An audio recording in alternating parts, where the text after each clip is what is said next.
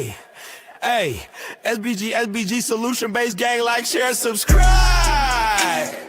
Say no to rim, brothers, mothers, fear and sell no good suckers. Hype him up, hype him up. Shouts out Sharoon, Bracy, and the Waters. Wake up morning show, salute, big dog, shout out to the Lure. PH, Diva, salute, Brownsville, SBG solution based gang.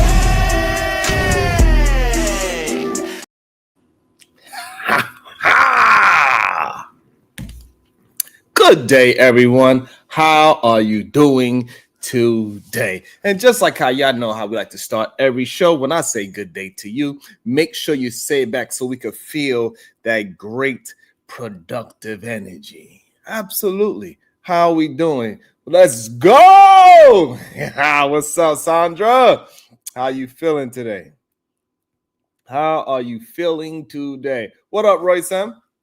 It's a beautiful day outside. I know that. Before the rain game, it's beautiful outside. Just absolutely gorgeous. Why these things keep on happening to our community? What are we going to do to stop it?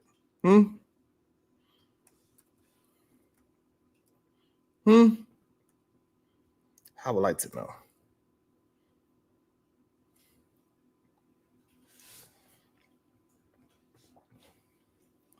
Is it a solution to this, Jones? Or we gonna just keep on letting it happen? What's up, Victorious? Well, I want to and also y'all let me know how y'all feel about the let me know. I think Drip did a pretty good job, if you ask me. But we got a new intro. Did y'all see the intro? Let me know what y'all thought about it. Did you like it? Dislike it? What was y'all thoughts? I want to know. Shout out to Drip for making me a pretty interesting interest. Whoo, what I do now? You like it? Victorious one says she likes the intro. Shout out to the Victorious one. What I do now, Cassandra Brown, all I do is attempt to be great. That's all I try to do. And to try. All I attempt to do is be great and try to keep things moving and keep things productive, moving forward. Give my honest opinion on things that I see as I see them. Well, you know. Because you know. It is what it is. Speaking of, like, he's somewhat of in this category as well, right? He tries to play the Scam Playbook all the time. He even said it live on the show, how he scams his audience. In a sense, he tried to trick his audience. That's what he said. And at times, I do understand it's a very slippery slope on how you want to be on these channels, earning, making money. You absolutely do. Like, and you know, you don't want to seem as you are doing this thing for free, spending your time and giving some value. Hopefully you're giving value to the people that's watching the show. I believe I am. And get a slippery slope between, asking the audience for some, hey, man, just help a brother out. Give me that HBO, hook a brother up. Damn, HBO, help a brother out. You know, sometimes, what's up? Help a brother out. You know what I'm saying? Like, sometimes, like, we be having 100 people. If everybody could just send $1, that'd be good for the show. We could just keep things, keep it moving. Nobody's really asking for a tremendous amount of money. But it is a slippery slope. It's very difficult to get support from your people sometimes. That is true, Royce. A lot of times people ask for the truth and they do kick their ass. The truth is a tough pill to swallow for some people. But you have to be able to move forward with information, man. Like, and it's okay. It's okay to just be honest about what's going on. You feel me? You just got to be honest about what's going on. As we seen yesterday, it was, when it's time to be truthful, it's just difficult for some people to just be honest. And it is a weird thing to see grown people being afraid of honesty. And this is why somebody like Umar Johnson, he could just play in our face. He could just play in our community, right? Because you ever notice how for years, how every few years a new savior pops up in the Black community, like clockwork. One, you know what I'm saying? 1 minute he's preaching Pan-Africanism, peace and Pan-Africanism, peace and Pan-Africanism, peace and Pan-Africanism. He got to say everything 3 times because he read that in a psychology playbook. And if you notice, it's a couple of content creators within our space. They pretty much say things 3 times very often. Israel Mills is one of the people that repeats itself very often as well. The scammers are absolute.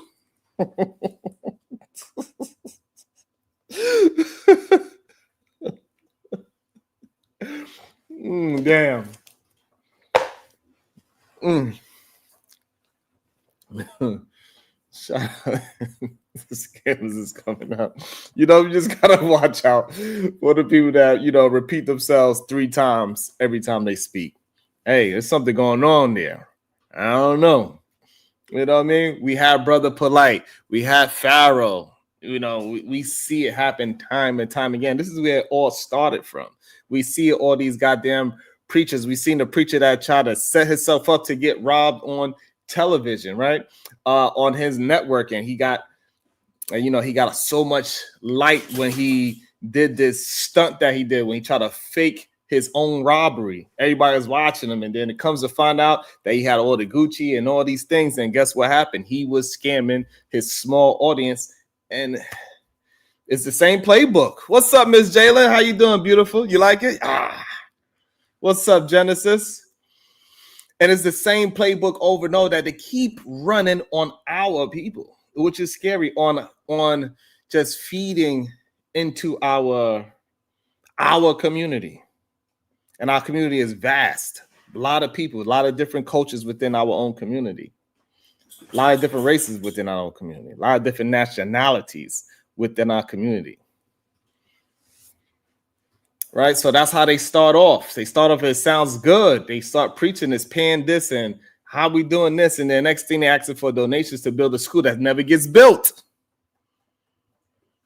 We're going to educate young kings, but somehow the only thing getting educated is his bank account. Let's talk about Dr. Umar Johnson. Now, Umar, he got charisma.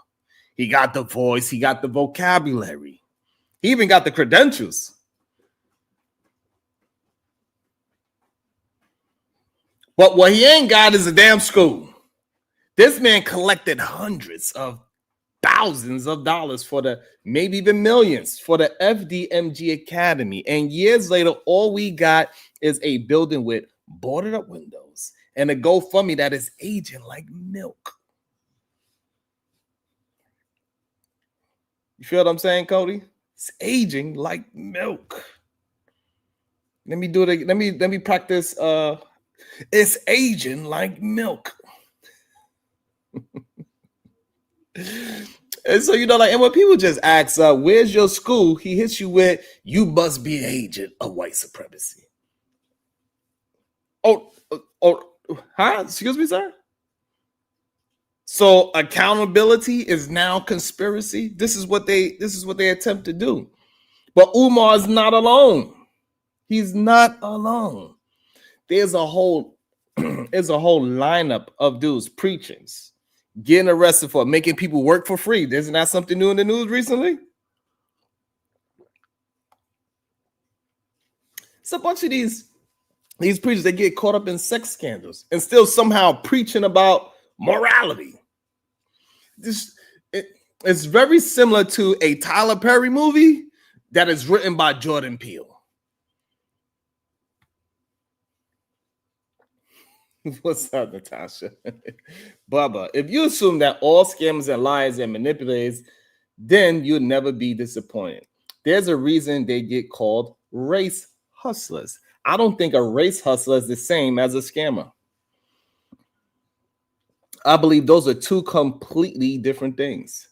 If somebody's just out here trying to grift and grind for he tricks somebody like Bubba Homeschool into believing that he's really for the people, hey, he just hustled you, but I ain't necessarily scamming. Because if you just supporting somebody for saying the right things that is pertaining to you, hey, that says what it is. He might not believe it, but he just tricked you. But a scammer is attempting to scam the people. He is attempting to take advantage of the community. That's the difference between a race hustler and a scammer, in my opinion. What's up, the Audacity Show? And that's the issue that I don't like. I don't like people trying to target our community to get money out of us. It's one thing if you just, you just trying to plead and make people feel good about their position or how they feel, then hey, it's a hustle. I get it. A hustle is different from scamming, in my opinion. Everybody should hustle, but everybody should not be scamming. Now, let's be real. The reason this keeps happening isn't because black folks are gullible or something of that nature, right? Or it could be just possible. It's because we're desperate, and we are desperate for leadership. We are desperate for hope. We are desperate for someone who speaks our language and promise to fight for us. And these scammers, they know that. They weaponize our trauma. They turn our pain into profit. They sell us dreams. And then the dream collapses, and then they blame us for waking up. But here's the twist, all right? So, in my opinion, right, this isn't just about them. It's about us, because every time we fall for the same situation, we are telling the world that we'd rather be lied to than led. That's the issue for me. That is an issue for me. Like Kuma just saying nonsense for no reason. This is the problem. The community got scammed, Black, all the time. We keep seeing the same playbook over and over. I'm tired of seeing it. And I think we just have to talk about it. Like, that's how I feel about it. I'm tired of people just saying things without no results behind it. They just say things just to say it because they heard another man say it. That's silliness, Kuma. Why would you say something like that? Stupid. Some people, they just miserable, I guess. And one way how we could, we got to start figuring out ways how we could spot the scam. If the leader's lifestyle looks like a rapper, but claims to be revolutionary, that should be the red flag. We see so many times these people, they fake and they push out this lifestyle of this rapper look. They wear bucket hats, they wear chains, they wear jewelry. They got all these things, but you saying that you revolutionary, but you look like a rapper. You saying we hear the words that you are using towards a certain type of people or a certain type of agenda. Hey, maybe.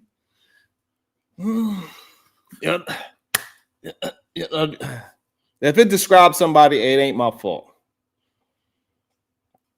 I never run from nobody. I'm from Brownsville. The name of our slogan is never ran, never will. It's the name of the slogan, Paris. What you mean?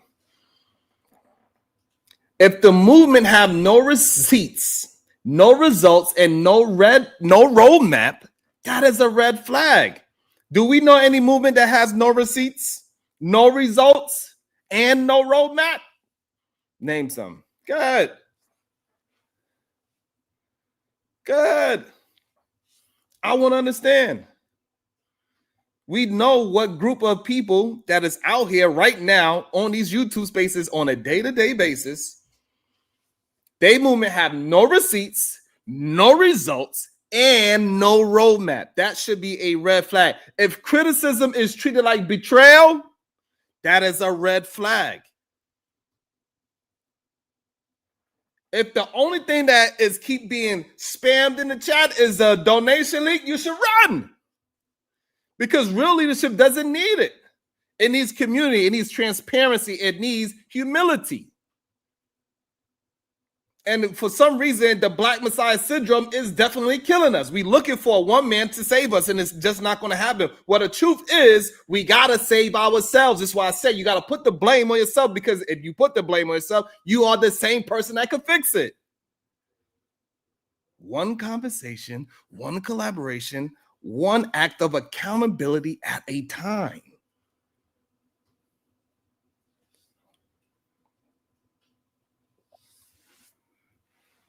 We know any person that is still waiting for Umar school to open, I got a bridge in Wakanda to sell you. Let's talk about it. Who's the real fraud, and how do we build something that lasts? And it ain't just Dr. Umar. Like, you ever listen to a rap song and think, damn, that sounds less like music and more like a goddamn TED talk on fraud. That's right, because it got scam rap. Scam rap is a real thing now. We got a whole subgenre of dedicated to flexing about credit fraud, flexing about identity theft, flexing about finessing banks. It's like trap music met a phishing email and they had a baby. They got artists like this guy. His name is TJ 6 times and Guap Dad 4000, something of that nature, right? And they made careers out of rapping about scamming. And this is not no metaphor. This is not metaphor, literally. Songs about stealing social security numbers, hacking PayPal, and running up fake checks. And the wild part is catchy, it's viral. For some people, it's aspirational. Why? Because they keep using the things like hip-hop, because hip-hop always been about hustle, from selling mixtape out the trunk, flipping out bricks. The grind was glorified, but now the grind ain't on the block, it's online, and it's the new dope in deception.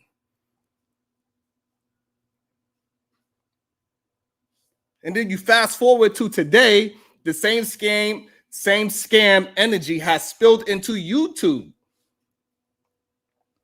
YouTube got dudes with Mike's LED lights selling dreams like his mixtapes in 2005.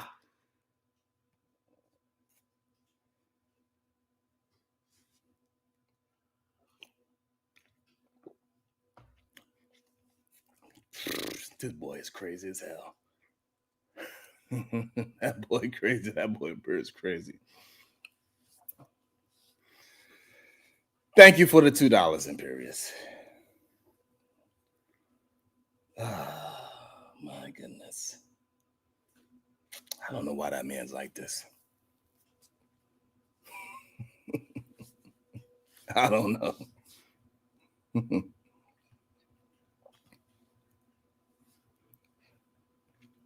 And I will drop the link if anybody disagrees. Anybody want to have a conversation with me? I'm just chilling. It was just something on my mind.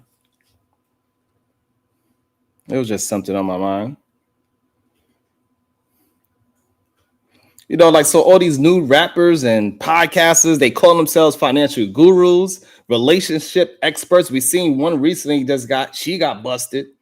Alpha male coaches, we seen how many alpha male coaches they got busted. We see Fresh and Fit. We see the girl Claudia Khan, whatever her goddamn name is, she recently got busted. We seen the financial gurus, how they get caught on a day-to-day basis. People got whole dedicated YouTube shows about them getting exposed. They quote, we know how we know, because they quote rap lyrics like they scripture. They wear chains like they just left a Rick Ross video shoot. What they do, they sell courses, mentorships, exclusive access to the same recycle events you can find on goddamn Reddit. It's a Scam Playbook with a podcast filter. And it works because the audience is prime. Hip hop taught us to chase the bag. I wanted to do that, sounds familiar. It taught us that. Trust the flex and ignore the receipts. And let's not forget about all the fake collabs that be going on out there. Paying for the features. It's just like mixtapes turned into a goddamn Ponzi scheme with beats and all that shit. And podcaster mics. And we get it, right? We understand that hip hop was born from struggle, creativity, truth telling. But somewhere along the way, the message got hijacked. The hustle became hollow. The flex became fraudulent. And now the podcast mic is just another tool in the scammer's toolkit. It's just another tool. So here's the real question. Are we consuming culture or are we being consumed by it? Because if we don't start asking for receipts, results, and realness, we're going to keep mistaking charisma for credibility and end up funding the next scammer's lifestyle while they preach financial freedom from a goddamn rented Airbnb. So let's talk about it. Who's really building and who's just billing? I want y'all to drop your thoughts. Let's separate the messiahs from the marketers, because that's what is happening nowadays. And we see it on a day-to-day basis.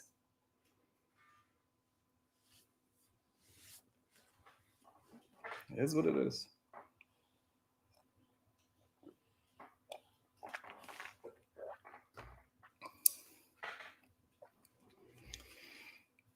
But maybe I should throw in the fact, shout out to Cajun. But maybe people don't really care about getting scammed or the community and how these podcasters is just flipping into. It's like a new tool that they're using. We see how the fresh and fit shit goes.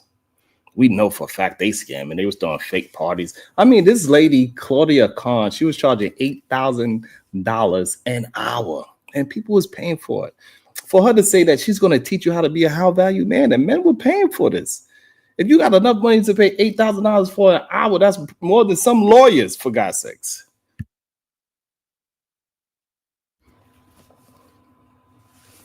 Ms. Jalen says it's getting worse.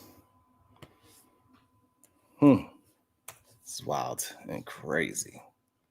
Let me pin it to the top. Anybody that want to have a conversation?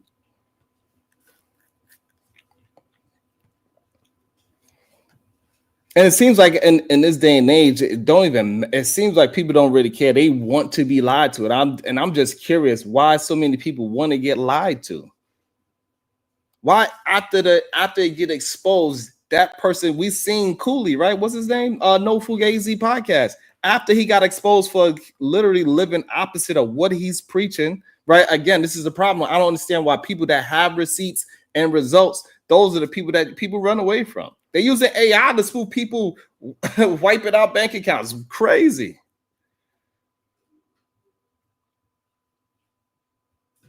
How are we going to move forward? We can't keep allowing these people with no receipts and no results to keep talking to us. Something's going to have to give. How do we move forward? We got to make sure we see the goddamn results. We got to make sure we see some damn receipts, because there's way too many people just talking. Way too many people that is failing at what they are actually talking about is getting recognition. And for some reason, people do like to be a part of the degenerate behavior. When they realize they are hanging out with somebody that is doing the wrong things, for some reason, they want to give them a chance.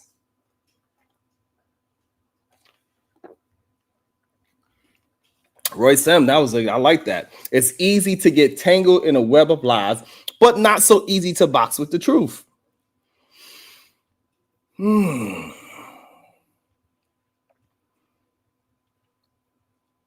Is it that people actually just want to be lied to? What's up, MJ? What's up? Is it that people enjoy being lied to?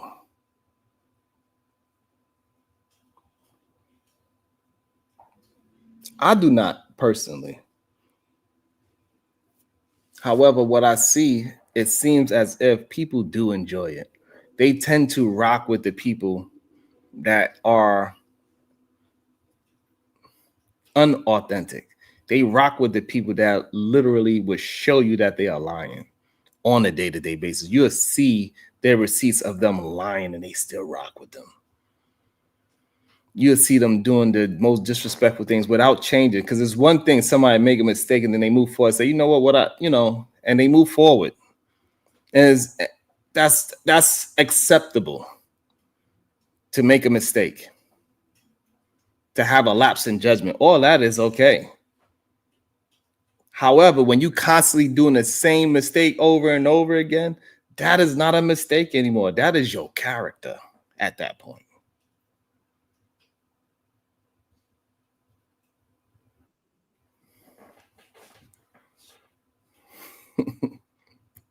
Welcome to the show, the beautiful voice of Venus. Hey, beautiful. How are you doing today? Good afternoon. How you doing? Did you hear my rant or you just got in? I think that was a really good monologue. I liked it. I heard it, okay? Thank you. I can't stay long. I just came to say everybody's scamming. Everybody's lying. Don't trust anybody at this point, okay? Unfortunately, at this point, we can't tell the forest from the trees, so I'm just going to throw them all in together to protect myself. So, okay, it's just even the government, everybody's scamming. It's just bad. Just throw the whole thing away. Don't get nobody nothing, and you'll be okay. Wow. Most of the things you want to know are in somebody's book. Go find the book. I don't know. That's a very good point. And but do you think that people want to be lied to so they can have is it because they looking for an excuse to say, see, this is why I couldn't succeed because this person did something, even though they know the person is going to lie to them? I don't know if I want to say people want to be lied to. I think people are lazy. So they're looking for the get rich quick scheme. Or they're looking for someone who's already done all of the work for them, which is not always a bad thing. If you can find that, that's smart. But that's kind of the root of a lot of it. Because sometimes if you would have just did a little bit of research just on what you're looking into or who you're looking into, you would have maybe figured something out. So the going in blindly is kind of what I'm saying about the laziness. And for some reason, like people do not, it doesn't seem like people actually care about receipts and results anymore. They more care about the fake results, the ones that are all flashy, the rented house, the rented car, the fake jury, all these type of scenarios instead of actually real results and real receipts. And this is why I believe is a vast majority of people that love and enjoy to be lied to. No, I think they're just most people lack substance, right? So people who lack substance don't know how to spot substance. They're not looking for substance. Say that again. Yeah, if you don't have substance, you don't even know what it looked like. So we can put the flashy thing in front of your face, and you're like, "Oh yeah, this is great."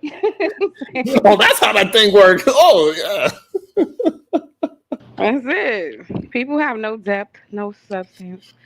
Oh, and I want to say something too, because you said something earlier, and I do agree with it because of desperation too. Like, not always laziness. I do believe what you said. A lot of us have we want a leader, we want a positive. That's why these people get so popular. There is some type of a void people are looking to fill, and unfortunately, believing in people and being like disappointed over and over. At this point, that's why I say they all scammers. Okay, I don't trust nobody. Shout out to my guy, man. Like he always be cooking me up in the pill, but he always holding me down. I appreciate you so much. He says something to prevent you from scamming. Who said that? It's in the caption. I'm not sure if you want me to say his name. Somebody said that here. Because they know you be scamming. That's what I'm saying. Thank you, brother, whoever you are. We got to stop Sharon before he gets too out of control, That is hilarious. That was a really good one. I appreciate that. Also, shout out thank you. This person always holding me down as well. I actually missed this one yesterday, and it says for your patience. Thank you so much. Hopefully you're watching. I did receive it. Thank you so much. I appreciate that. Thank you for donating to our. Did you ever watch Power? No, the TV show? Yeah. No. Damn. Never I don't mind. get the chance to really watch TV. I'll be attempting to, but the most I could really do is watch a movie. You know, I could put 2 hours away. Like I today early this morning, unless like I watched that new Denzel and Spike Lee joint. Mm. Did you I see didn't it? see it. Not yet. I'm watching like, is it on like a regular streaming It's platform? on Apple Plus. I'll watch it today. It was actually pretty solid. It was not what the way how it started off. I thought was going to be something different, and it was a very reflective movie when you really break down all the Easter eggs. And my man Denzel Washington can rap. Really? He got into a battle rap with ASAP Rocky. I want to see that. But it was fire though. I ain't gonna lie. Black Hawk. What I'm gonna tell you? Shout out to Uh, Black Hawk. It was him that sent the cash out and said, "Hey, a little something to keep you from scamming." Thank you so much, Black Hawk. I wasn't sure you want me to say your name. What up, Sugar Bum? Denzel, I try to make it my business to see everything he's ever been in. Like I go Mm, back and watch his stuff. He's like the best, he is really good. He is really good. and I watch his And I interviews think too. and to just like I don't know why. Well, I believe the civil rights movement kind of got us geared up for looking for our black messiah in a sense, because we never got to see any of our leaders really mature. 90% of them died and they before they hit 40, like the Can I real say one. something else too that nobody's saying out loud? Okay. The daddy issue in the community. What you So mean? when they see a black man Mm-hmm. specifically who seems to be in like a respected, authoritative position, maybe we give them a little bit more reverence because we're looking for that. That cut deep. I've been doing the knowledge, okay, Sharon. It's just deep, okay. This That cut well deep right runs there. Say deep that again. So you saying the reason why is because what? because a lot of the people in the black community have a daddy issue, okay. Even Mm, some of them who had a daddy, they gravitate toward this male, prominent, confident, well spoken figure mm, because there's been such a void in your own life. When you see it, you're like, oh my God, yes, finally. You want to believe in them, you want to support them, and then they're just trash. So at this point, I don't think it exists. But yeah, the daddy issue might be another reason. Oh my God. And low racial self esteem. Okay. So a lot of black people. That's gotta be a new quote that you better coin that thing. Now I read that in a book. It's not new. Oh. Um, so the low racial self esteem speaks to how black people are kind of conditioned here to look at black as less than. So it's almost not Oh. intentional. It's like you are just based on the things you see from childhood, the imagery in front of you, what's propped up, what the beauty standard is, who Mm, has the power, all of that like is affecting how you look at your own group, right? mm, And then that is maybe being combated with a lot of negative imagery about black people, right? So these are the influences when your mind is developing, mm, right? So some people, whether they realize it or not, that's why you hear black people speak so harshly about other black people, and then mm, they'll give white people so much grace. They don't even understand the view that they have and where it's coming from. mm, So they're walking around looking at all the black people like black people are just garbage. They're garbage. Oh my God. So when they see one that seems to fit an image that they would mm, approve of, we get overly excited. Like, oh my God, yes, look at this person. mm. Damn. That's a lot. That's a lot to take in. You got me thinking. That's a lot. Hold on. About to be a situation. Hey, hey, hey.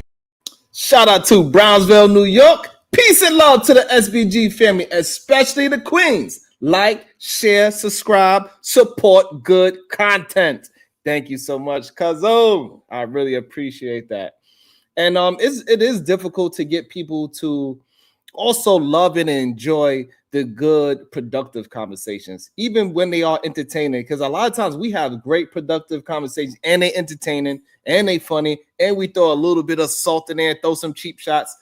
But however, people do gravitate to just screaming for no reason when you can't even enjoy the screaming and yelling at times. I told you, people who lack substance like things that lack substance because it's right at their interpretation level. It's Mm. right at their understanding level. Some of this stuff is going to be boring to people who don't read and don't understand shit. This is boring to them. Wow. Yelling and That's screaming and chaos and cursing people out and dragging them and embarrassing them. Yay. I want to see that all day and night. Oh my God, this is the best thing ever. That's what it mm, is. And you see, that's where most of the eyes and the money go. mm. So, like I said, the people who lack substance, they're not looking for substance. Because they don't even know what it looked like. No, but then somehow when they're this is the funny thing. A lot of their leaders are smart. That's the funny thing, right? So a That's lot very of the consecrators who do this stuff are actually very smart. Like they know what they're doing, but they understand their audience and they understand this is what they like. So I'm gonna give them what they like. But a lot of those leaders are a lot smarter than what they show y'all. That's kind of why they doing what they doing because they understand you better than you do. yeah. They love to play that onto that. Yeah. And it's something that's very difficult for me to do. Because I would love if I could just be a scammer. Because man, I have the perfect red pill. I would be able to cook in that field. I could just keep the because they already set up the premise and I could just build on what they already said and just act like you know what I'm saying? Like it'd be so easy for me to fake that. However, it's very difficult for me because I believe in being authentically myself. Okay, why is Big Draws? I'm sorry, I heard what you said. Big Draw said, um, he hopes I'm being sincere. What? What? Why would I not be? But about why I'm saying black people have low racial self-esteem. So let me add the nuance for those of you who don't have the common sense to understand. I cannot and am not speaking for every single black person. In case you didn't know, you're a black person.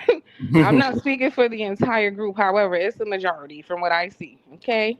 Mm, And there's plenty of reasons. It's the daddy issue could be for some people, the low racial self-esteem for some people. Somebody even said in the chat, we are conditioned to seeing men in leadership roles. I agree with that too. So it's a mm, plethora of reasons. It's not the one reason I said. Calm down. mm. And we could also tell by the things that a lot of people say against the people that's doing the right thing, right? People like, for example, the first person that always comes to my mind when we have these conversations is Russell Wilson. They are quick to make this man some kind of a punk, simp, no good. He's stupid. He's all these things when he does everything that majority of people say this is a good thing for a man to do. Take care of his family, take care of his wife, put her in a position where she don't have to be in a stressful situation. She doesn't have to work, even though she got talent. And if she want to work, she can. She want to dance, she can. Taking care of also another kid that's not his, like it's his. He's taking him to play football. He's at the game. He's treating him with love from as far as we can see, right? We just talking about the things we can see. What's going on in a personal house, we don't know. Only thing we can break down is what we see. That man is being a great human being to his family from far as we know so far. And I don't understand why he gets so much pushback for being, at least in the public side, a great man. Oh my God, I cracked the code. I cracked the code. I cracked the code. Okay. Mm, Shout out to Freezy. I was talking to Freezy about this the other day. So, being a Russell Wilson, first of all, where's the logic in this as a black man, right? Because black men give him the most smoke, right? mm-hmm, Black men are aware of the fatherless home issue in our community. If anybody should be happy that a black boy is kind of being like stepped in for, being covered, being taken care of, shouldn't it be black men? Here goes mm, another black boy who's not gonna grow up in a fatherless home and being raised by a rich athlete. Good God, they can't get no better than that. mm, How are you turning that into a negative? A lot of y'all didn't even have a father. And that's no shade, it's just what it is. A lot of you didn't have a father, and you're mad that you see another young black boy get a father. This is what I mean with the self hate, Sharon. When you really sit back and think about the way they think, it is very detrimental to their own group. mm, If anybody should be happy with the YN culture, with how often the young black boys who don't maybe have parents around get deleted, the imprisonment rates, the education rates are impacting young black boys the most, right? mm, So if they have a man step in, a stand up, God fearing man who's a provider, why would why would all these black men be talking bad about him? Something is really wrong with them. That's how you know they don't care about young boys for real. They don't care about other black boys. They don't care about their community. because you guys should be celebrating that. It's twisted and it makes no sense. And the other reason I think is pure jealousy. I think he represents as a very high standard man who's very Mm. hard to emulate. And I think they do all of this because they want to make it so that he does not become the standard. He does not become the expectation because they know they can't meet it. Ooh. So they want to tear him down, tear him down, tear him down because they don't want women to expect that because they know they can't provide it. Mm. So they want to make him look crazy. They want to make his wife look crazy. But none of them ain't going to show you the bank account that he got. They don't have it. None of them going to show up with a woman who look halfway as good as his. Mm. None of them can't get into the rooms he can get into. Mm. But they think they're qualified to talk down on somebody who's above them in every single level. It's delusion. Okay? Delusion. God damn it. God damn it. And this is why they. Oh, wait, I'm sorry. Ooh, The yeah. last thing. Yeah. They call him lame for being Come on.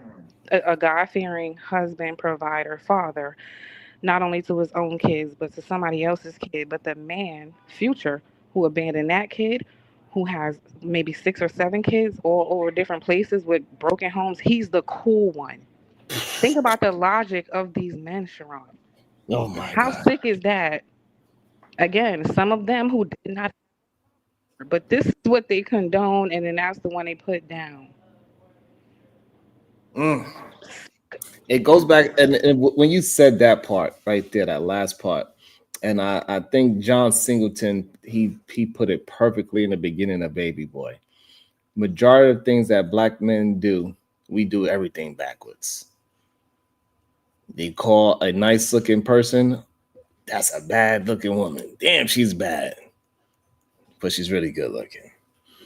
We think everything in terms of not even being grown. We call our house a crib. Like, after watching that movie so many times, I realized how I had to start changing my words. I never call my, and I know that movie word for word, Venus. Shit. That was my favorite movie for a long time. Yeah, But for me, it was pointing out the arrested development in the black yes, community. Absolutely. absolutely. It pointed out the Arrested Development so well, especially in the first 10 minutes of the movie. And when you broke down what you just said, that the cool person is the one that's doing all of the wrong things. Literally. His results, his receipts shows that he is the wrong person to be calling cool. When I say substanceless people, that's what I mean, right? Because you know what his results are to them? Money. Mm. So as long as you got money, we don't care that you created 7 broken homes. We gonna still blame the single mothers. We don't care that Future's out here just being reckless. We don't care. We don't care that he don't see his son. We don't care. Mm. We gonna talk about single mothers, but we're gonna somehow bash the black man who's doing everything that a lot of you wish you had a black man like him to come and do when you were young. So my problem is with that, right? So why they don't talk about how much Russell is making the same money? Why his money is not considered cool and Future money is considered cool? That's the part that First of confused all, Russell got way more money than him too. That's me. another thing. I think the idea of that couple dismantles their talking points. Mm. Single mothers are not to be redeemed. Don't save them. Let them suffer. You ain't gonna get nobody better than your baby daddy. Mm. They defied every point they have, just them existing. That's why they hate them. I did, She got a richer, better looking, better character, and he's such a good daddy. He'll be a daddy to his kids and yours. Better than him in every way. and he's a champion. A Literally. whole athlete. What? So ain't no Hey, drugs and lean and none of that in his body. That's not none of happening. that. Well, I mean, he's better than that man in every single way. Every way. So for them, when they've been saying, nah, these single mothers gotta die, die, die, die, they Mm. hate it when they gotta look up and see that in real life, nobody's doing that bullshit y'all saying. Nobody. I Mm. mean, the people who are stupid enough to listen to you on the internet. But in real life, people are not living by these dumbass things y'all been pushing out into the universe. And that's why they hate them. And literally they would say nonsense like nobody wants to hang with Russell Wilson. No, everybody want to hang with Future. You want to see him in the club, bro. You are calling cool the club, bro.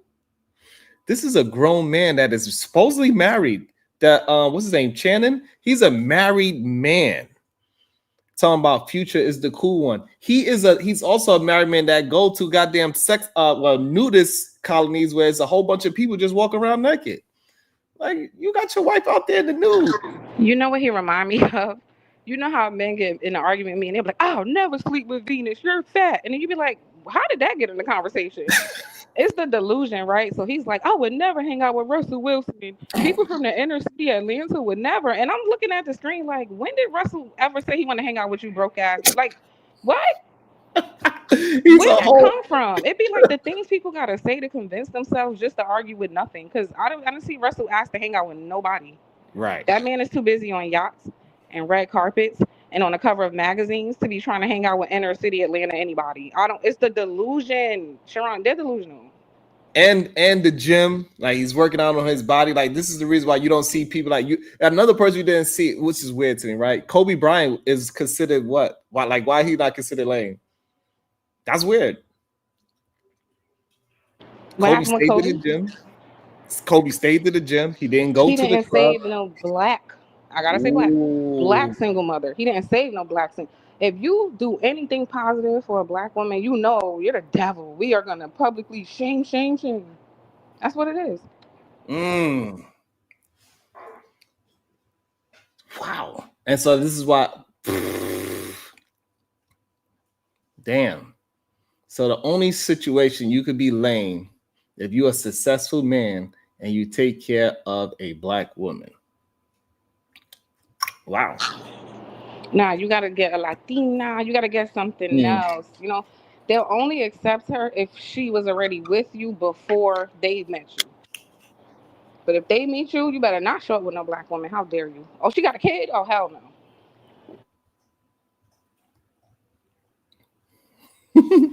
I don't know, Black Hawk. I don't know why they be so focused on my clothes, but a lot of men they are. I don't know, Black Hawk. I want to know why they be so focused on another man's wife who they will never see, speak to, hear from, any of it. It's kind of sick when you think about it too. Yeah, it is the really overly sick. investment in every black famous man's woman. They all have this disease. They was doing that to that young dude who had the what's his name? Travis Hunter? Yeah. It's like I noticed that they get so infatuated with these men. It's almost like they're jealous of their women. So they want to, do you know this? They always find something wrong with the woman. Something's always wrong with these women. No matter what. Until that woman hangs around them. Yeah, because it's like, I'm really better for you than she is, but I can't say that. So I'm just going to show you she's wrong for you and hope that, you come over here with us, the men. Men. Okay. And then, King Pixie says something that I think is crazy at the red pill. Because, like, we were talking about scamming, right? And somehow, it is what it is. I think what he says. He says, hold on, let me catch it. I think black women are just jealous. Other races of men aren't worried about them. If they really love black men, they wouldn't be worried about interracial dating. This is insane. Can I respond to that? Yes, you can. I think black women are just jealous of other races. Can you Can you play that one time? Yes, sorry. Jealous of other races of men? Wait, of other races of men aren't worried about them. If they really love black men, they wouldn't be worried about interracial dating. So we're jealous of other races. So we're jealous of white men and Asian men? I don't understand this. We're jealous of other races of men. Or jealous of other races. Men aren't worried about them. If they really love black men, they would. Who said we really loved y'all? I don't love y'all. I think y'all degenerate. Who said that? I don't love y'all. Look what y'all made Venus do. She was just all good. No, like where did that come from? Who, if y'all really love? I don't. Y'all made women who might have used to care. We don't like y'all.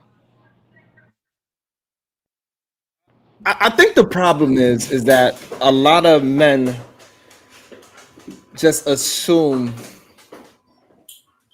love and like. They feel like because they like a woman that they respect a woman that they respect women in totality. And they don't understand how that thing is completely separate. And this is why so many married men feel so safe to say that the degenerate things they say that is negative about women, especially black women. They would say, the only reason why I'm saying all this disparaging things is because I love you. I'm the actual one that loves you. This is why I want to make you cry and be truthful and mean to you. But in reality, you don't actually have respect for women in general. You only have respect for the woman that is laying next to you, and which is a very slippery slope for that woman and for society. That's the scary part. Oh, you know what that's like when back in the day they'll call a white person a racist and the white person will say, "I have a black friend." Absolutely. That's the exact So it's like, you hate black women. What? My wife is black. Okay, and then let's really get into how she being treated. right. She's probably gonna be on board with what we're saying. Like, yeah, you're not very nice.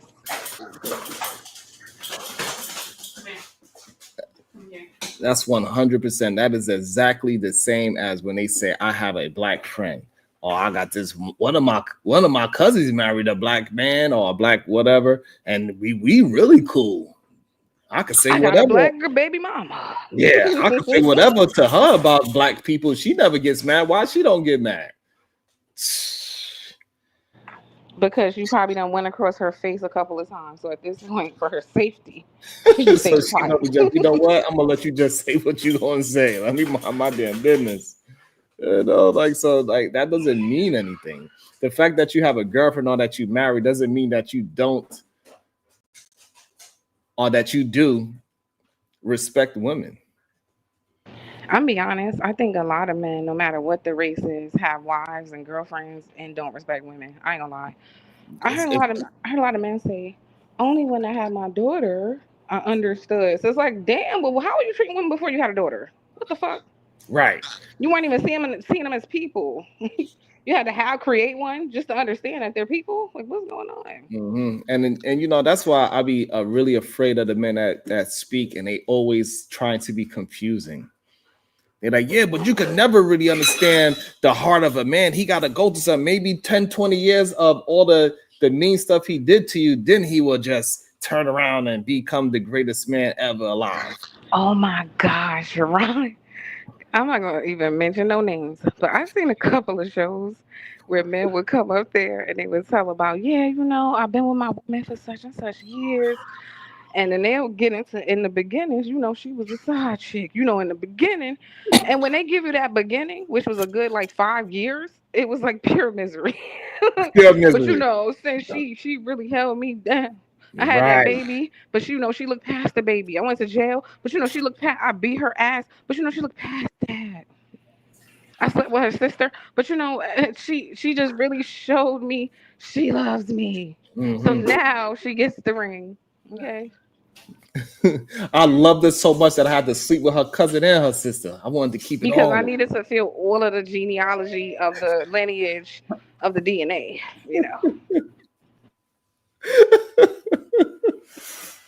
That should be crazy. And they don't even realize how horrible they sound. That's the weirdest thing to me. Like, do y'all ever listen to yourselves? I promise. You like men, they need to start really listening to what they are saying. Because if I was them and I've said the same exact thing they say, and I woke up in the middle of the night and I said, let me see what I said.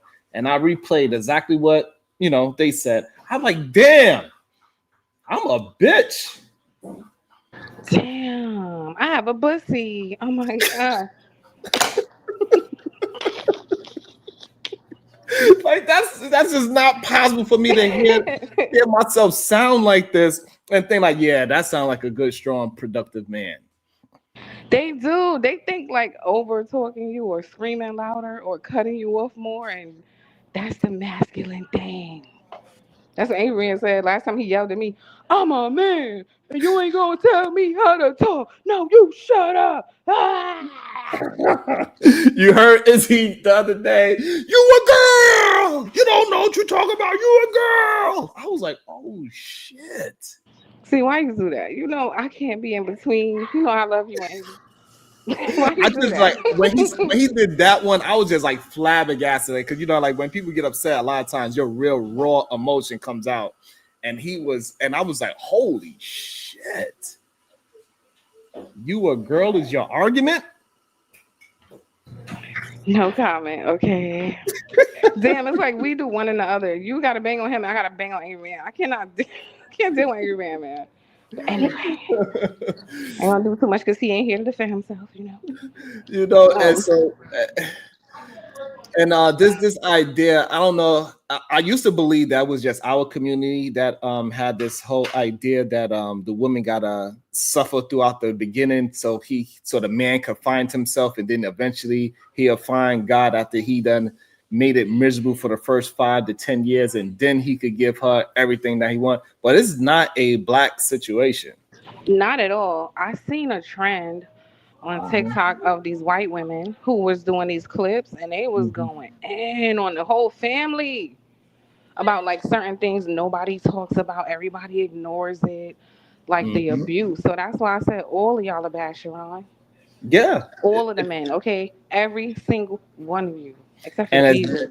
and you know, as much as I really do not want to just agree with that as the majority, it's too much evidence out there to say otherwise. I cannot protect my children, my daughters, if I don't acknowledge what's actually happening in the world today. 1000%. It's just true. Like it's a character issue, a moral issue, and I'm just learning like most people don't really have any of that. They don't care about other people for real. They don't. Right. So you know, Even their own spouses I'm like for real, like to a degree, they don't care. Like you might just be there for utility. You might just be there because it looks good. I'm supposed to have a wife, or I'm supposed to because I'm a corporate person or whatever, my family, or mhm. and he be treating you like pure hell and don't care about you. That's what these white women were saying. I'm just saying what they were saying. You're right. And in reality, a lot of the majority of men, they are not married women, so they can give them. I feel so responsible for you. I'm gonna give you my last name, and I'm gonna take care of you. That's not why most men are marrying a woman. They are marrying a woman for ease. They A know they like living it. maid and sex person. Right. They know their life is going to be easier, and they are going to disrespect their own family by playing out this whole biological imperative that they got to put their peen in anything that's walking by looking good. And they are the ones that's risking their life, risking their family on a day-to-day basis, and they try to have a blind eye to it because they say, well, we cheat at the same rate as each other. Let me tell you something that's gonna really disturb you.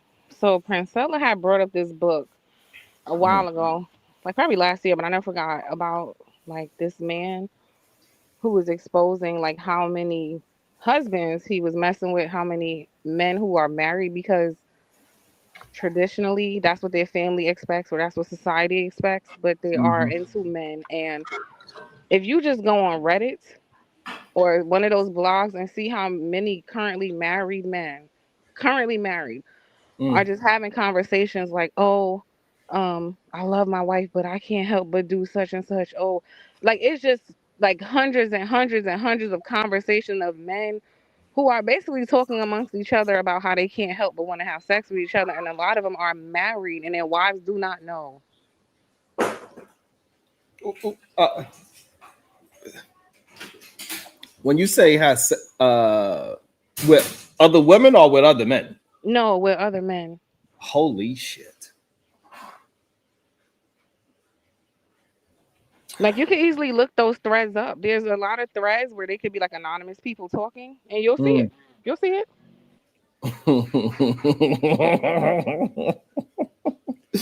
Or did they get mad at me for calling it out? What I don't like about that is I think it's extremely selfish because I feel like a lot of them know that some of those wives won't be with it. So Mm, instead of giving her a choice to see if she would accept it or not, they will mm, deceive their family. And that's the part I don't like because I feel like your sexuality is whatever. It's not my business, but like deceiving your family and then exposing your spouse, if you're a man or a woman, so potentially, a disease or something. Do you mm, really love them if you're doing mm, that? mm. I don't think so. You got a question, Venus. Go ahead, girl. If you can see it, can you see it? Hey, hi Brownsville. He says, Queen Venus, what's your opinion on the idea that a brother shouldn't inform his blood sister about the infidelity of her significant other? Mm, I think it's problematic. I think it's that man code stuff. That's when Yeah. it goes a little bit too far. Like, how is the man more important than your blood sister? Wow. But when I was trying to see the other side of the argument, here's what I understand. I've seen people like initially get mad, but then they'll mess around and stop talking to you because they want to stay with Mm-hmm. that man. But now they're embarrassed and they're ashamed, so they Mm-hmm. still want to be with him. So now they don't want to talk to you because you know. So I Yeah. don't know, but I would expect my brothers to. I would hope they would tell me. I don't know. Hell, yeah. And and so what is your thoughts on if your brother was to speak to him and say, hey, just make sure you don't get caught again, make sure you don't do it no more, and he doesn't say nothing to you, but he talks to the actual man? What's your thoughts on that? I would have wished he would have told me.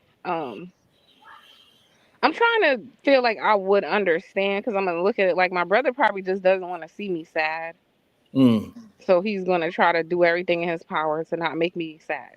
That's how I would Okay. kind of look at it, but at the same time, I would be like, "You should have told me," you know, Mm. my brother. So I ain't gonna like go crazy, but I would tell him like, you shouldn't do that." Mm.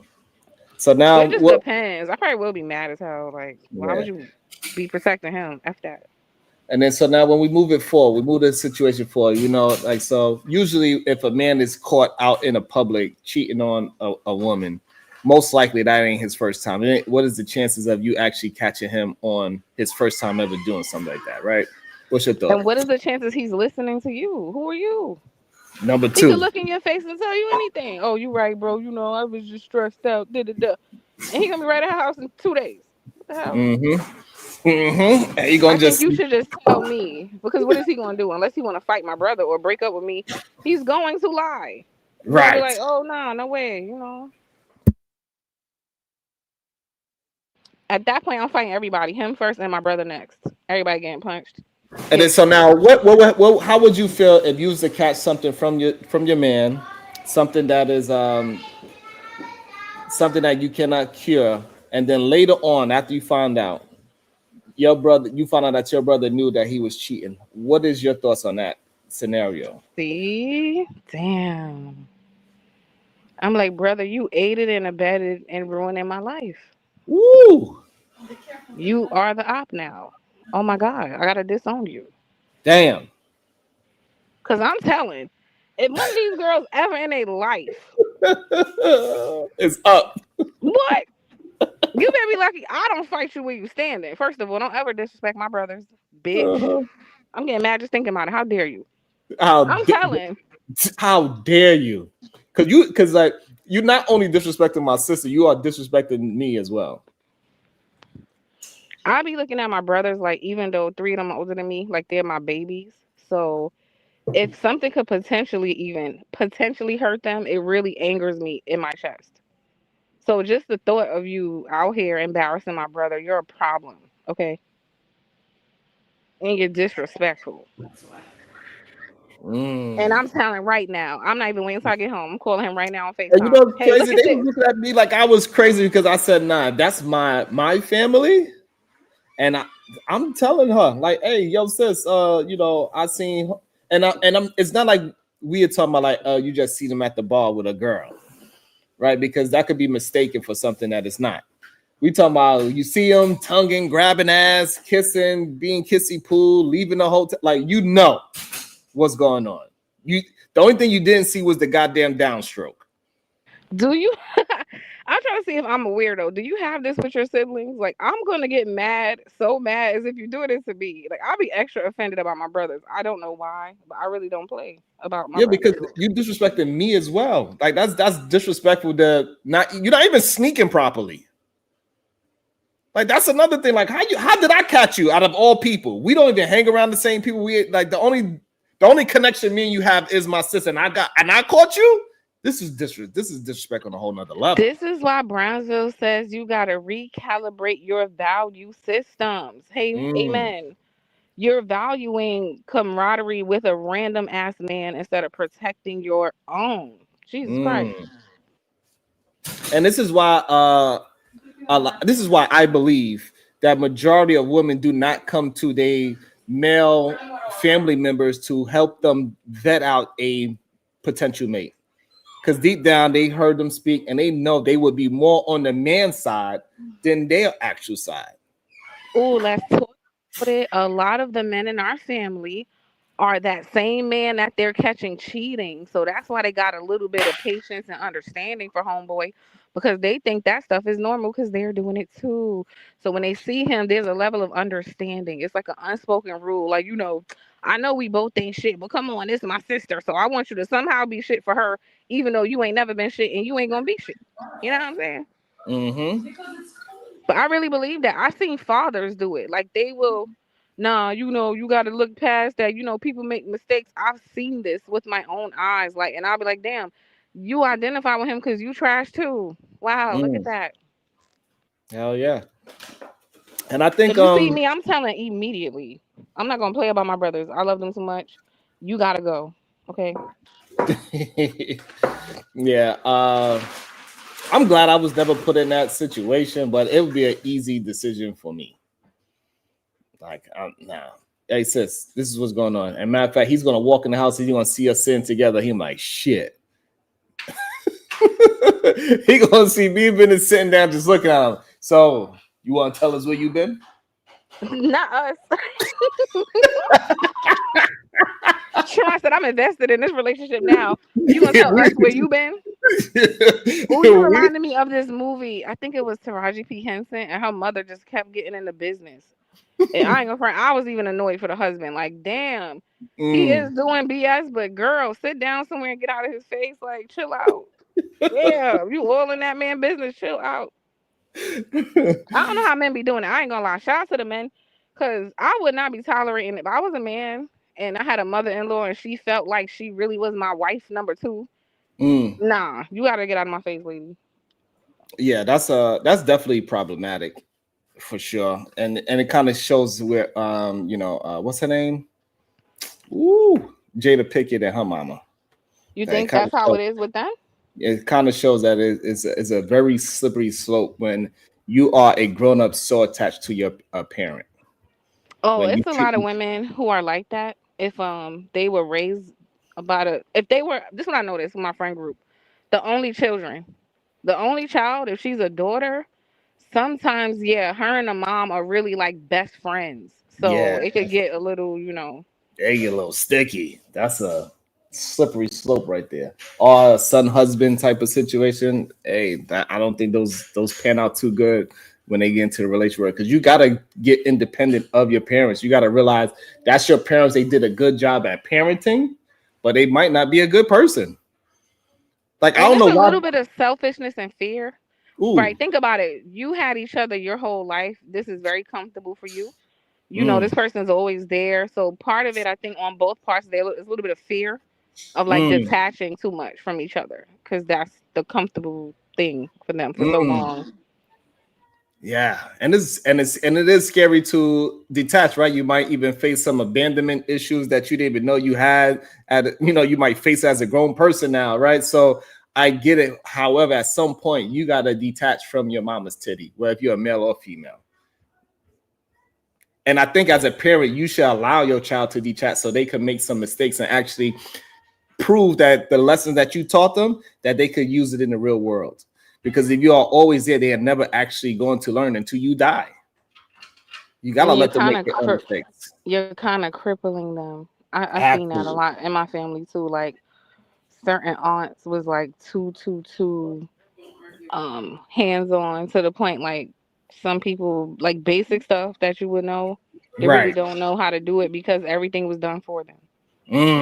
Shout out to Brownsville, New York with the 199. He said, would you call that a mindset logical or that mindset is degenerate? Of the man that will talk to the cheater instead of talk to his blood relative. Okay, no comment because I feel like What you mean? It's no posture. There's no position. Means I feel like I'm gonna get in trouble for this later with Izzy. I don't got time. I'm just gonna. I don't know Brownsville. I don't know. that's too funny. is it a logical mindset or is it a degenerate one? Oh man, that is funny. That is great. Look at Brownsville being messy a little bit. Look at you. Why you done rubbed off on him, Sharon? Peace and love to the panel. Peace and love to the chat. Let me take my shoes off at the door. What's going on? D the degenerate in the chat. Who else in here? Oh shit, that was Byron funny. Turner. Shout out to you, King. Built like a conquering king. Shout out to you, King. Royce M. Shout out to you, Black King. You know, shout out Big Draw. Shout out to all the beautiful brothers in the chat doing the righteous thing. Okay. But you know the funny thing is that Venus, if we was to go on a tirade like that, because we have the actually skill and the ability to actually really do what you just did, right? Like we could really put that front on and we'd know what the other side really needs to hear and say, and we will make a fortune. A small fortune. If I got on here and I started bashing black women, I would make a fortune. What? And put that camera on your wife? Oh my God, you're gonna be rich in 3 days. Hello? I'm like, oh my God, yes. If you used to start doing what you just did with that voice that you got and your logic that you have, and you just use it to twist their minds, oh my God. Okay, so I didn't want to say this, but now that you brought it out, I just want to apologize to the black men. You know, everything I said, it was just out of pain. And, you know, I've been praying about this. I've really been going to God, and I just want to better my ways. And I want you guys to forgive me and accept me. I'm here to protect the black man and the black man's image. I think you guys have been done wrong in society, especially by black women, and I'm here to save you and make it right, okay? I'm here to call these women out for the degeneracy that they have done to you all. It is unfair, it was unwarranted and undeserved, and you guys deserve better. And I'm here for you.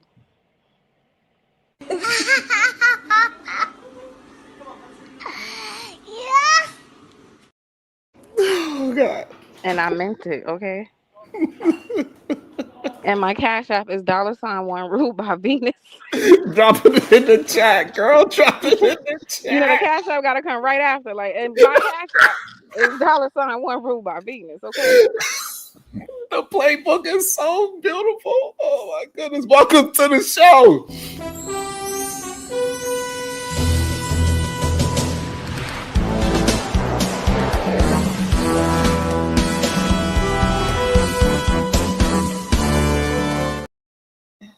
Good day. Welcome to the show. Brownsville, New York. Good day. How you doing?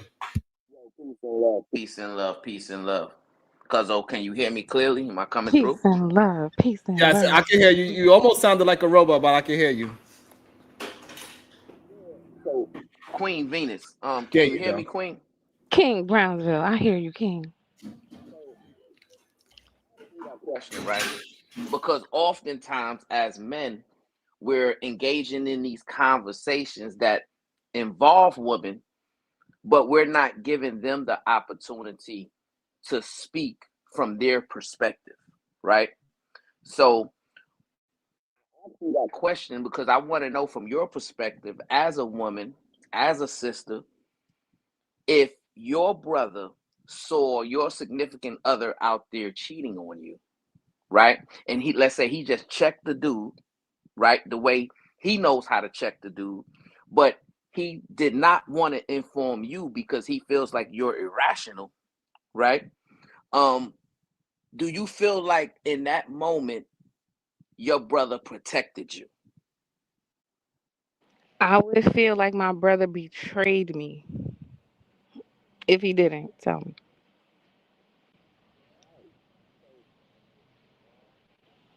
Saying Is he talking? I when I'm can't hear him. Nah, I think he's just on a slight delay. I think he on a. Go ahead, cuz. Can y'all hear me? Yeah, we can hear you. All right, am I better or am I still delayed? No, you good now, Sam. It seems like you good. Yeah, the woman that they love, and oftentimes they're putting out there a dangerous ideology that puts people in danger. Yeah, I definitely agree. Like I said, I personally would feel betrayed, but at one level, one part of me will understand it because I understand like culturally, that's a norm, that's a learned behavior. Um, and in some version in his mind, my brother's hypothetical mind, he would be protecting me from getting my feelings hurt. Is what he would be thinking. That's what I think is immature though, because he's not seeing the big picture. Like you said, I could potentially get something I can't get rid of, and you could have stopped that. The hell you worrying about my emotions for? Worry about my life, okay? So if he feels like in his mind he's protecting you, but in reality he's putting you out there to be in danger, wouldn't you consider that delusional? That's what's immature. Cause I do feel. You ever seen somebody who they mean well, but they haven't thought the entire thing through? It's kind of why I would give it. I don't want to say give it some grace, but I don't know. But I have some level of understanding for the brother not wanting to see you sad. So him trying to make an attempt on his own to see if he can do something about it before having to look at you crying and sad. Cause nobody brother wants to do that. So do you feel like as a woman, because that's a good point. So do you feel like as a woman that y'all bear the responsibility to understand when we fail to protect or we fail to make the right decisions, whether it's due Yes, to. this is the black woman's plight all the time, Brownsville.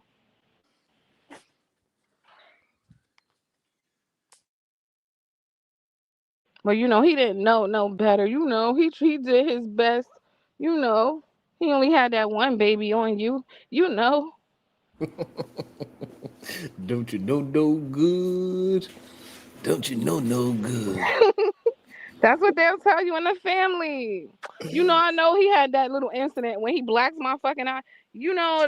That was a long time ago. But don't break up your family. Okay, he's Mm. doing his best. He's trying. And I think that's the weirdest part. Why is never seen as the man is breaking up the family, even though he whooping her ass, cheating on her, disrespectful, not taking care of the family needs. How is it that they don't see those situations as breaking up the family? I never understood that. Damn, I think it's because of what Brownsville said. There is an expectation of women Mm, in the community to where like you're supposed to kind of you almost come with it built in like I just did, right? Where mm, like he said, we take on a responsibility of like understanding their shortcomings before they even happen. I mm. think we get conditioned to be like that.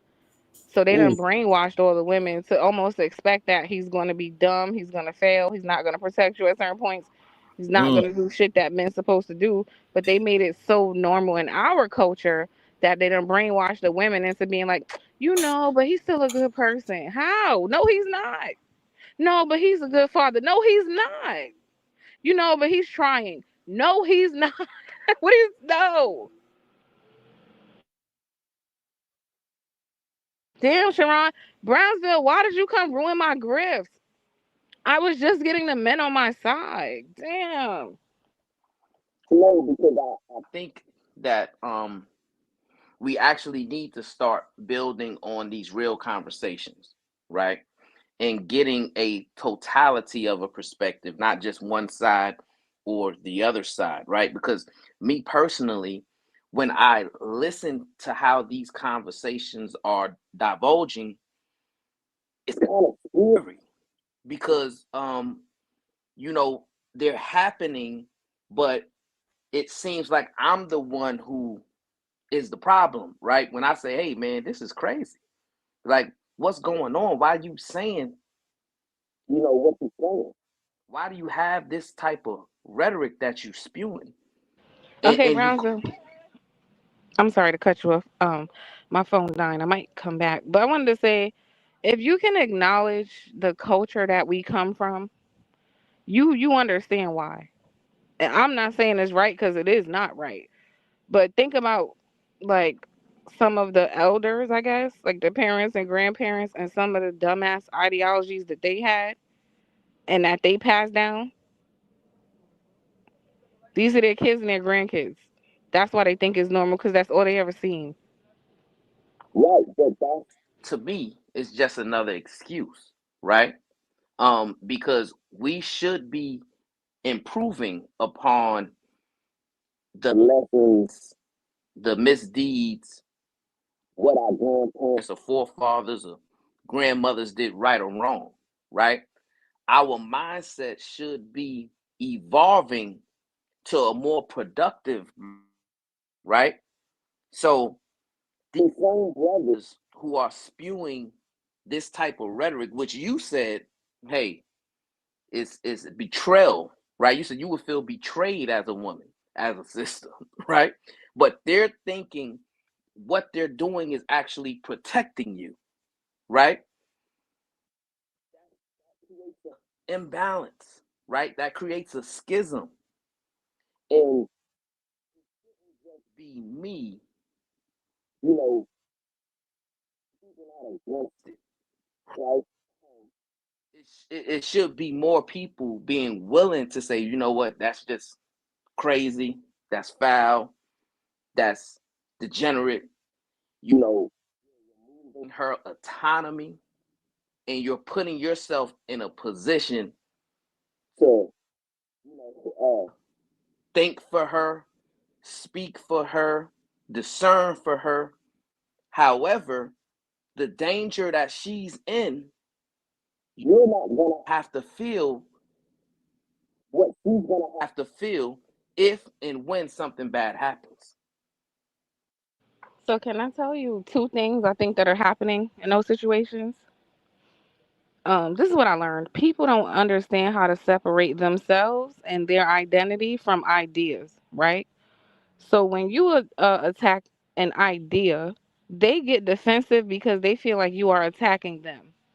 So they're going to be defensive. They don't even want to hear what you're talking about. And the other thing is, a lot of what they understand, they attach to a loved one.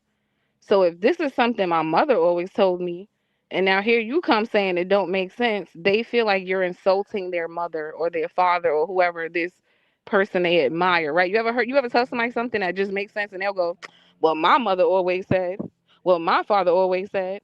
And that lets you know right there, like, because that person is God in your mind, you think that's the end all be all. And so now you don't want to hear it because the idea is attached to your little mini God walking the earth. So with all of that mixed in, they can't just logically look at things sometimes. And I understand that. But here's the thing: we're no longer children, right? Um, we're adults, so we should be able to think like adults. We should be able to empathize like adults.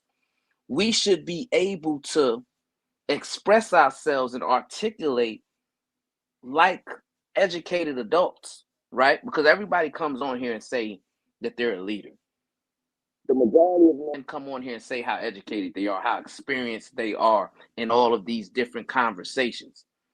But yet, it never fails that they come on a public platform and say the most egregious thing, things that could be harmful to the listener. Point it out and speak out against it. Now I'm the problem. I'm pandering. So they would call what I'm saying pandering to the woman. Should be crazy. Hold on one second. Let me acknowledge this real quick. Shout out to About to be a situation. Hey, hey, hey. Shout out to C Rich with the 10 ball. He says, you look like a G Xer, Generation X, with that jogging suit on. I had to hit your hand with some old school love. Appreciate you, C Rich. I appreciate that so much. I'm only 1 year shy of it. So, yes, I'm in between. I don't, you know what I'm saying? But, millennials, we went through some trauma in our life. Shout out to C Rich. Thank you so much. I appreciate that. This is a great build. Marvelous. Good day, sir. Welcome to the show. I don't know if you want to jump in yet. Venus want to rebuttal. Go ahead, rebut. And It's gonna Marvelous, be get it when you fit in. it's gonna be real quick, and Bronzo's gonna understand it because he quotes the Bible a lot. So the Bible says pride comes before the fall, right? So the problem is, even when so I've seen this in real time, even when you can debunk someone's ideology, their pride gets in the way. So in order for me to acknowledge that you are right, I would first have to acknowledge that I'm wrong. And we're dealing with a lot of people here who just can't do it. Like we see it all the time. They just can't do it. They're gonna tell you Marvelous shirt is red, no matter what you do. You can pull out a color wheel. It doesn't matter. He said it's red, and he's gonna fight you tooth and nail and tell you that shirt is red. And that's just, I don't know. Like they're just kind of just willfully obtuse, ignorant, and prideful. Ooh. And I digress. Agree, and that's why, Queen, I agree with what my cousin said earlier. Right, is we need to start qualifying people to give input or information in these panels. Right, what qualifies you to give an opinion on building a house? Right, because if the conversation is about building a house, if the conversation is about construction, right, I have a limited knowledge and limited experience to contribute to that conversation, right? So I am going to defer to my cousin who's an expert in that field, right? And I'm just going to tell you, listen, I'm a novice when it comes to construction. However, I do have to fix little things around the house, et cetera, et cetera. I know certain things, but I don't know it in totality or know it enough to where I can give advice, right? In the same way, when we get into these conversations, whether it's about relationships, whether it's about manhood, masculinity, regardless of the topic, we need to start qualifying these individuals. And what is the measure of your results that qualifies you to contribute to this conversation in a productive way? Because by us not qualifying these individuals to speak and give input, what happens is disinformation is being spewed out in the public. Dangerous rhetoric is being spewed out in the public. And a lot of people who may be less informed or may be ignorant to things or may be less educated could possibly be persuaded to follow this ideology, which is going to hurt someone in the end. I like it. Marvelous opinion. You want to jump in? It look like it's tasting delicious.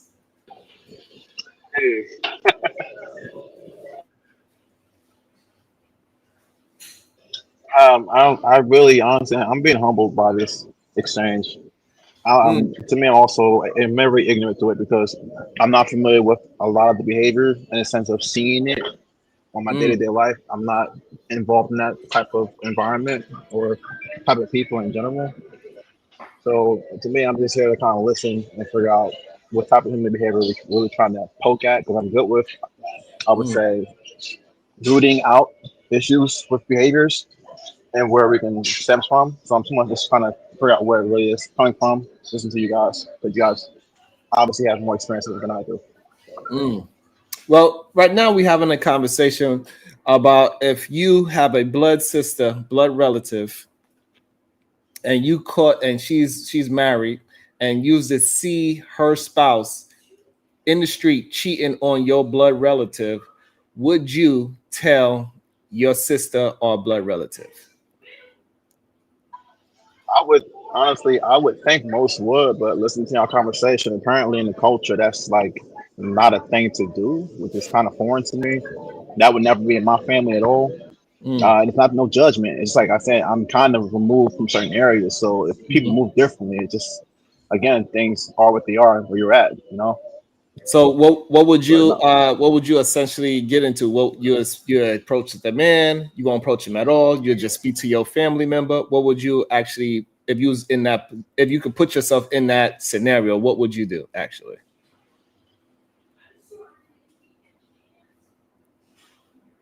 He's in meditation. He's not frozen.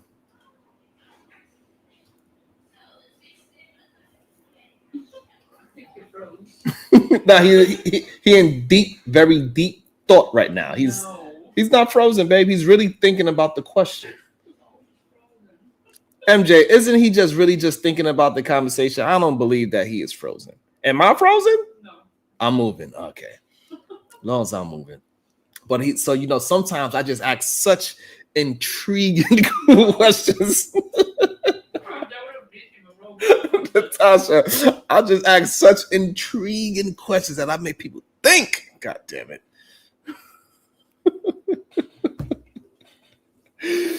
Oh, I'll be having a good time. You know what I'm saying?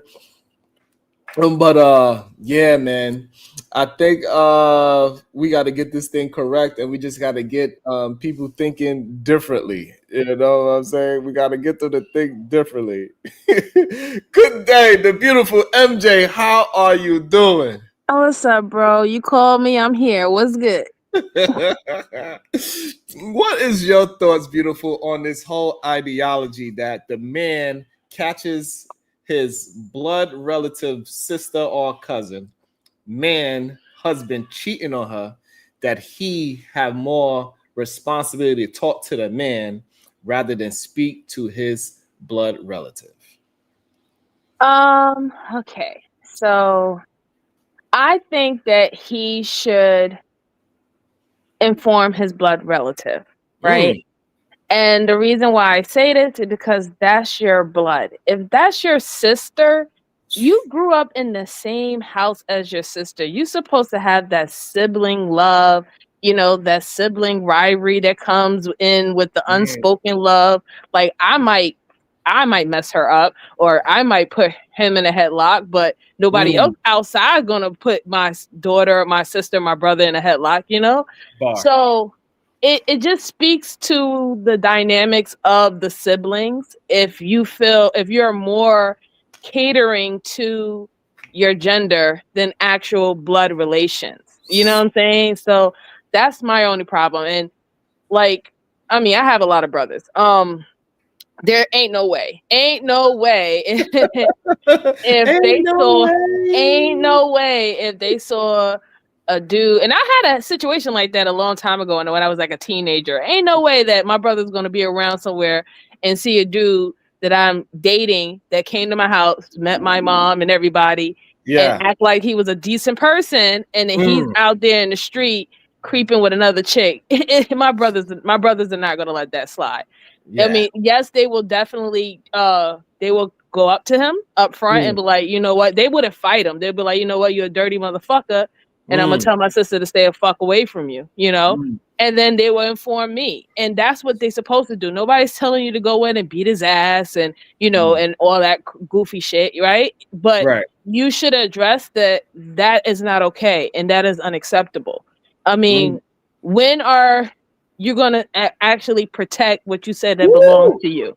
When is that? When is that going to ever go down? You know what I'm saying? Because, a lot of this talk about protection, but when it comes to the point where you're supposed to protect, everybody has this standoffish type of ideology when it comes to it. Y'all let a lot of shit fucking slide. Like one of the reasons why guys say, well, yeah, I might be a cheater, or I might did this to this girl, that girl, but nobody better not do that to my daughter.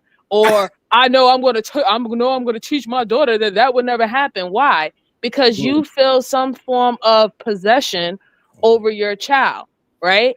So if someone disrespect your child, it's an extension of them disrespecting you. And this is why you move in that way.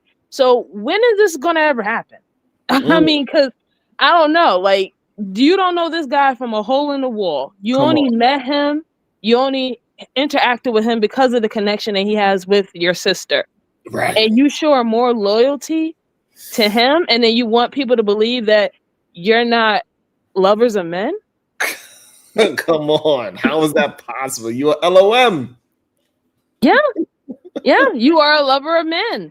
And maybe it does speak to what you're doing outside, right? So you want to give the guy grace because you did something like that. Or you're doing something like that. You're caught up in the same boat. So you will expect certain amount of grace if you was in his predicament.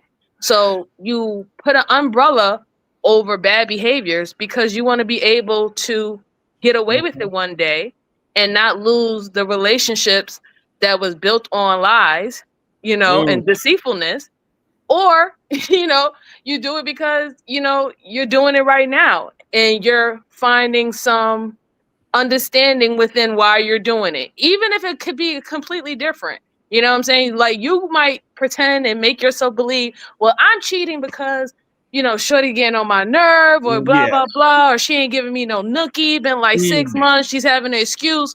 But I 6 see her days. dressing, you know, I see her dressing a little extra fly when she going to the gym. I don't know, she might have a gym boyfriend or a work husband. You'll give yourself all these reasons why you need to go ahead and step out. And then you paint those shit right on that same dude. He must be doing the same thing too. Right. It ain't his fault that he had to go out. It's our imperative. Right. And it might not be what it is. Like, you can't. Sometimes it's very confusing, right, when men speak. And this is why, you know, communication is key. Because you cannot preach that women are supposed to know the difference between a decent dude, a good dude, and a ain't shit dude. However, you can't even identify them. You only identify them when you want to make a point. But you, in the same breath, you will give those guys that you identify grievances if it's something that you partake in. Because you don't want the title of being that ain't shit motherfucker knowing that you did it before. Or currently doing it. Right. So you pick and choose when you want to drop the fucking title on somebody and when you want to pick it back up. And that's when it's going to be problems. And that's when it's going to be even more issues, because you want women to listen to you. Ooh. You want women to listen to you. Because you got but you, like I said, your foundation is not stable. You don't stand on what you preach every single day. When it's something that has to benefit you or you need to get out of, you remove those standards so fucking quickly. Fast, and hurry. Quickly. And that's why a lot of the chaos is today. It's like, where is the bottom line? It seems like there's no bottom. Everything is just like falling into the abyss. Really. It's disgusting when you think about it. Welcome to the show.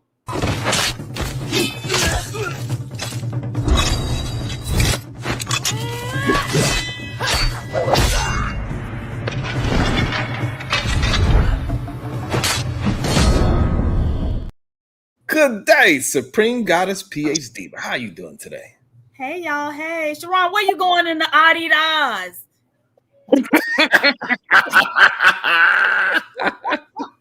He about to go breakdancing.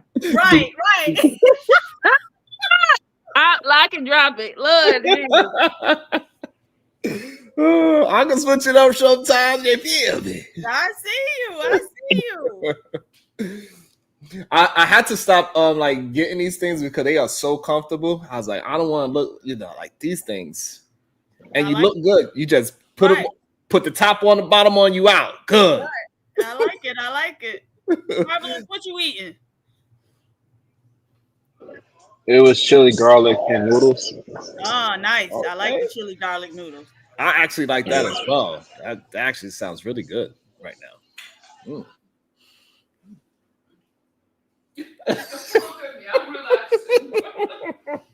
What Anya say? I said, because I was like, yeah, that do sound really good right now. Then I looked at her. Anya, you should have been like, yeah, it do sound good. Order some. Order some, right? Look, no. Hey,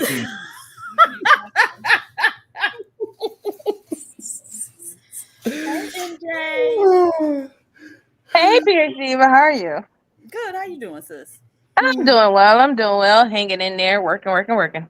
Did you see the new intro that Drip sent me, Diva? Drip, bitch ass. Wait, ain't Drip on here scamming? Somebody sent him $1,500 and ain't nobody sent. They sent him $5. What happened? Say that again. Okay, now look, this is just, and I be in and out, so I don't be knowing the whole thing, so I might be lying. But okay. I know Bomb Cherry was saying something about, like, he was saying Daryl sent him like $1,500, but what he was showed that he was sent $5, and what he was showing from Cash App wasn't even legit because when somebody send you a cash app, it have their name at the top, but it had Drip name at the top. Who name it had at the top? Drip name. Oh shit. Right. So until proven innocent, Drip ass is guilty. And I told y'all, look, when I tell y'all somebody ain't shit, y'all better listen. When I say you ain't shit, nigga, you better listen. God damn. Hey, but she put a disclaimer. She might be lying right now, but as of right now. Not she might be lying. That's hilarious. But damn. But why he had to show that he was getting $1,500 from him? Why he lied? Apparently in Drip's world, when somebody paid $500 to like ban you, you got to pay 3 times as much to come back. Oh, I like that plan. Right. But now why anybody would spend 3 times as much to come back to Drip show is like, damn. What the fuck? Right? Hey, look, y'all ban me, bitch, because I ain't doing that.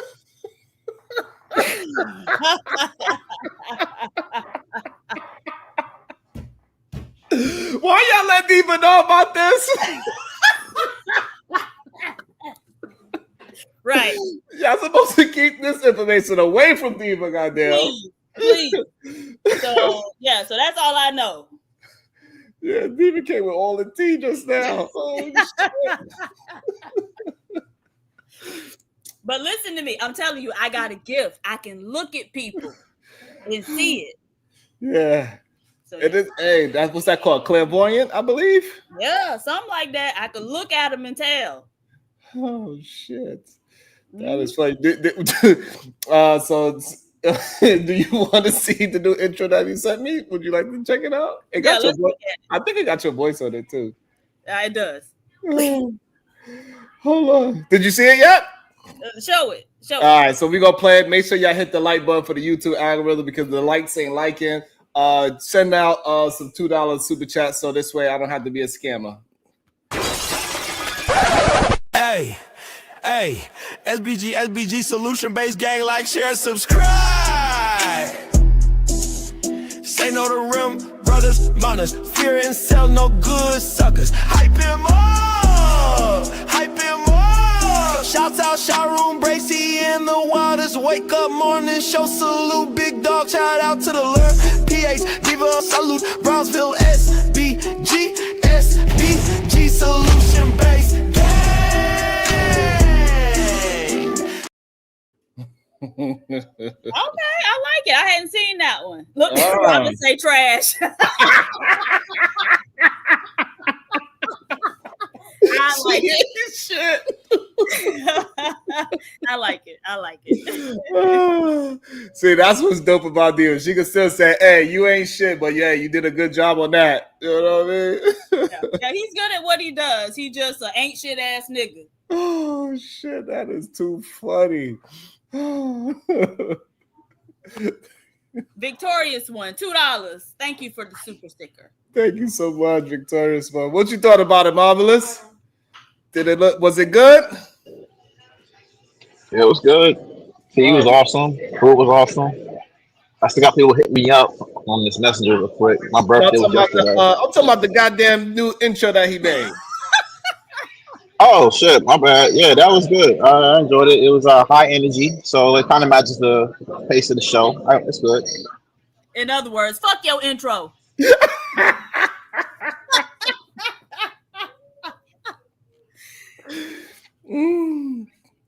Well, that's crazy. So somebody paid to kick Daryl forever, and Drip got a 3 times to get back. Oh. Yeah, and so apparently he was trying to say he sent the money or whatever, but the receipts are showing the money might not have been sent. So damn, that's crazy. Oh, hey, that's what's up.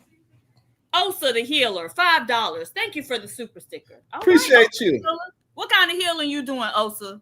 We gotta find out. Maybe also one of the Osa hit the panel. We can have a conversation.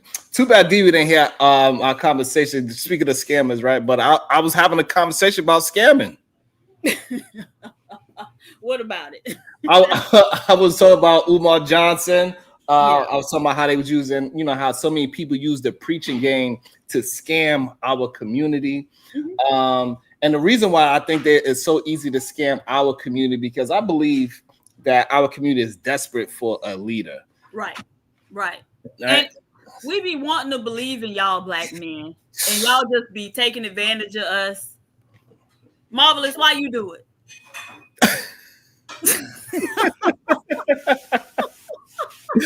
And then also, and I also related it to hip hop as well, right? Because hip hop is also a new form of scamming. So now they got scam rappers, literally, like they rap about how they scam and how you could do the scamming as well.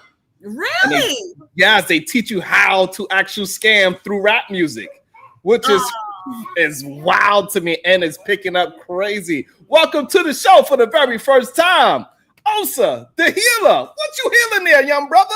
Salute, What's up, Osa? salute. Peace, y'all. How y'all doing? We're doing well, thank you. Hey, yeah, I just dropped in the stream, man. I ain't healing nothing but my damn self, man. I can't help nobody. I can't do it. I probably should change my name, man. It's probably a misnomer, man. But I ain't healing nothing but myself, man. That's hard enough. I hear that, but that's still a very important thing, right? Because a lot of people do need to understand that they have to heal themselves, because we also the person that got us in usually the situation that we got to heal from. Yeah, and the healing is not like a terminal process, man. I don't think you'll ever be done, man. Sometimes we gotta heal, but we also gotta keep moving too. You know what I'm saying? I think it's important because sometimes you just don't got time for it. You know what I'm saying? Like life be lifing, and you got to do it in motion, in rhythm. You know what I mean? So and you may never be done. You may never be done. So if there's no such thing as like healed. I know we talk about it. You want somebody who's healed. That's great, but like, yo, you still got to make moves. We still got to be productive, and every day is a blessing, whether we get to where we want to be or not. So, I get Osa, where you from? Well, I grew up in Silver Spring, Maryland. I live in Washington, D.C. Osa, why your name Osa? Oh, Osa. Yeah. Right. Where you Osa's really from, Osa? Yeah, Osa's from Nigeria. Okay. Yeah, Okay. I thought Osa was Ghanaian. Okay. I know like Olu and stuff be Nigerian. Yeah, Osa Nigerian too? Yeah. I'm from like one of the smaller tribes in Nigeria, Edo tribe. Okay.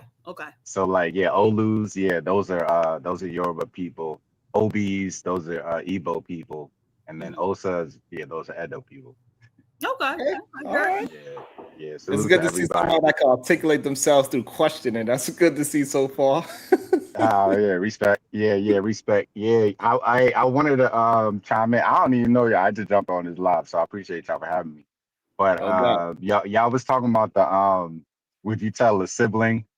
If you saw. So my thing is like, how sure am I is that like that is cheating? Okay, like, so the way how we referenced the question was that it was no doubt in your mind that you seen your blood relative spouse in a compromising position where you knew for a fact that him and that person was not friends, tongue kissing. You see him grabbing ass. Is no doubt in your mind that he is smashing that woman. So it's not like it's a maybe it can. So it's a no doubt situation. It's very, very clear. Only thing you didn't see was the downstroke. Right. I got you. So what's your thought? Y'all, all right, crystal clear. Yeah, so I wouldn't run quickly, but I would definitely get the temperature from my sister, like how their relationship is going, what they got going on. I don't know their situation. They might be on he might have got a hall pass and he might be using the hall pass, or you know what I'm saying? They might be into something, you know what I'm saying? Like I don't be knowing what everybody's into. So I would get a temperature for my sister. But if I know she ain't with none of that, like she ain't really with none of that, yeah, I gotta at least say something to her first. Him, I don't know, man. Like not all, because I don't really care about him that much. You know what I'm saying? Like he ain't really shit. Like my sister, I care about, so I want to check in with her first and really get to the whatever it is that she may be dealing with. You know what I'm saying? Like they may not even be rocking. They may be cheating on each other. Like, I don't know. You know what I'm saying? And so That's a fair assessment. However, why do you think, right? Because we spent this, we had this conversation with a couple of men, and majority of the men that we spoke to did not have your point of view. Most of them said they would go speak to the man, and they would tell that man that just promise me that you ain't gonna never cheat on my sister again, and then we good. Yeah, I would. That would be a waste of time. Why would I waste my time? I don't know this Bama like that. You know what I'm saying? Like he might have a problem, or that just might be what he do. You know what I'm saying? Like, or it might just be a temporary situation, or they may be having like I don't really care about him that much to really. Yo, you promise me don't ever do it. Like I'm not his big brother. I'm my sister's big brother. You know what I'm saying? There we go. Yeah. So now, do you believe that this is a form of protection for you to go to your sister, or is it a form of protection that these men have for degenerate men? Wait, ask that one more time. That was a good thing. I like the way you phrased that. The protection that these men that they claim that they have for human beings, is it more of protection for their sister, their blood relative, or they have more protection for degenerate men? Damn that. Osa, was you with Love? Who? Are you Love's Osa? Oh yeah. Yeah. Oh, look at you. Okay. Is that Osa? How you know that? Because it's in the chat. Oh, in the chat. Blow me up, man. Damn. So what? Yeah. Who? Okay. I don't know. So I'm gonna leave it at that. I don't know. No, it's a whole thing. It was a public relationship that not public, but like it was on YouTube. We was on another live stream. This might be risky live stream. With the relationship, it ended. You know what I'm saying? What you did? Because you're Nigerian, so I believe it's your fault. I know. Yo, it's hard to be with us, man. Woo! I tell you, boy. Love thugged it out. She was a good woman. You know what I'm saying? She's solid. But no, it just came to an end. I was under a lot of pressure that I just wasn't really ready for and prepared to handle at the time. So I let things go. Fault. I don't know about fault. I mean, I don't blame any because like we still cool. You know what I'm saying? I don't think Osa blame you though. I mean, Love blame you though, right, Osa?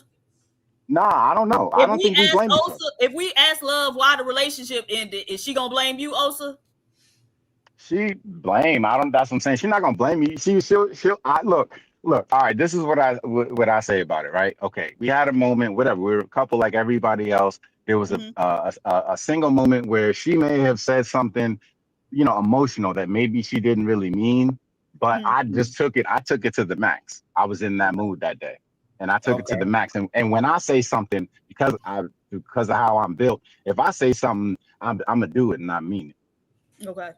So it just got to that point. And I usually have, most days I have compassion and empathy. I know sometimes women get emotional and they say things that they don't mean. I got it. But just that day I didn't have it. And that week I didn't have it. So I just had to let it go. Okay. And did she call ice on you? No, she thought about it, but she had my blue passport in her hand and she realized she wouldn't get nowhere. Oh, okay. Love called me. I know how to get them, baby. Yeah, I know she thought about it. I know she definitely thought about it. Like, damn, this nigga, man, I'm about to get his ass ice. Something all this and get him. I got a no Nigerian rule. Y'all damn, really? What did Nigerian do to you? Look, so this is the thing with Nigerians. Nigerian men be very like well-read, well-traveled. They got personality, right? So they like cool. You like being around them. But y'all just ain't shit. Y'all ain't shit. And like for an American woman, we're not built for the shit that y'all do. Apparently, Nigerian women know what y'all be up to and they okay with it. And so, you got to cut a Nigerian man. Yeah. You know what's terrible? You know what's terrible? I'm gonna tell you this too. I probably shouldn't say this because I was trying to make a good impression, but since that's out the window, I'm also a quarter Jamaican. Jesus Christ! Shit! That DNA, that DNA mixture right there. You in for some shit. You in for some. This ain't no Right. ferry boat ride. Okay, Right. so Right. I now I mean I keep it real. I don't think because like I got a mixed DNA and I grew up here in America. I'm not like the quintessential Nigerian dirtbag. I don't Okay. got that. I got a little. I'm a little watered down. I ain't gonna lie. I'm watered down. Yeah, Okay. but you part Jamaican. Okay, so now this the thing. I grew up in Miami. I'm from Miami, so I'm well Yeah, versed in Jamaican men and Haitian men yeah, too, right? yeah, And so yeah, the thing with yeah. Jamaican men is, look, Jamaican men, they'll take care of the kids, they'll go out and work and pay all the bills, but they're gonna be No, juicing on Nigerian top of men your too. head. They're gonna be fucking everybody, the next door neighbor through the The fence. They Jamaican, just gonna yeah. stick their The through the Jamaican fence. men, yeah. Yeah. I Not through the fence. can't deny that. You know what I mean? I can't deny that. I don't want to throw all those brothers under the bus. You know what I'm saying? I'm only a quarter. I don't want to throw nobody under the bus. Oh, so you're not But fucking up through the fence. You saying? Yeah, but nah. he Me, no. Nigerian, I be chilling. 3/4 Nigerian, and so that means he is fucking them through the fence. Damn. Nah, I wish though. Sometimes I want to be that dude. I ain't gonna lie. My whole life, I kind of wanted to be that dude. I ain't gonna lie.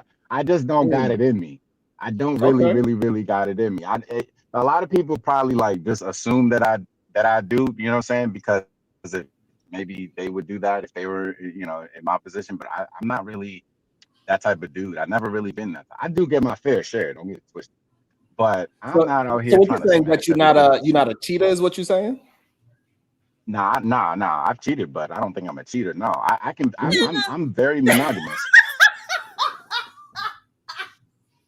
What you mean? Also, you said I do it, but I'm not that though. Right. I said I've cheated before. Yeah, I said I've cheated. I don't cheat. That's not a. I think there's a difference. Someone who cheats. Like that's what they do. I don't do that. More no. If I have it the way that I wanted to go, I'm always just be monogamous. I'm So always okay, so I'm let more me get an monogamous than understanding, anything. Osa. So you saying that you moved on from like you did it before, but you're not stuck in this cheat mode, so you don't cheat anymore. Exactly. Yeah. But I even before like cheating is I think it's a habit. It's a habitual thing. I don't think I have a habit of doing it. I think it's happened before in my life, but I think there's a difference between it happening before and then you have a habit. Like someone who smoked before has smoked that's maybe a few times in their life, but they're not a smoker, Okay. right? A smoker smokes. It's a habit, and they do that. So that's how I look at cheating for me in my life. Now, someone could just because I've done it before, if that just makes me a cheater, it is what it is. But I Okay. know me. I know me personally. When I'm in relationships, I'm very loyal. I'm not looking for the next chick. I don't have time for that. I don't have. I got. I'm doing so much. I'd rather do so much more constructive stuff with my cheating takes time, energy, It effort. It does. takes lies. I'm not good at lying. I don't like to lie. Well, I might be good at it. I'm Nigerian and Jamaican, so I might Right. be good at it. But I just don't. I don't like to practice that habit. My memory is not good. I don't like remembering stuff. So I just tell the truth as much as I can, so I don't have to remember everything. Okay. My brain don't like to do all that. What you think about that, So Diva? You cheated before, but you're not a cheater. Do you agree with that statement, Diva? This man is Nigerian and Jamaican. He is a cheater. yeah, no, that's right. Stay far away from me. Yeah, I'm a cheater. I mean that if that keeps him away, then so be it. Oh man, you're a good sport. I appreciate that. It's good to hear somebody that can take smoke and articulate themselves, man. Like it's an attribute that a lot of people for some reason cannot have, to have a semi-difficult question or difficult conversation without revealing too much, but also entertaining the conversation and keeping it moving. So that's a great skill that you have. It's a slimy game out here, man. It's a slimy game, man. So I can, what I'm saying, I don't mind, man. It's all fun, and plus so this now is the internet, I would like man. to ask you a question about, because you said she is a good woman. Now, because a lot of men, I believe, they do encounter good women, and I believe they get into a relationship with good intentions, but somehow things get mixed up and things happen to. What can men do to see the situation of a good woman and maintain that relationship without it going over the edge? That's a very good question. I mean, assuming the man is a good man, Mm. yeah, I'm gonna, or at least decent. Let's say decent, because I heard that maybe there's a breakdown, good, decent, and then ain't shit. So let's say if he's at least a decent man, I think it's extremely difficult. I know me, I try to be a decent man. I feel like I have really, really good communication skills. I feel like I'm highly emotional intelligent. I feel like I'm strong, and I feel like I exercise a lot of different tools and modalities to get to resolution.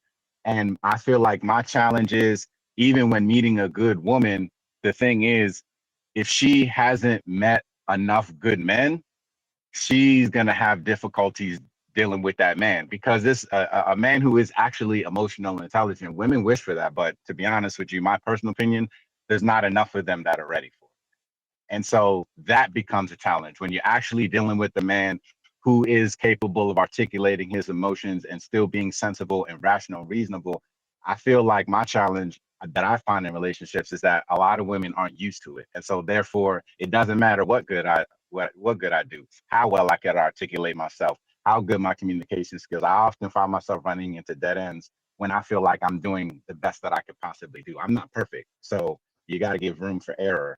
And I feel both, even within that room for error, it still feels like it's impossible sometimes. My personal opinion is that I feel like women have a lot more power than they choose to exercise. And that failure to exercise the power, especially to steer the relationship in a positive direction, I feel like there's a lot of apathy when it comes to that power. So at that point, it's hard to say, because I know I'm supposed to try to articulate what I feel like men could do, but I feel like men sometimes, even with using the most that they could do, they still need the other side. And I feel like women are very, very, very powerful, a lot more powerful than they give themselves credit for. And they often put it all on the man to do everything. And that's okay. If you want to give me all power, that's cool. But then you gotta deal with whatever, however I decided to use my power. But it doesn't have to be that way. If I'm in a relationship with a woman and I think that she's a good woman, she can always steer the whatever the conflict is in a positive direction with me, not necessarily with other people. I'm saying with me. Whatever situation we go through, she has the ultimate power to really drive it to something successful where we could thrive and we could grow and we could learn from it. It's up to her to choose to do it. And if she chooses not to do it, then there's nothing that I could do about that. Wait a minute. So give us an example, because I'm not really understanding what you're saying. Okay, so all right. So all right, well, I'll just use what I was talking about, right? With love, right? So we had a disagreement, and you know, and so it got to the point where, okay, we were at heads. At this point, I put, a lot into letting her know. She knows for a fact, any woman that's ever with me, she already knows that she's in a safe space. She already knows that I understand her well. She already knows that I respect whatever it is that she has to say. So if we're having a disagreement, they should already know that my plan is to get to resolution. I'm so resolution oriented that whenever you're ready to have the mature conversation, I'm here to have it. But if you choose not to have the mature conversation or approach it in a mature way, we both gonna lose.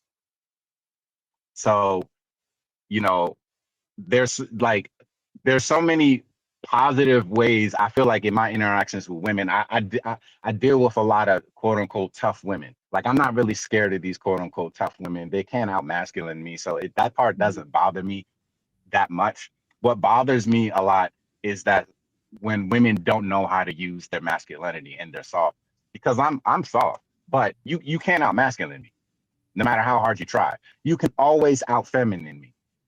Mm-hmm. And I'm pretty well balanced. So I have some of the more nurturing traits that that are encompassed in what I believe is divine feminine energy. I have some of it, but I'm gonna run out. And you got to be able to step up and really take it over the top, because I'm gonna run out. Don't leave it all on me to do the feminine nurturing shit, because I'm not good at it. I mean, I can do it, but I'm not good at it. And if it's up to me, we're not going that way, because I just turn super masculine. I'll turn super logical. I'm super, super logical. It's crazy. And you can't deal with that, because you're gonna hit a brick wall, because you're still you're still programmed to be a woman. So once you hit your logical limitation, and then you it got emotional, then you can't. Then you're stuck. Then you shit on, because that emotional stuff, I ain't gonna get all emotional. I'm gonna be nice, cool, calm, and collected, and then you ain't gonna have no game plan. But what if she cuts you the fuck out logically? There's no such thing. Yes, it is. Sharon, have you not witnessed me cuss niggas the fuck out logically, time and time again? Yeah, absolutely. But for what? Like for what reason is there to do that? That's why it doesn't work. So okay, it does work. Let's say she does do that. Let's say she does do that, right? Let's say she does do that, and then she's successful at cuts. First of all, there's just no need to do that. But because I don't carry it like that, we not. Right. But let's say that for whatever reason, I need to be cussed out logically. Right. Okay, then it happens, and then you emasculate me. That's not gonna go well for you in the future.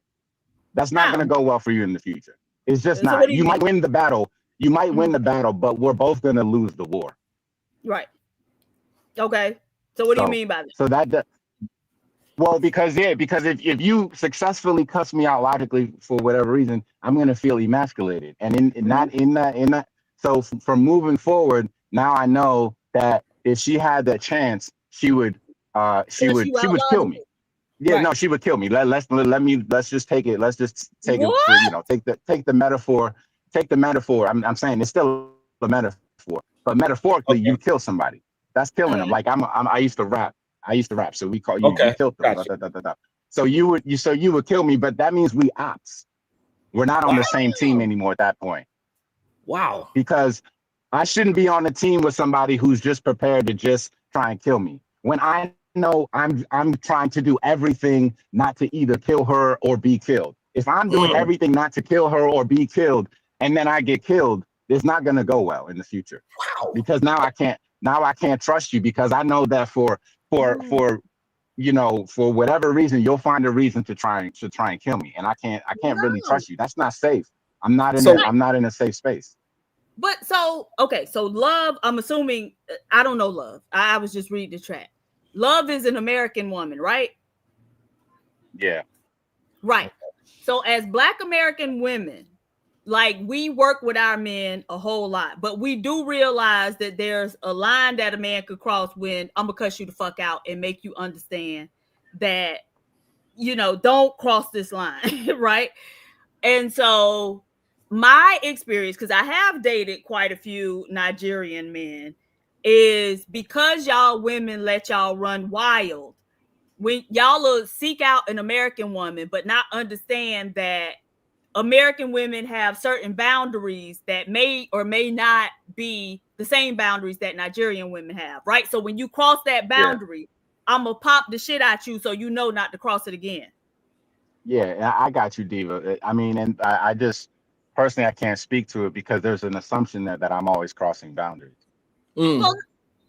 Right. So I don't assume that about myself. I don't feel like I'm the type. I feel like I'm a great freaking person to be with. I don't feel like I cross boundaries. Like, right. But I'm just explaining to you the situation in which a Black American woman would cuss you the fuck out logically to let you know, hey, don't cross this boundary no more. No, they don't know how to do it logically. They only know how to do it physically. I don't know, because I'm a Black American woman, and I feel like they don't know how to do it logically. Run circles. They do it physically very well. So explain to me what doing it physically looks like. Like cussing them out, saying you bitch ass nigga, fuck you, you ain't shit. That's physically. That's not logically. That's physically. Yeah. But are you a bitch ass nigga? Are you a bitch ass nigga though? No, there is no woman on earth that can validate that claim. Nope. Okay. I've never been a bitch ass nigga. No, and I don't get called that. They don't call me that. Most of the women, I grew up in America. I'm more American than culturally, I'm more American than Nigerian. So most of the women that I've been with are American. They don't talk to me like that. No, they talk the way they talk. The way they talk to some of you other dudes out there. They don't talk to me like that. It's a respect that I have. It's a respect that I have for the women. It's a respect that I carry it with. I don't do bitch ass nigga shit. I'm not a bitch ass nigga. I'm not. I just got none of that in me. And they can respect that. So my thing, you said Also, you said that you battle rap, right? That you did it before. Not battle Correct? rap, but just rap. Yeah. Oh, just rap. Oh, okay. I thought you said battle rap. But so now, when it comes to making music, a lot of times you do want somebody in it that's going to challenge you lyrically and beat you in a verse so you can get better. So why not look at your person, your partner, as if we get into a heated argument, like you curse me out logically, like everything you're saying is within context of the conversation. Why wouldn't that be looked at as, you know, she's making me better? Let me reflect on what was actually said and not the tone of what she said, so we can move forward together.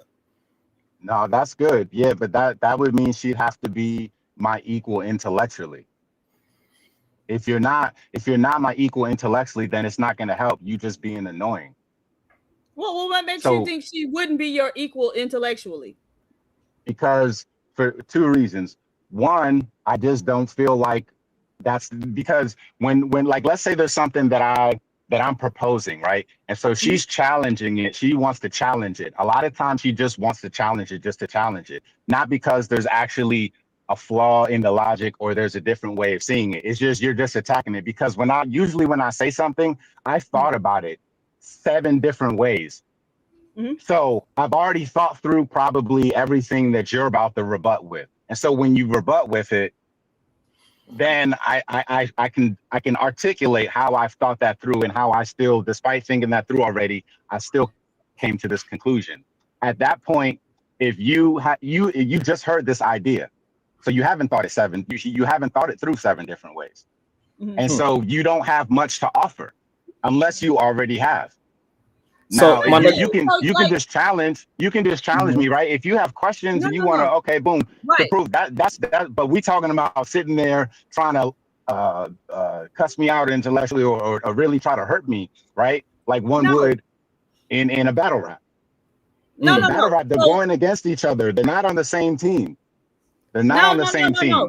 So she's going to question, right, what it is that you are proposing. Right. Yeah. Right. Which is and fine. So we've seen several instances where a man has said something, and then I'm just trying to understand what it is he's saying. And I'll start asking questions, and we'll realize very early into the questioning that they really haven't thought this through at all. Right.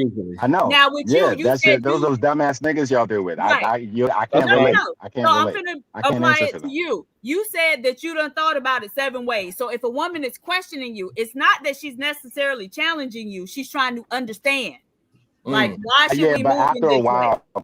I understand the difference. Here's the thing. I understand the difference because I'm very sensitive. So I understand the difference between just inquiring just to get more information, and then the difference between just trying to challenge me just for the sake of challenging me.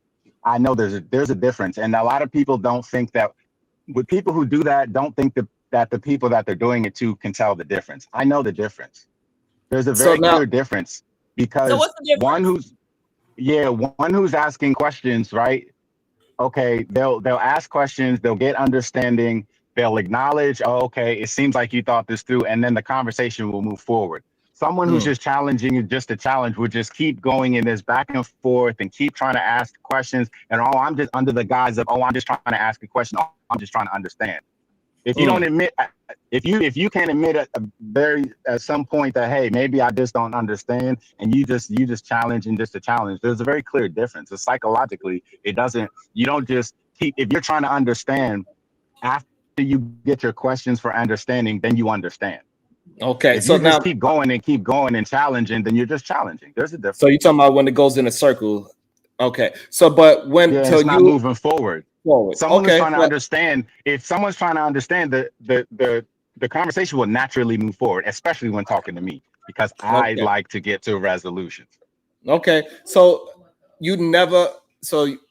it's almost seemed, and this is why I want to ask the question, that you don't believe that you ever dated a woman at your intelligence or above, and women that you have dated or that you encountered, maybe I should say, are at a lower intelligence than you are. Well, I would say Love is pretty intelligent. Right, but but not above you. Well, I don't know. I never measured it. She could be above, but the thing is, if you're I would assume that if someone is above my intelligence, then they would easily understand what I'm talking about. If it takes a really long time to understand what I'm talking about, I can't assume that you're above my intelligence. Why would it go that way? It would seem that it would be lower. So I spoke to people that's clearly below my intelligence, and I do not understand them. Sometimes it can absolutely happen that somebody do not know how to articulate themselves properly, or they possibly just don't know what they are talking about in the subject. But so it's difficult because we trying to keep it general as well. So so it's hard to really verse out this conversation, even though I'm enjoying it. Go ahead, Diva.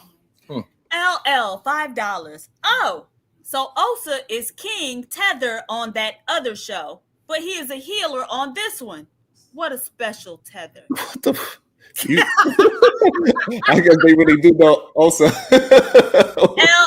$5. Osa is going to play that Stay Away from the Okada song in his car as soon as he gets off this live. They can't sing Stay Away from the Okada when they got motherfuckers over there living in shit. Damn. Marvelous opinion. What's your thoughts on the conversation so far? I want to make sure that everybody get in. Dude, I went everywhere with the conversation. I'm kind of just listening. You know what I'm saying? Okay. I'm gonna be humble, listen, and just listen to some key points. Okay. And so I just thought it was interesting because it almost seemed even though you retract a little bit because you believe that you have dated touch women, you don't actually engage on measuring the intelligence, but also you kind of pushed it out that hey, if you are arguing with me, then most likely you're not more intelligent than me because you don't understand me. And it's an interesting dynamic. But maybe it could just be an ego thing, like, hey, look, I'm very confident who I am, so it could be just that as well. So it's very clear because if women tell me about a lot of women talk about the guys that they've been with, right? And so they're usually, most of the women that I'm with, they're used to being more intelligent than the men that they've been with. Right. Okay. So if I know I'm more intelligent than those dudes, then I'm at least at there, and they have lower expectation, right? They have a low expectation. And so when I exceed that expectation, that needs to be challenged. I think that's what happens. Because it sounds like, yeah. Somebody in the chat said Okada's something about like descendants of slaves. Y'all do realize that all those countries that were colonized were also forced to do labor, which is slavery, right? And so if you know anything about the Congo, if them niggas wasn't over there meeting their daily quota of rubber from rubber trees, they was getting their fucking hands chopped off. That's why you could go to Belgium today and see a bunch of chocolate hands that they got that they sell, right? They sell chocolate hands, and that's the niggas in Africa. So all of them niggas were slaves. Right. Damn. That's a fact. That was a big fact. Slavery was happening long before the white man ever arrived in Africa. Yeah, but them white men who came and colonized y'all also subjected y'all to slavery. Right. Yeah. And we don't even use the word, nobody, and at least in the Nigerian community, no one even uses that word Akata anymore. Yes, they do. Yes, they do. Because they come over here and call us that. Like, cut it out. Yeah, they like to say that shit. But the thing I'm just saying, I said in the Nigerian community, like the ones that I'm in, like no one, I haven't heard that word in like years. I only hear like people on the internet using it now from that movie in like the 80s and the 90s. I can't remember. Because I went to grad school with a bunch of African people, and I used to date a lot of African men. And I remember we went to one of the dudes I was dating, we went to a wedding, a Nigerian wedding, and an older woman called him over to the table with a bunch of them and asked him, "What you doing with that Akata?" So they could look at me and tell that I wasn't one of them. And of course they could look at me and tell, because I wasn't no dusty ass bitch, right? Because I was too cute to be one of them. When was the wedding? When was the wedding? This was maybe in like 2010. Right. Exactly. Don't nobody be saying that no more. They be saying it. They be saying And it. even But even again, that was late. y'all Even shouldn't that was even late. care about that word because they a bunch of dusty, ashy motherfuckers who shit in the street. They shit, eat, and swim in the same body of water. So nobody should care. I know nobody. I don't know why so many people care. I agree with you. I don't think anybody should care. Yeah, it's the same thing that every other group of people on the planet says as well. I don't think why we get a special consideration because we say it's the same thing that everyone else on the planet says. At least that's what I believe. Growing up here, I grew up around a lot of different cultures. A lot of people think that way about Black Americans. I don't think it's Right, but all exclusive y'all to niggas Nigeria. coming up here to eat off us, right? Y'all come to nest up under us so y'all can get the scraps off the white man table too. And so Yeah, exactly. Yeah, nobody and we're has shit to grateful. say about Black Americans because You're when right. they saying at the same time they saying Okada, the motherfuckers over there trying to learn how to talk like you, how to look like you, how to act like you, and so Yeah, fuck that's them. why they come over. That's why they come over here because the white people have developed it, and it's a much more stable society. Yeah, than No, where no, we no, come no, from. no, We no, come no, from no, no. shitholes. The white We people come didn't from develop shitholes. it. We developed it. Oh, okay, It okay. ain't no, oh, Yeah, okay. That's I mean, absolutely right. And if you know oh, I anything mean, about I guess so. American history, Abraham Lincoln told y'all America wouldn't even exist if it wasn't for the freedmen because they the ones who came in and with them fighting, that's how they won the Civil War. Without us, they wouldn't have never won the Civil War and the United States wouldn't exist today. Right. Okay, And right, so we could go over to Africa today and see them niggas still getting shitted on by motherfuckers outside of Africa. right. Right. And so Why do you they've think done that is? Why nothing. do you think And that it's is? very different to be a numerical minority and be able to still build a society that's way more comfortable than the motherfuckers who in the majority who let somebody come into their house and subjugate them. Right. Absolutely. Mm-hmm. Yeah. Yeah. Yeah. Okay. So yeah, so I promise I don't call you an akata and I won't call you one when I go I home. don't I know care. that's really I offensive. don't care. Or any of you Nigerian. guys who feel like we sit around and call you akatas. I mean, They I do. don't know any. I personally They don't know do. any, and it's unfortunate that you know so many, and I'm sorry about that you have to go through that experience. But I personally don't use that word. It's not. Nobody that I know uses that word. I know a lot of Nigerians. We don't really sit around and talk about that. We Yes, Nigerians they come here. do. Yes, they We do. try to get to the money. Nigerians are known for coming here to get to the Nah, they money. sit around and talk We don't about come us. around. Right? I done dated Yeah, too many they do. Nigerian No, men. no, I'm not They sit saying they around and don't. talk about us. No, I'm not saying they don't. I'm just saying that they do it at the same level as every other group on the planet. That's Right, all. but It's see, not. I we don't ain't think it's talking any about more. none of y'all. That's the thing. We ain't talking about none of y'all, and all of y'all asses emulating us. So how the fuck you got anything to say? Except Well, congratulations or thank you. well, yeah. Do you feel? Have you done a DNA test? No, because I got enough sense to know that those DNA tests are for entertainment purposes only, right? No, they And seem so, like they're yeah, they science based. actually They are. actually No, they take are not. DNA. If you Do you talk to believe in DNA? scientists, no. There are several different types of DNA tests. The types of like if you're looking for paternity, that's one type of DNA test, and they're looking at certain markers. When you're talking about tracing ethnicity or whatever, that's a different type of Genealogy. DNA test, and they use different types of markers. And the science for that is not exact. And the science, any scientist will tell you that's why the tests themselves tell you they are for entertainment purposes Okay, only. that's true. Okay, so therefore, I didn't know that they were from. So wait, but American history. I don't know much about American history, but from your perspective, where Mhm. did the slaves come from that came to America? Are there particular regions where they came from? There are several different sources of enslaved people, right? Because before there was ever any slavery that was specific to Black people, Native, what we call today Native American people, they were called Indians back then, were enslaved, right? Where did the black slaves? I'm talking about the black people, black slaves. Where did Right, they but come from? part of those people were Black people, right? And Right. so Mhm. when they brought a handful of Africans over here to be enslaved, and then they outlawed Indian slavery because many of those Indians were Black, they just reclassified them from Indian to Negro. Where did the black ones come from that they Right, imported? they came from Indians. Most of them came from Native American people. Some of them came from but the African ones that were people. imported. Yeah, The what ones part that was were there? imported came from Africa. Okay, what part? Do you know what parts? All types of parts, right? So they were No, from the interior. not most Yes, history books. absolutely. Most history Hold on, books. don't ask me a question and then tell me the answer to it, right? Because we know that there are people from the interior of Africa that were brought over the here. majority come from a particular region. No, y'all want to think Bermuda that, Triangle. but that's absolutely not the truth. The There were history a bunch books. of people being enslaved. Yeah. There were even people from East Africa who was brought over here.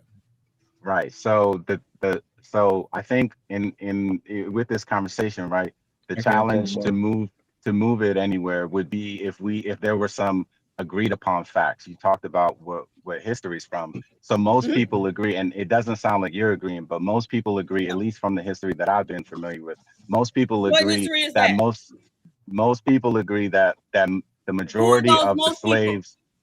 Anybody who's ever written a history book that I've read. No, that's not true. Then you got to tell me names because I'm gonna give you names. Just let me finish. You can just let me finish, but and I'm then saying, you can give give us me names because I'm going to give you names.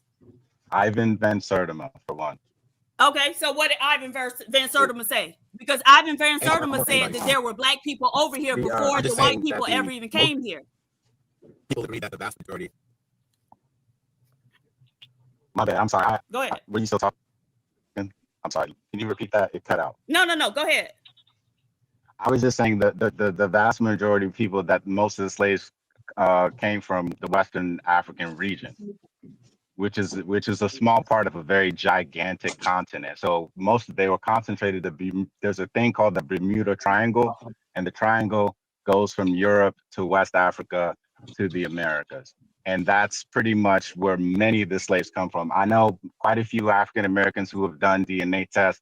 The vast majority of them have well over 80% of West African DNA. Yes, there's different parts, that's for sure. But just an agreed upon fact, generally speaking, is that the vast majority of them came from West Africa. Okay. Which is why we share so much in common culturally, which is why I don't even really waste time trying to make a distinction. Right. Okay. Right. Here we go. So you mentioned Ivan Van Sertima. Well, first off, let me say we actually don't share a whole lot culturally in common, right? Because if we did, y'all wouldn't have to emulate us because you would already have it. Yeah. I can back up what I said. I can back up what I said, but you back up what you said. You back up. Right.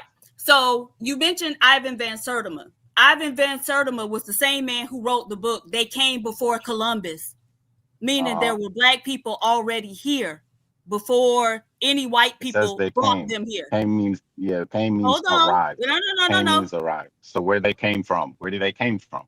Right, but before Columbus.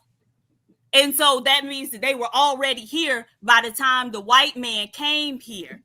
I'm not sure if that's what that means. Okay, hold on. No. If they came before Columbus, then they had to come before the white man because Columbus was the first one to come over here. Who is they and where did they came from? The white man. Yeah, but where did they came from? Hold on. So, look, if we look at the out of Africa theory, everybody came from Africa, right? At some point. And so the question ain't, no, hold on. The question ain't where they came from, but when they came from, right? Because everybody came from Africa. Okay, 500 years ago? No, but just because Columbus came here 500 years ago and they got here before him don't mean that they came 500 years ago. They could have came here 800 years ago. They could have came here 1,000 years ago. No. So let me finish. From hold on.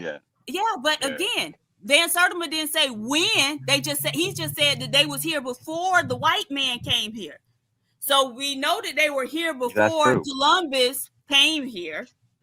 Right. Okay. I agree. Right. Yeah, and so every other colonialist or Spanish explorer who came here also talked about it, right? Because Balboa talked about the black people that he saw when he came here, right? The woolly hair, dark people that he saw. And as a matter of fact, when they got to California, what is now California, and they arrived there, the natives who were more like the Native Americans that we see today got excited when they saw those people come because they had Moors with them, and they were saying, hey, we got some people who look just like you down the street.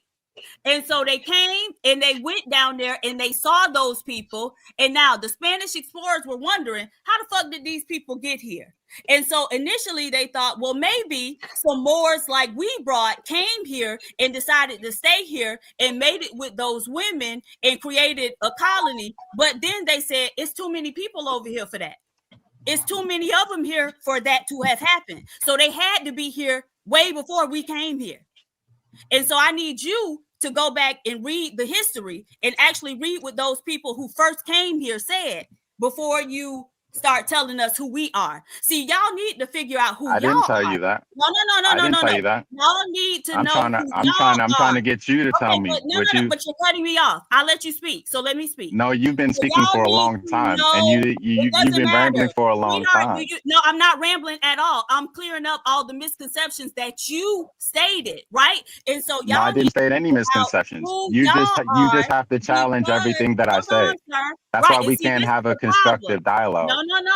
No, yes, I'm going to push back if I disagree. I'm not going to just swallow the But what are you bullshit that you say. disagreeing with? What are I you just told you disagreeing what with? I disagree with. Sharon, are No, you you just understanding went where I on. disagree? You went on a long thing when all I said was, where did they come from? That's a simple line, but Right. like it went And I into a told you, dissertation. no, because I'm explaining we have an audience here. I'm explaining to people that we've been here. This is the history of this country, right? And so y'all need to figure out the history of where y'all come from, because what y'all don't talk about is how when those white people came into Africa, how they started saying, okay, who is you? Fuck all that. You with these people right now, and whatever they worship, you better worship it too. And now, if you need me to give you citations and articles to read that will point you to that history, then I can do that. So tell the people where they came from. Ivan Van Sertima said they came from before Columbus. Okay, so Right. Columbus came to South America, Right. right? Okay, so before he came to South America, black people came. Where did those black people come from that came to South America before Columbus? I don't know. Maybe they came from Australia. Did you want to read that comment, brother? I didn't see it. Did you want to read that comment, brother? I'm sorry. Maybe they came from Australia. Maybe they came from West Papua, because there are plenty of black people on the planet who did not come from Africa, or at least they came from Africa so long ago that they are no longer associated with Africa, right? Okay. Do we tell indigenous Australians that they are Africans? We don't. Because they're not. Right, but they are still black people, right? Do we tell the West Papuans that they are Africans? No, we don't, because they came so long ago that they are no longer associated with Africa. And so there's a reason that y'all try to use us as an African colony, right? Y'all try to link us to Africa for some strange reason, but it's just because y'all want to be able to tether yourselves to what it is we've done. Okay, you're right. Can I talk now? Go ahead. All right, you've done a very good job of educating me and the audience about the history of things and where they all come from. And I appreciate you for sharing that knowledge with me, and I appreciate you for trying to make sure that I get things correct. And I don't know what it sounds like, I don't know, PhD, but you probably have a PhD. If it's related to these studies, I respect where you come from and I respect your knowledge. I respect your history and I respect your experience. And I feel that, you know, I could be wrong, but I feel that maybe there's some type of hurt that you feel has come from people of my descent. And I'm sorry that that has happened to you. And I'm sorry that you've had to go through that experience. And I'm sorry that you haven't got to experience the love that so many Africans have for African Americans. And you know, I that's unfortunate. And I think that some people don't get to experience the love that some of us West Africans have for our African American brothers and sisters. My grandfather personally came to this country in the late 50s to be a part of the civil rights movement because he identified and connected it to West Africa, where he needed a mission to come and be a part of the civil rights movement and do his best and to take part, because those are his brothers and sisters.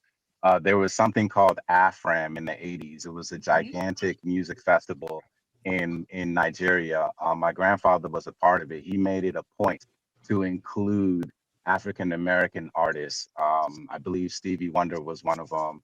I can't remember who else. So personally, I come from a lineage that has tried to connect with the people who have been lost from our tribes and our families. And to people in my family, that's always been important. I wasn't raised to think that I'm any better than any African Americans. I grew up You couldn't around be. African Americans, and so you know, I personally don't carry any of that with me. And I understand that being up here and proudly claiming and to know where I'm from, that may you know, ruffle a few feathers because of, you know, some of the negative experiences. I understand that. So you know, I just wanted to thank you for sharing that with me and putting me in my place. No. So this is the thing. I have had some bad experiences, but I've also had some great experiences, right? There were African people who took care of me when nobody else did, right? And so I got 20-year relationships with African people, right? That I love and they love me. So nah, it ain't nothing like that. Okay. But at the All right. same time, All right, that's cool. Respect. right. And so at the same time, but I got common sense. And so I would wonder, why would your grandfather come here to fight civil rights when they were trying to fight for independence where you're from? Like, that just doesn't make sense, right? To me, because I wouldn't leave where I am from when we're in the midst of a fight to go to somebody else and try to say, oh, I'm gonna help you fight, when they really got it covered, right? Because they've been fighting for however long. And as a matter of fact, it was their fight that informed my fight. So I'm never gonna leave my fight to go and join their fight. So that seems a little bit weird to me. But then the other thing is, you know, with your dad including like Stevie Wonder and Afram, of course he would. Stevie Wonder was a much bigger artist than any of them niggas over there, right? Stevie Wonder at that time was the man, right? The absolute man. He was the top of the pinnacle over here. So we know he was trumping anybody over there. That's just like saying, oh, he brought Michael Jackson. Like, that ain't doing us no favor. Like that, they doing charity for Africa at that point, just like Michael Jordan did the USA for Africa, you know, charity song or whatever that raised, you know, billions of dollars to donate to Africa. So there's no way you can come here and act like y'all did something for us when we've always been in a better position than y'all. Like, y'all been looking at us the whole time, not the other way around. Okay, yeah, that's true. Dre on the grind, $2. Have her show her family tree, pre-slavery.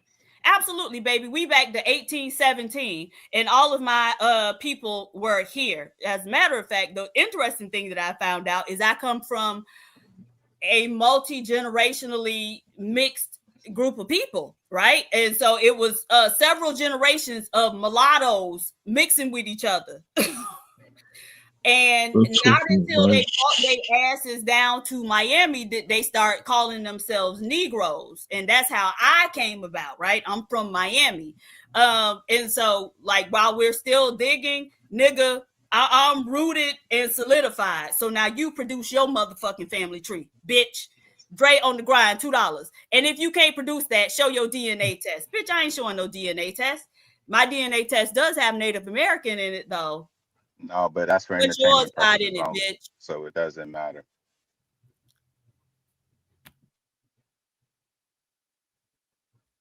What, Mom? Did you say you wanted to ask a question? No. Oh, okay. So, what you mean it doesn't matter, Osa?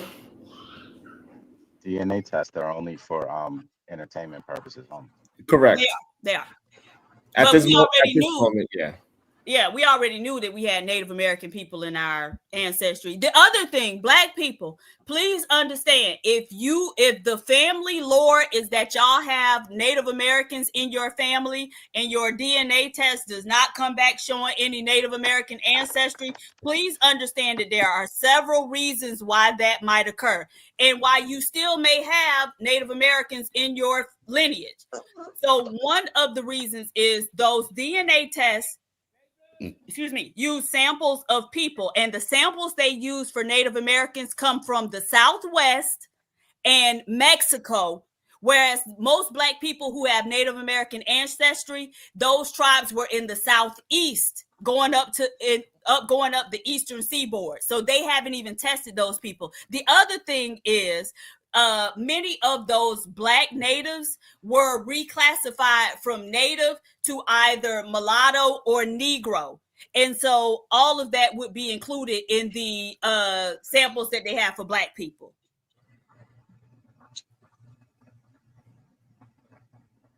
So I done researched all these DNA tests. Y'all can't talk the DNA game with me. Yeah, that sucks. What's your PhD in? It doesn't matter. I know more about this shit than you do. About DNA by dismissing, because you've dismissed the whole idea of DNA. You say you know more when there's people who acknowledge DNA all over the entire planet. You're the only one. You're the only person I've ever heard denounce DNA. No, you haven't been looking at it. You haven't been looking at the scientists. I haven't. No, I haven't. You're right. No, I haven't. So you know more than me. No, I don't know anything. Right. And so DNA doesn't matter. It's for entertainment. DNA doesn't matter for entertainment. You made that very abundantly clear. So I mean, you're mischaracterizing me. I literally said no. You said it's for entertainment. DNA. Hold on. There are some types of DNA. If you're looking for relatives, if you're trying to identify paternity, that is a different type of DNA. They look at different markers. Do you know what DNA markers are? Now, if they're telling you about haplogroups, then okay, look at the haplogroup. But those DNA tests where they telling you about ancestry, any scientist who knows about DNA is going to tell you, yeah, that shit is for entertainment purposes. That's why the tests tell you they for entertainment purposes. Well, ancestry is literally your family. So you said two things that contradict each other. You said DNA tests are good for finding out who your family is, and if you're trying to do that type of thing, is good for. But that's literally what ancestry is. No, but then you said if it's ancestry, then it's not good. Your ancestry is literally the family that you come from. Right. If you're looking for ethnicity, that looks at a different type of marker than the ones where they looking at still paternity. DNA. No, but nigga. You have to use the DNA. Something is medicine. Some types of medicine are more exact and more accurate than other types of medicine. Some types of medicine, they'll tell you, we really don't know shit about it, right? But DNA is very conclusive. DNA is not loose like medicine. DNA is not loose like medicine. It's very conclusive. Yes, it is. I don't think so. I don't think that's why they use DNA to convict criminals. Because they use DNA to convict criminals. Because it's so accurate. It's such a defining marker. But that's not the same DNA they're using to say it is the same DNA. It's not. You swab your mouth and it's the same DNA. How many types of DNA are there? A lot. You're describing different uses of DNA, but you're not describing different DNA. It's the same DNA. Okay, so what she's trying to say also is that, so if I was to do a DNA test and somehow, some way, I'm attached to a person in China, that doesn't mean that I have a Chinese lineage. That's the only way you can that's the only way you could be attached. Is if someone in your family has Chinese lineage. That's the only way you can get the DNA. No, but that doesn't mean that. Right, that's what I'm saying. So it doesn't mean that I actually have any kind of Chinese DNA. Yes, it does. That's the only way. So what I'm saying, so if my family member, if I have a family member that went to China sometime, and then they track my DNA to that man that is living in China, that doesn't mean that I'm Chinese. Is what she's trying to say. So you cannot actually track it to. Hold on. No, you can track it to your family. Yeah. Okay. You can track it to your family, not your actually. But you cannot track it to your tribe. It's your family, but not your tribe. So No, what are okay, short yeah, but tandem your family, even if you just move to China, no. that's not going to change your DNA. You're right. That Right. doesn't change your Okay. DNA. So So tell me what. if nobody in your family is from DNA, your DNA won't come up Chinese. Okay. So let's Your listen to DNA this. it So won't come up explain Chinese just to because us. someone moved to China for Right. one So generation. explain to us what short tandem repeats are. Explain to us what short tandem repeats are. I don't know Okay. I don't know what short tandem repeats are. Right. They're the primary type of marker used to identify paternity. Right. And so that's Okay. what's used for paternity. When we're talking about saying, oh, you come from this part of the world, we're looking at single nucleotide polymorphisms. And that DNA is much less exact than the short tandem repeats that we use to identify paternity and family members. So is that why? Okay, let me ask a question because I'm trying to understand. Hold on. I'm asking a question because I want to understand. The fact that you did not even know the difference lets us know that let me ask a nothing you're question. saying is true, right? You You're right. have no I'm not idea saying what the fuck you're talking about. Yeah, let me ask a question because you said asking questions is a sign of intelligence. Okay, so you just I didn't say that, but okay. You talked about the paternal lineage. Oh, yes. So and how that has a short-term repeat cycle. And with that, knowing that, then is that the reason why some of these DNA tests, they use maternal lineage because that's much stronger and that's a much more indicative of where you're actually from? Because there's DNA tests, a lot of them use the matrilineal, and it's probably because of what you just defined, which would be that short-term repeating cycle. If that's the case with the paternal lineage, then that's probably why some of these places use maternal lineage. Is that true? Because you left out maternal. You said paternal, but what about the maternal? Is that any much better? Because I've seen places do that. Well, so the thing is, when we're looking at paternity, they look at the short tandem repeats because that's going to show you directly who is your father. That's why they give you a percentage, and it's usually 99.9% that this person either is or is not your father, right?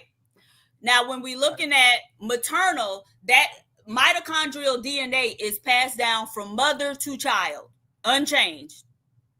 That is still not what they're looking at when they're trying to identify what part of the world you descend from. They're looking at African ancestry does. I'm sorry, if someone in the chat has done African ancestry. Hold on. You're asking me a question. I'm answering it, and now you're cutting me off. No. Okay, go ahead. Sorry. Right.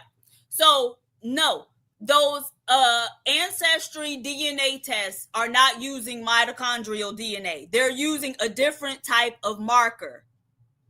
Right? And so, again, they're using the one that's less accurate? Yes, because the way no. Listen to what I'm saying. So because the way that they look at them, they take samples of people and then they look at your DNA and they say, oh, okay, well, if you have certain markers that are in common with these people, then the likelihood that you have some type of DNA in common with these people is XYZ, right? So even with those tests, most people interpret them incorrectly, right? So they'll say 37% of me, I'm 37% Nigerian, I'm 23%. No. And so what you actually should be interpreting them as, there's a 37% chance that I share some type of DNA with people from Nigeria. Right. But if there's a 37% chance that you share DNA with people from Nigeria, then that means there's a 63% chance that you don't share that right? That DNA. Yeah. Exactly. And so y'all have no idea of what the fuck is going on with these DNA tests. Right. They're making it up, and all black people are from America. All black people are indigenous. And the reason why you can't really use the DNA, because you cannot use it as a region, because it got migration. It just got random people just moving around. So you cannot say I have a DNA linked to this part of this tribe. You could maybe possibly it's all bullshit. It's a region. It kind of is bullshit? Because, and the reason why it is kind of bullshit is because you get 50% from each parent. So that doesn't necessarily mean my kid got my 50% of the Nigerian. Like, it's 67% chance, right? That like if it's a 37% chance, right? So if I have this 37% chance that I'm Nigerian, it is a very high percentage that my child would not get any of that DNA whatsoever. Yeah, if you don't mix with another Nigerian. If you don't mix with somebody who doesn't have their own percentage, then yeah, there's a very low chance. But then if you do mix with somebody who does have some, it increases the chances, right? Because why do those percentages change, and why do your DNA tests change? Right, the results change in those. It's the reason. Yeah, it's the reason why I'm only 25% Jamaican, because only my mother's half Jamaican, and then her mother is a full Jamaican. So that's the reason I'm only 24. That's how you get to no. That's how you. That's how you calculated it. No, they change. The results change. Right. Yeah. And so sometimes you will see I got Nigerian, Ghanaian, and Benin DNA, but then they might come back and say, oh, some of it from Cameroon. Those results change over time. And so we know that it's not an exact science. It's not a precise science. And again, the tests themselves tell you we are for entertainment purposes only. Oh, okay. I thought DNA, molecular biology, things like that were pretty precise sciences. Okay, but I guess part of it ain't. Yeah. Okay. I didn't know that. I thought they were pretty. Are you speaking, brother? I am talking. From mother, sorry, thank you. From mother, father to child, yes, that's kind of precise. But after that, it starts to get real shaky after that.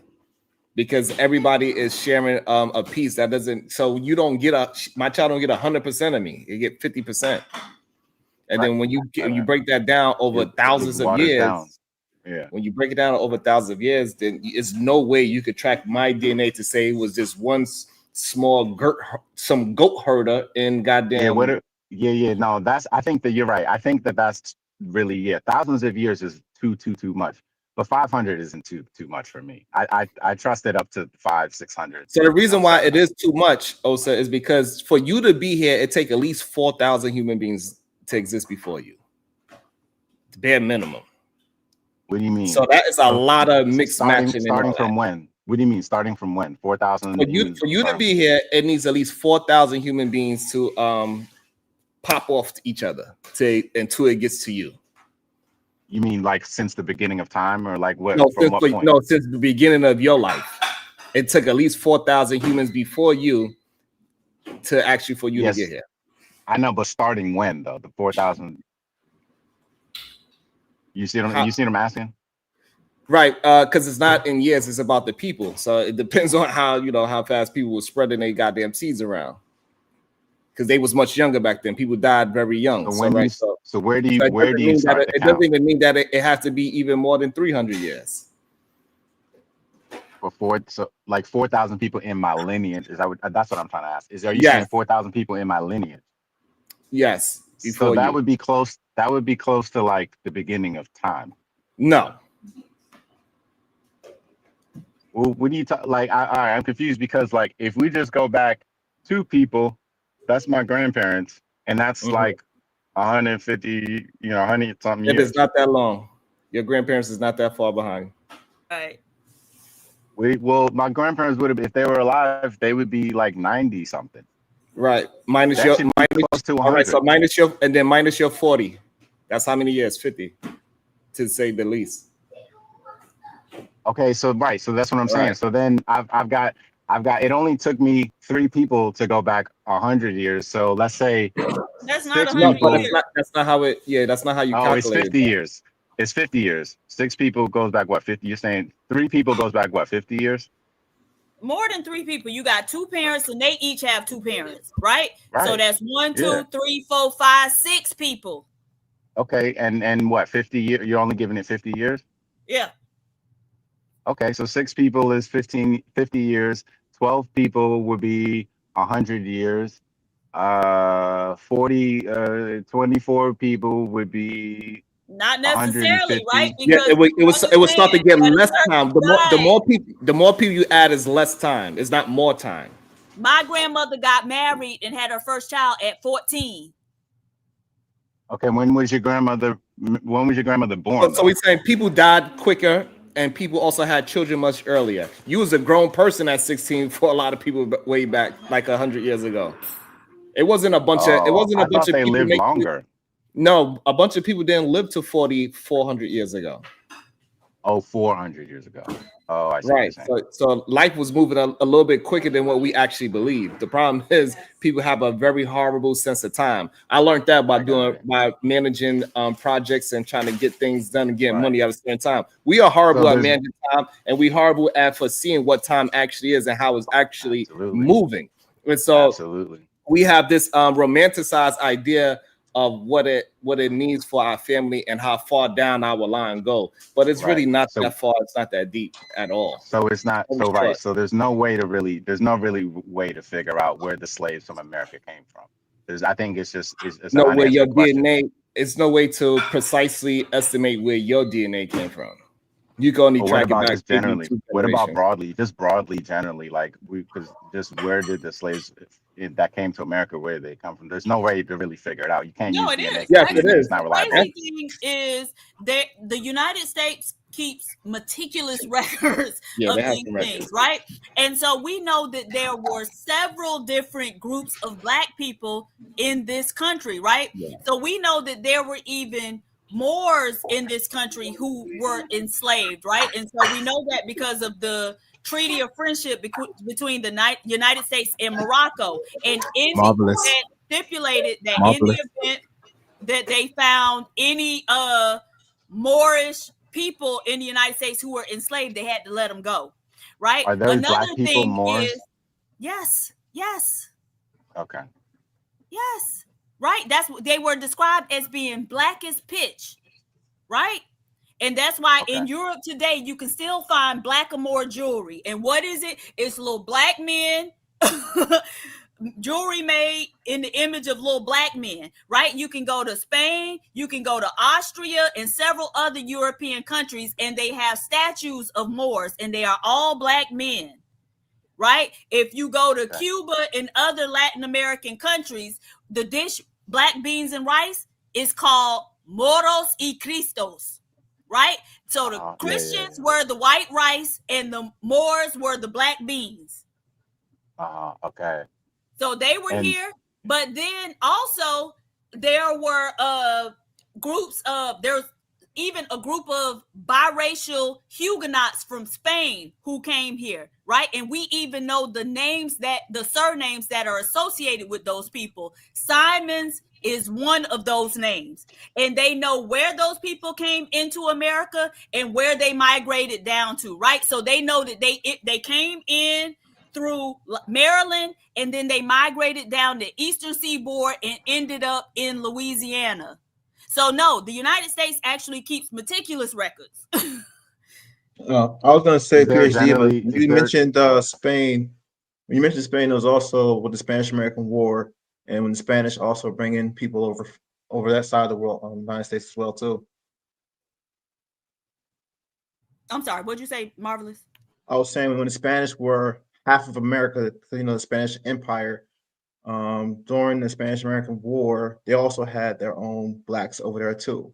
Absolutely, right. And so Fort Most was in Florida was the first free black settlement in what became the United States. At the time, it was Spanish Florida. But yes, absolutely, Marvelous. And so again, there are meticulous records, and so we know that there were several different groups, many different groups of black people that ended up in this country.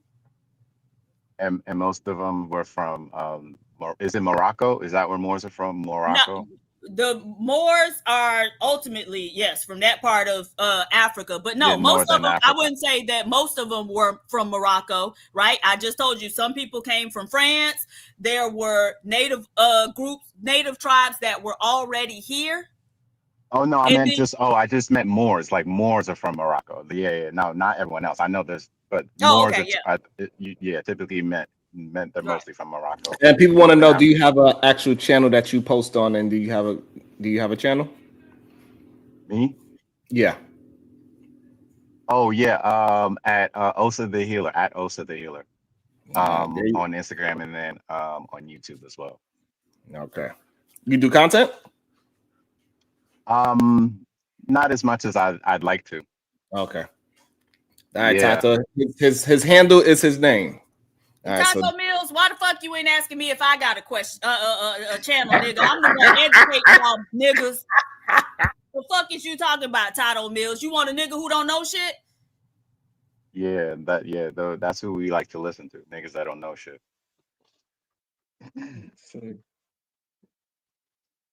Yeah, what else do you have to educate us on, PhD?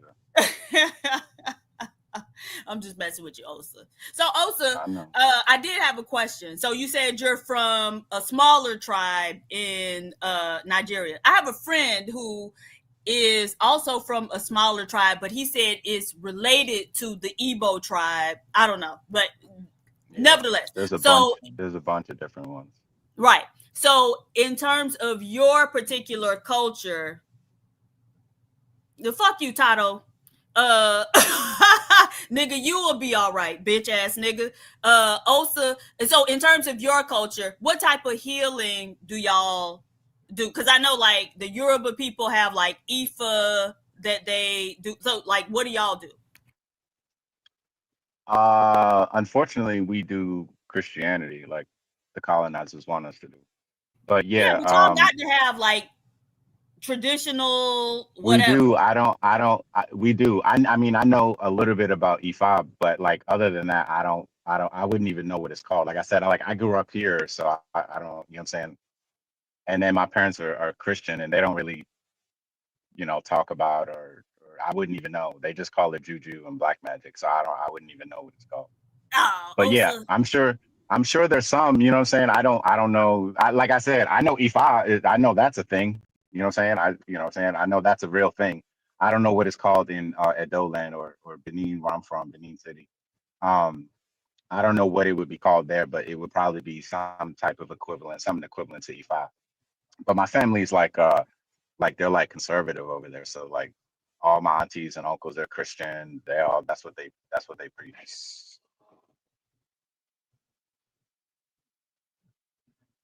You're not helping me. Igbos, yeah, Igbo, a lot of Igbos, like a lot of Nigerians I know that they're like Christians or a few of them are Muslim. I don't really I didn't live it, you know what I'm saying? Like I didn't get to like spend much time in like the village to see what they actually do.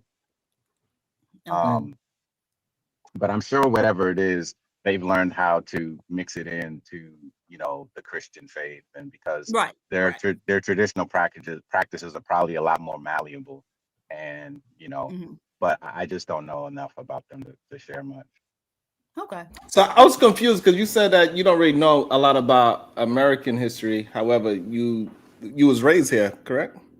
Yeah. I just say that to try to humble myself, because oftentimes when I get into conversations, especially about Black things, Black people, have to like educate me on American history. And so I have to humble myself to always be willing to be educated and not think that I know enough, even though my ego likes to think that I'm probably a lot more studied than the average American. But again, I know that's not a lot. The bar isn't that high. So if there's somebody around who knows a lot more than me, then I try to like humble myself and heed to their wisdom. But I feel like I have a very substantial understanding of Black American history. And like I said, my family was pro-Black and into the civil rights and things like that. So my mother did a good job of instilling like history when I was young, and then I've also tried to study independently certain things as well. Why is Umar soliciting in you? Shout out to Dr. Umar Johnson. His cousin be here all the time. Wait, his cousin? Mm-hmm. Who is his cousin? Shit, I forgot his name. Really? Yeah, he be here all the time. Tell Umar to come over. I want to debate him. His daughter came over here before. Oh, really? Yeah, I interviewed his daughter. His cousin was here. The one that's trying to find him? Yeah. No, trying to find him? Wow. Yeah. No, that's what I heard. I had a nice long conversation with her. Word. Has she gotten it? How long ago was this? It happened around the time when it was up and smoking. So where was I? Oh wow. I don't know why you didn't catch that one. That one was interesting. Really? Mhm. Umar, bring your ass over here. Ain't no nation like donation. Come on. Oh, Joey 85, Diva. You know Joey. Yeah, we know Joey. Okay, that's his cousin. That's his cousin. Blood raised up his daddy and Umar's brothers. Damn. Good, you family, my son. Look, I saw Umar. I went to a talk that Umar was giving. This when I lived in Memphis, and this was like maybe 2012. And so I came in a little bit late. And so I was coming in and I saw him like standing out there, and he had his little handlers out there like hyping him up and massaging them. And I looked at him and I was like, oh, he a con man. So how did you see it? Right? How did you see it right away? I told you I have a gift. I can see people. I would say Umar was kind of easy to figure out though. It really is not that hard to tell with that guy. Yeah. That's pretty. Yeah, that was the easy one. Because you look at him, it was way too much talking, way too much talking. But this was like in the beginning, you know, he had just come off of Hitting Colors, you know, the first one. And so people was like real interested in him and whatnot. I ain't gonna lie. Yo, that Hitting Covers made him lit. I ain't gonna lie. Right. I was like, who the hell is this uppity nigga? Shit. I was the same thing. Yeah, I got hip to him around the same time. But I ain't gonna lie, he came in too hot for me. When he called himself the Prince of Pan-Africanism, like I grew up around like Pan-Africanists and stuff like that. And I was like, I ain't never heard of you. You know what I'm saying? Like he came in too hot for me. Like, who deemed you the prince? Yeah, but that came a little bit later. He wasn't calling himself that in 2012. Okay. I think when he was when them very, very, very first Breakfast Club interviews, I mean, that was one. It stood out to me, like because I was just like, I never heard nobody like, who was he to say that? I mean, maybe it was 2013, I don't know, but that was just when I first. I don't know how much later that came, but I mean, I remember pretty early I got hip to him, and I heard him say that, and I was just like, I don't know about that. And I couldn't wait to see him go against Brother Polite. I was like, I couldn't wait for that. That's what must see TV out here, boy. Oh, look, I never saw that. Ready to sign up to be Polite 25th wife. When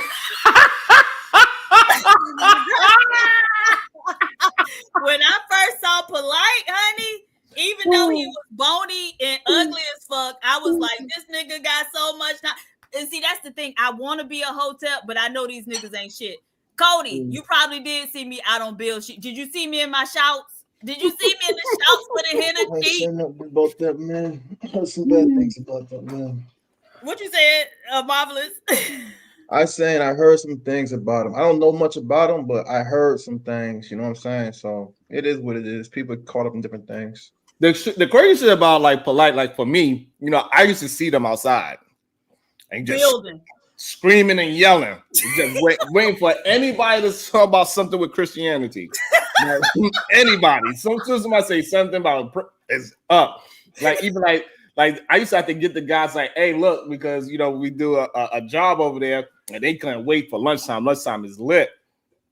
And I'd be having a whole bunch of my guys just there arguing with them and shit. Like, yo, y'all gotta bring your asses back to work, bro. Get the fuck out of here. They over there arguing. Oh, you believe in a what? And look at this coon. He gonna whip the stick on y'all. Brother Polite, bro. Me up. I was like, God damn. Damn. I was like, don't forget you from Brooklyn, bro. That's way too much. Too much. Man. Hey, how's the bro doing, man? Is he all right? Did he get bagged? Didn't he get bagged? Yeah, he in jail. Mm-hmm. Oh, Polite, yeah. Is he ever getting out? How long they give him? 10? They give him 10 years, he got about 2 years left. Mm-hmm. Yeah, but Polite used to be talking that. I was like, wow, look at him. He knows so much about. Right. He was lit. I ain't gonna front. He was lit though. He's like, and let me tell you about your Quran.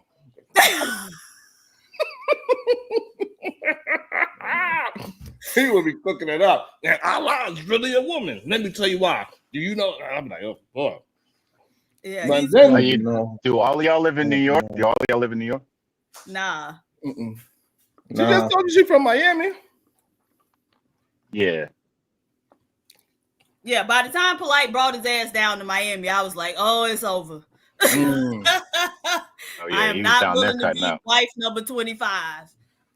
And then it was really up when the young boy came out. That young boy Pharaoh, god damn. I never got into him. I was like, this nigga is scamming. Like, why y'all believe this nigga? Oh yeah, my man got scammed. My man got scammed by him for like 30 racks. What? Yo. Hey yo, when I tell you he was ready to spill blood, you know, I don't know how. My question was, how did you get got for that much?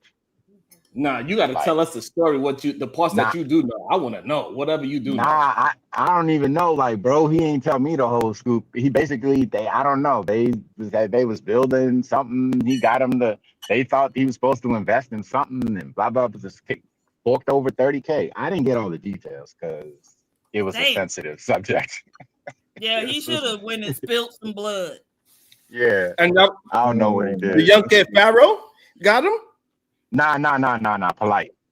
Oh, Polite. Oh, Polite got him. Some people don't accuse Polite of scamming them out of money. Oh yeah, but 30K is nuts. Look, Damn. but Pharaoh. Okay, now you see all the shit he talk about white people. Then when him and this woman fell out, apparently they had like a white woman who was keeping the kids. Why he ended up getting with that white woman? Yes, nigga. Yes. That's what she wanted. All that shit he was talking. Right. That's how they all are, though. They ultimately want a white bitch. That shit's crazy. I ain't gonna lie to you. I felt a certain way about Polite. I had conversations with that man. I would have never thought that he was like a pedo, man. Right. Yeah, that was a little weird. I mean, the very first time I bought my house, he congratulated me, like, yo, you did, you doing it big and all that. You know, in New York, like he was lit on 125th. I ain't gonna lie. He was drawing a crowd. I did screaming all day. All day. Dang. Is he labeled as a pedo now? Dang. Yes. That's crazy. Yeah. That was a young girl. Mm-hmm. Oh man. Oh, that's crazy. Oh yeah, no. that's crazy. Yeah. That's wild. Yo, PhD, bro. You think Omar's going to crack on a snow bunny? I'm putting bets on it, bro. I really do. I put bets on it. He's gonna have to. $500 dates, and he need that cash. You better stop playing. He better be the King Kong or something else. Right. The fact that he out here prostituting himself is like wild. That shit is wild. Yo, that's wild crazy. Right, because I'm like, if I spend $500, nigga, I don't give a damn what restaurant I choose in Delaware. Right, like nigga, cut it the fuck. You doing a lot more than taking me to a restaurant for that $500. You eat booty. He's down. He's down. Booty is on the menu. Yeah. Oh my God, he gotta come up with pink eye. Oh, He's gonna crack. Yeah, he gotta put out. He need that loop. Right. Yeah, you gotta put out, bro. That's it. Hey, because if it was the sister doing that, you know what I'm saying? We'd expect the same thing. So yeah, bro, you gotta put out. Well, you know what? That reminds me. You know when he came to Umar, when he first came out, he was standing on some type of credentials. And then that became a controversial thing because it was kind of like, well, where'd you get your credentials from to say that you are this? Oh, yeah. So then like I said, a lot of stuff about him was already from day one. Nah, but he proved his credentials. Yeah, he got a PhD. Yeah, he proved that. Yeah, he proved it. I mean, not without a shadow of a doubt, but he proved it. Nah, he proved it with a shot. But what I'm saying is, though, I'm not saying he didn't prove it. I'm saying, like, there was already smoke. People was like saying like there was something wrong with him already. It was like something ain't right about this dude. Yeah. Well, something started to become not right is because of how much things wasn't getting done after a while. In the beginning, everything was all good. He was doing what he was saying he was going to do. He's helping building communities. He's helping putting people on about all the drugs that they giving these young kids and all that. So he was looking like he was executed. But when it was time to go to that next level on the idea that he came up with himself, because nobody asked him to really do it, that's when the shit started to fall apart. It's like, all right, 1 year, 2 year, 5 years, 10 years now. We almost 20 years in, and the school now it's something else. Yo, what what was the relationship between him and Louis Farrakhan? I don't think they had one. See, that's the kind of thing I look at. I'm like, why didn't you link it with someone like him if you this guy and you know that you need like somebody for support for your people? No one better than Louis Farrakhan. Well, I don't think he would fit in with like a Farrakhan. But why not? He wouldn't. Because he's too undisciplined than a Farrakhan. There it is. There it is. Exactly. So how was he going to be the person FOI brothers our whoop his people? ass. That's what I'm trying to figure out. How was he Right, and then he's going to talk about Malcolm X eventually. Right. That's where it's going to be over. Right. Right. As soon as you start talking, it's going to be over. It's a wrap after that. Because Farrakhan got hella bread too. Really? Yes, that's why I don't understand. Like, if hey, you Farrakhan, I'll be wife number 25. You never have to hear or see me at all, bruh. Just take care of me. Yo, Diva, they charge millions of dollars to protect people. Really? Yeah. Yeah. I believe that. Now you become like really popping, and you got the government. Cause you better call Farrakhan. Yeah, you better. I don't know what Diddy was doing. I don't know. Diddy must have. It was too late or whatever. But you call him. Nah. Diddy was too dirty. They were like, nah, we can't help you, bro. He probably thought he was beyond them. He Right? thought he was beyond them. Yeah. That's what really. He thought happened. them Jewish people was gonna protect them. But we about to end this show. My bad. Damn, I thought I didn't know my microphone was off. Bye, y'all. Caught me talking. See what you made me do? Caught me talking nasty. My bad. But I think, do you think another cycle is going to happen when we find a new scammer arise, and then we all going to be behind that one too? Yep. I didn't donate to Umar. I didn't donate to him. We want somebody to, say, hey, I'm trying to do this. Like, we'll get behind people. Hey, can I make a suggestion? Sure. There is a brother in Baltimore. His name is Munir Bahar. He has had a program called the Core Community Program for over 20 years. And he led the 300 Men March in Baltimore. I don't know if y'all ever heard of that, but that was a group. And this brother Munir Bahar is probably one of the most disciplined men, one of the most organized men, and I feel like one of the most capable men of putting together a movement, particularly that affects young Black men. And I don't think Munir Bahar that's it. MUNIR. Well, that's the only name I know him by. I've known him for over 20 years. Right, so you don't know this nigga for real. So you saying you met this man? You met this man also? I know him. I used to do the programs with him. Yeah, right, I know him. So ask him what his real name is. That is his real name. That's his birth name. I know his mother. What his mom's name is then? Mrs. Bahar. I don't remember her first name.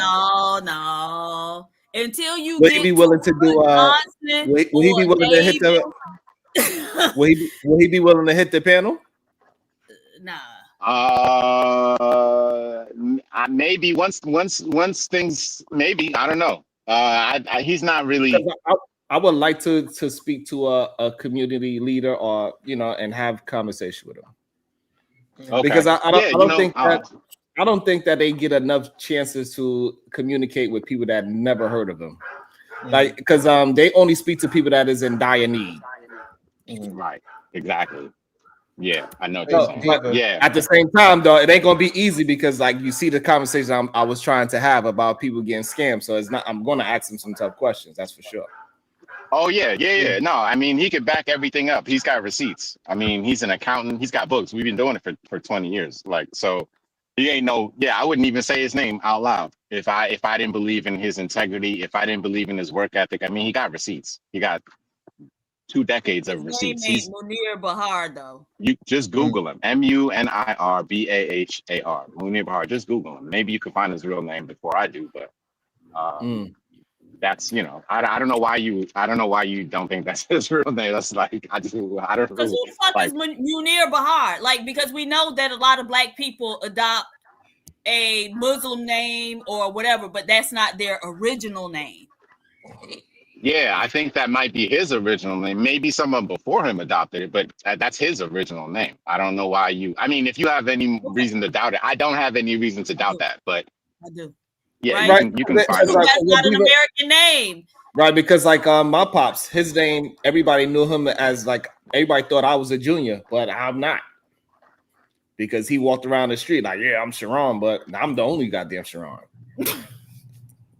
And what kind of name is that? 5% of name. All right.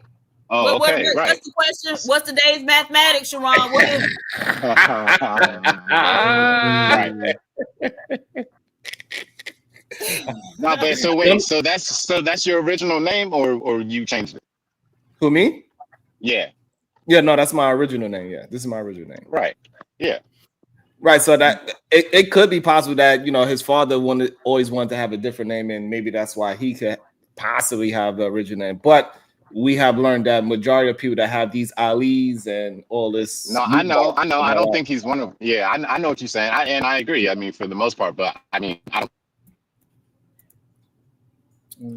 Noble Jew Ali. Yeah, all right. Right. So I mean, I can see if it was like Muhammad or something, or like you're saying, yeah, Ali. No, it's Munir Bahar, which is also not an American name. Right. And is he into politics, or he just a community leader trying to lead stuff? Like, what is he? Osa. He probably got a phone call. But yeah, I'll be willing to have that conversation.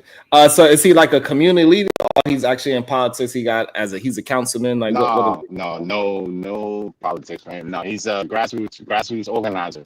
He organized the 300 Men March in Baltimore. One of the strongest anti-violence movements that I've ever seen in my entire lifetime, by far.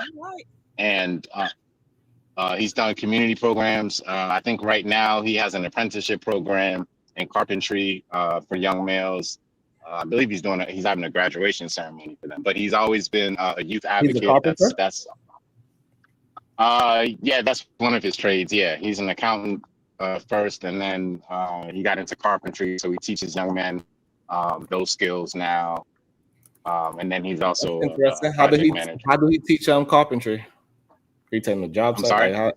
How does he teach them carpentry? See, I would love to have a conversation with him, as you can see. As you can tell. Yeah.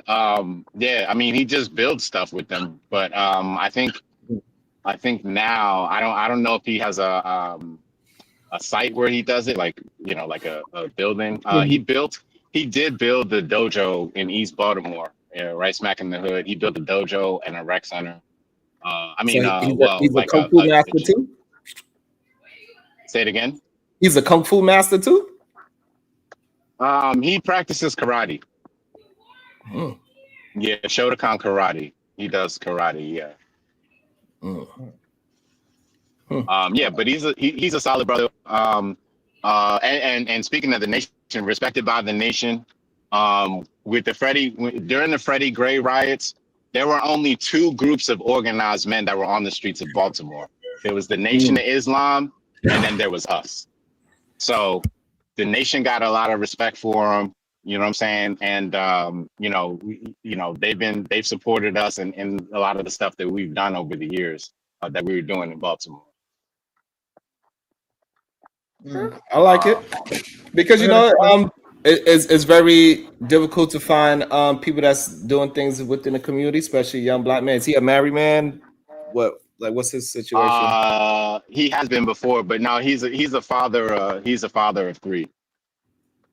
One woman? No more. No, two. I think two. No way.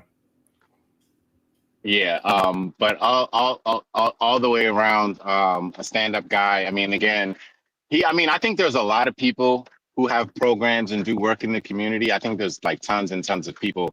I think that he's one of the people that is really earnest. He's really transparent. Again, you could look at his books for his nonprofit. You can see where the money went. A man of integrity. That's what I think is rare in that space. A lot of times what I see is like, people have these programs and there's organizations and there's no kids in them, or there's no paper trail for the money, and it just looks really, really weird. He's not one of those people, That's cool. So yeah. So when he when things get moving back, when we get back in the streets, then I'll come back and see if I can get him up here. And plus, I would love to have a conversation with him now with this whole Trump, DC, Baltimore, Chicago thing. Oh yeah, speaking of which, yeah, what do you guys think about that? I mean, I know y'all are not in DC, but like, what do you guys? Well, I would want to ask you first, since you are in DC, and because I was when you say you're from DC, I wanted to ask you that right away, but we got into pretty. Oh yeah, a whole bunch of other stuff. But I wanted to know, what do you actually feel about seeing the National Guard? Do you think it was a help? Is it just a Band-Aid, or it was detrimental to the community? Well, the three things that you just said, the last thing that I would say is that it's detrimental. There is no evidence to suggest that it's detrimental. I live in Southeast DC in the Anacostia neighborhood, and I don't see them, to be honest, that much. I haven't really seen them. Like, I have to really kind of go out of my way to see them. They're not in my normal commute.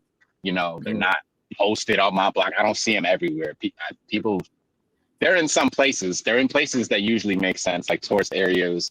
There's the Navy Yard, which is, the Navy. So there are places like that. I don't see them a lot. They bought at McDonald's? They should be. It's like, nah, I don't know. I don't live on that side of town, so you know what I mean. I don't know. I was in Columbia Heights the other day, which is not too far from there, all the way from Southeast. I didn't see them. You know what I'm saying? I haven't seen like any checkpoints or anything like that. They may be happening. I'm just saying, me personally, I haven't run into them. But what I have noticed is that there is a lot more peace where I live. There's peace and tranquility. And I'm actually grateful that the elderly people get to experience it, because I've gone to so many community meetings and I've heard them talk so much about crime and safety and more police and more security. And so now that things have quieted down, I see the elderly women outside, because I'm always outside, and the regulars ain't outside no more. It's the elderly women during the day, and they just outside chilling. And I think that they deserve that. So you believe that it was actually very good that he brought the National Guards to DC? Yeah, everybody at least on my side of town, or at least where I live, and maybe I just live in a bubble, but everybody knows it's just crazy in DC. Like, DC is nuts as far as the crime. And I thought everybody unanimously agreed on that. Apparently it's a debate, I guess, but the councilman for my Ward 8, he called for the National Guard 2 years ago. It was that bad. Yeah, he called for it 2 years ago. So to me, as somebody who pays attention, I mean, I saw this coming like a mile away. And when January hit, I said, Trump is coming. If we don't get it together, they're going to get it together for us. And so I'm not as caught off guard. You don't think that it's a infringement on your constitutional rights? Well, from everything that I've read and what I've looked into, everything that he's done, he has the constitutional right to do so far. And even still, I'm not gonna lie and pretend like this hasn't been better, because it's just the peace and tranquility. Even if you haven't experienced crime in DC, right? Just the peace and tranquility contributes to the mental health of the community exponentially. There's no way to measure it. But not having to worry about getting an old person being able to go to the bank at 9 o'clock in the morning and not worried about being carjacked or being clobbered over the head, I'm pretty sure adds to their emotional and mental well-being. right? And so they're not as worried about that anymore. Now, stuff is still going to happen, but if it's decreased, if this level of terror and fright, the news segment 2 summers ago, I think they literally had a news segment called DC Under Siege because there was so much crime happening that they reported it as DC Under Siege. People were getting carjacked left and right. There were shootings, there were robberies. People were even getting their pets stolen, pet jacking. I mean, the craziness can't even be overstated. Not the Yorkies getting sold. The Yorkies, boo-boo. The Yorkies. Yo, these YNs in DC don't care. I'm sorry. And I know a lot of people want to like, you know, support them and be advocates for them, but I'm an advocate for the victims. There's a lot of people getting hurt on the account of these YNs. There's babies that are being shot. I've been sick of this for a very, very, very long time. I would have loved for us to do it as men in the community. I feel like a weak ass man knowing that these children are out here running amok and I ain't doing nothing about it. It makes me feel very weak as a man. And so I'm, you know, to counterbalance that weakness that I feel, I support the people that are willing to go out there and do something about it. So wait, you hear from a resident, so you know, gotta take heed to that from a resident.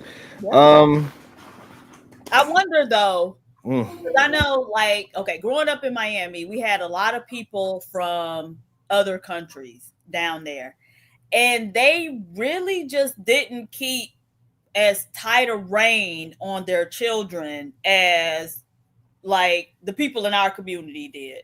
And so I know DC is another place where it's a lot of people from a lot of different places. And so I wonder if not it's on really my side of town. Yeah, no, not on my side of town. My side of town where I live, it's like mostly residents. This isn't uptown. I know what you're talking about. There's places like uptown, the touristy areas where there's more different types of people. But where I live, it's a lot of resident, like natives, like Washingtonians, like DC natives. Okay. You know, yeah. So maybe perhaps uptown, maybe, but nah, where I live, it's a bunch of people. We're the last, actually, probably. This is the last part of the city that isn't really been gentrified. Okay. So now, what about the stat that the crime is at a 30-year low?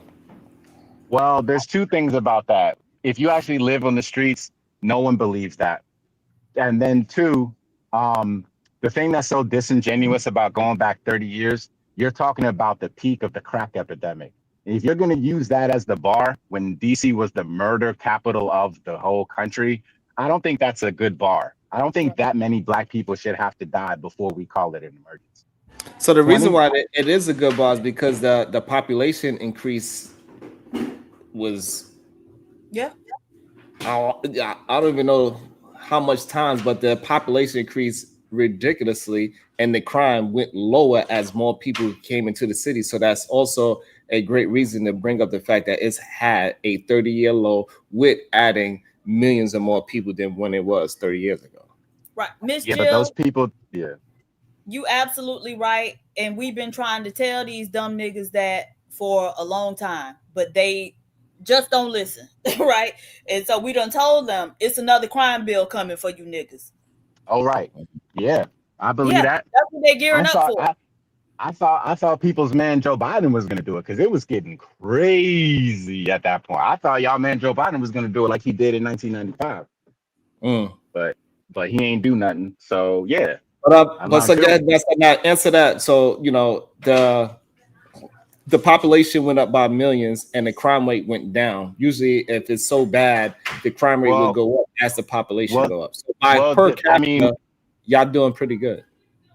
Well, per capita, I think as far as murder, I think per capita, I think we're top 10 in the country. Chicago, and to put it in perspective, Chicago's maybe top 20. Really? So yeah.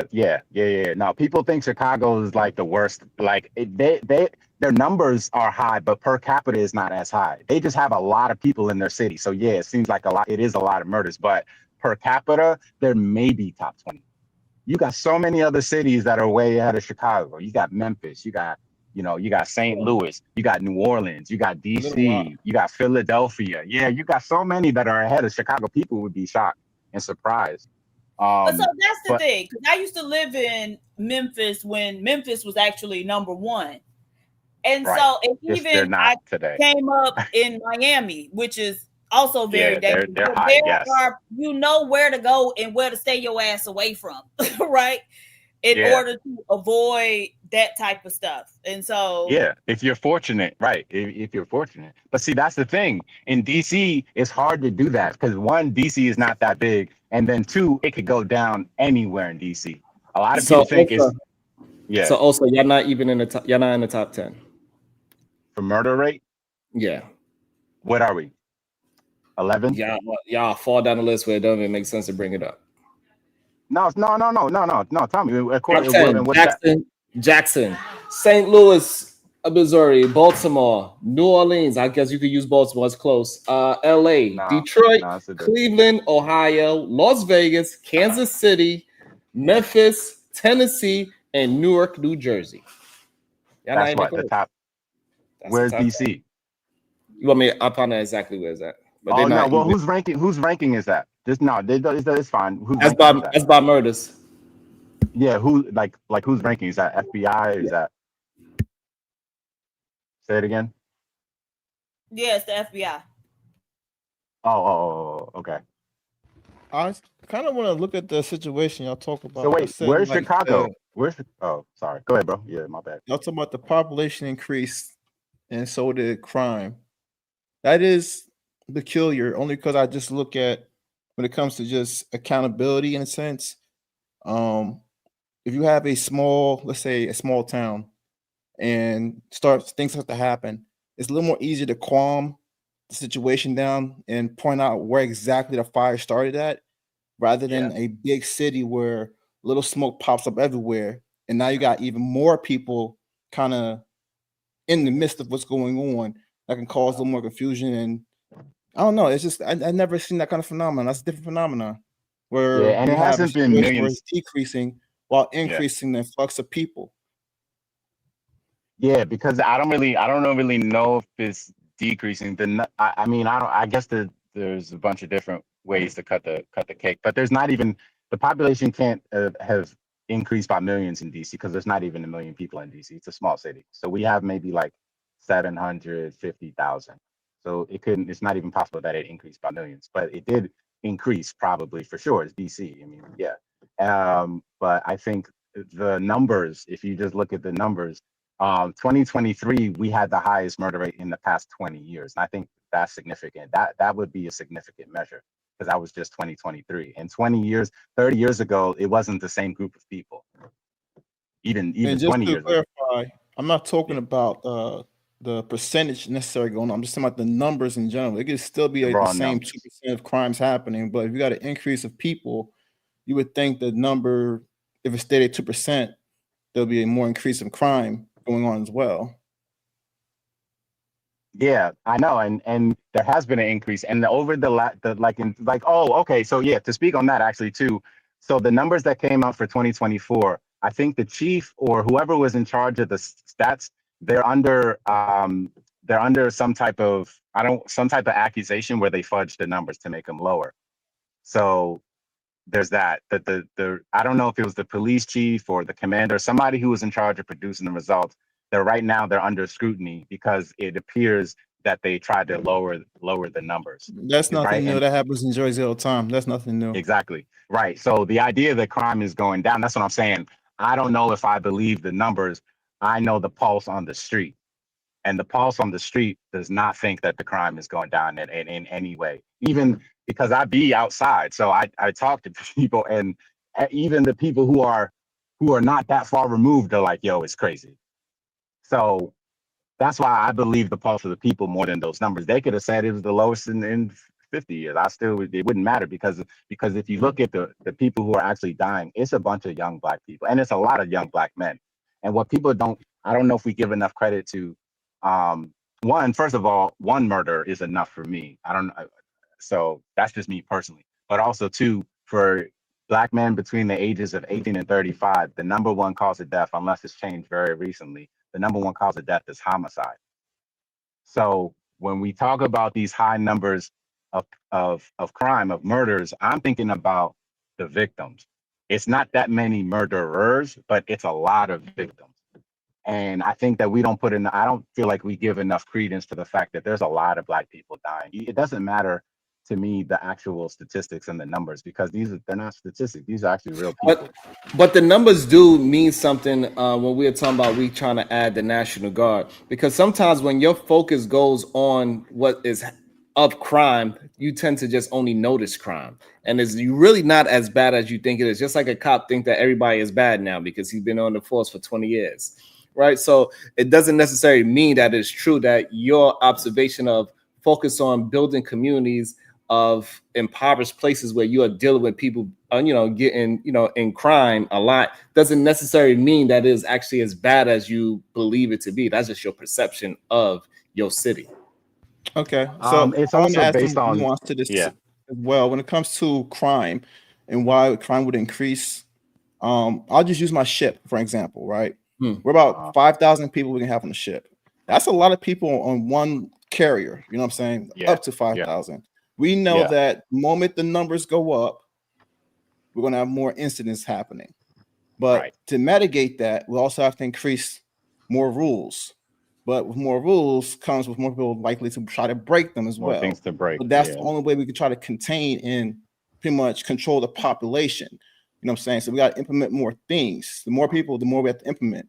But if you're not changing your implementations, let's say, to what's going on, you're not going to catch a certain crime. So it's possible that you have an influx of people, but you haven't even adapted to the new situation. Right. So now, Marcus, the problem is that so now when we have your example of the ship and it's 5,000, so now they increased it to 10,000 and less incidents happening. What would you say that? Would you still say that even though it's still the same amount? So say if it's 10 crimes per 5,000, but now that you got to 10,000, you still have the same 10 crimes per 10,000. If that was the case, man, then we law enforcement are purposely not doing our job, or our CEO said we're going to be more relaxed because this is usually it gets tighter. That's why it's so weird. It's like usually the more people you're involved with something, the more you have to be stringent. It's not as loose. Like for us here on the panel, right? You can be more stringent and loose on the panel because there's only 4 of us to monitor. But if you have about 25 people to monitor, you would have to be a little more strict on things because you can't hear over 25 people. It's just a natural progression of things. That's why it's a little different when I'm hearing it. And so this is why I believe it's a natural progression for somebody that is in that field.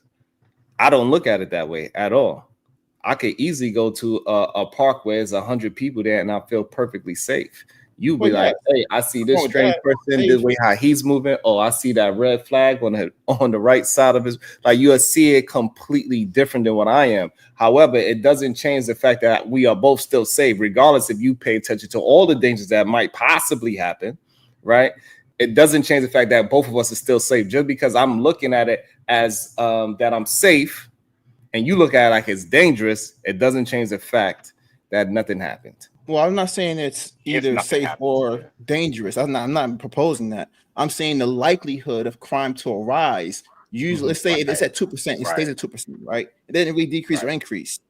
It's just, but the numbers are decreasing, which is kind of weird. I'm like, so you're basically saying the percentage went down too. The crime percentage went down. Correct. But the likelihood of that happening, it's very. I've never even heard of a case like that. That's a good thing to study. I'm not saying it's impossible. It's just that's right. So, but we've seen it in our own country. Our country is not one of the most dangerous countries in the world, is it? I'll tell you right now. Depends on yes or no. Look at it. I understand. I don't want to hit up, but yes or no, is our country one of the most dangerous countries in the world? Some people say we're dangerous because we have guns. I'm not asking what some people I'm say. Just saying, I'm talking about in real life, not what people say. In real life, is our country one of the most dangerous countries in the world? No. I Okay, think most people. I think it would be yes. But our population grew ridiculously, right? We got one of the biggest populations.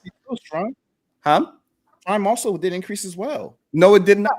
But the thing with seriously, DC around the United States, crime has increased. A lot of the people who came into DC are richer people, right? That's why DC has been gentrified, and a lot of those people in DC have actually been pushed out, right? So that's why the crime rate went up in Prince George County, right? So now Prince George County was always an affluent Black area, but when they started pushing people out of DC, those problematic people were pushed out of, some of those problematic people were pushed out of DC and ended up in Prince George County, which is why the crime rate spiked in Prince George County.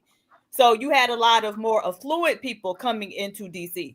That's why the population could go up, but the crime rate still go down.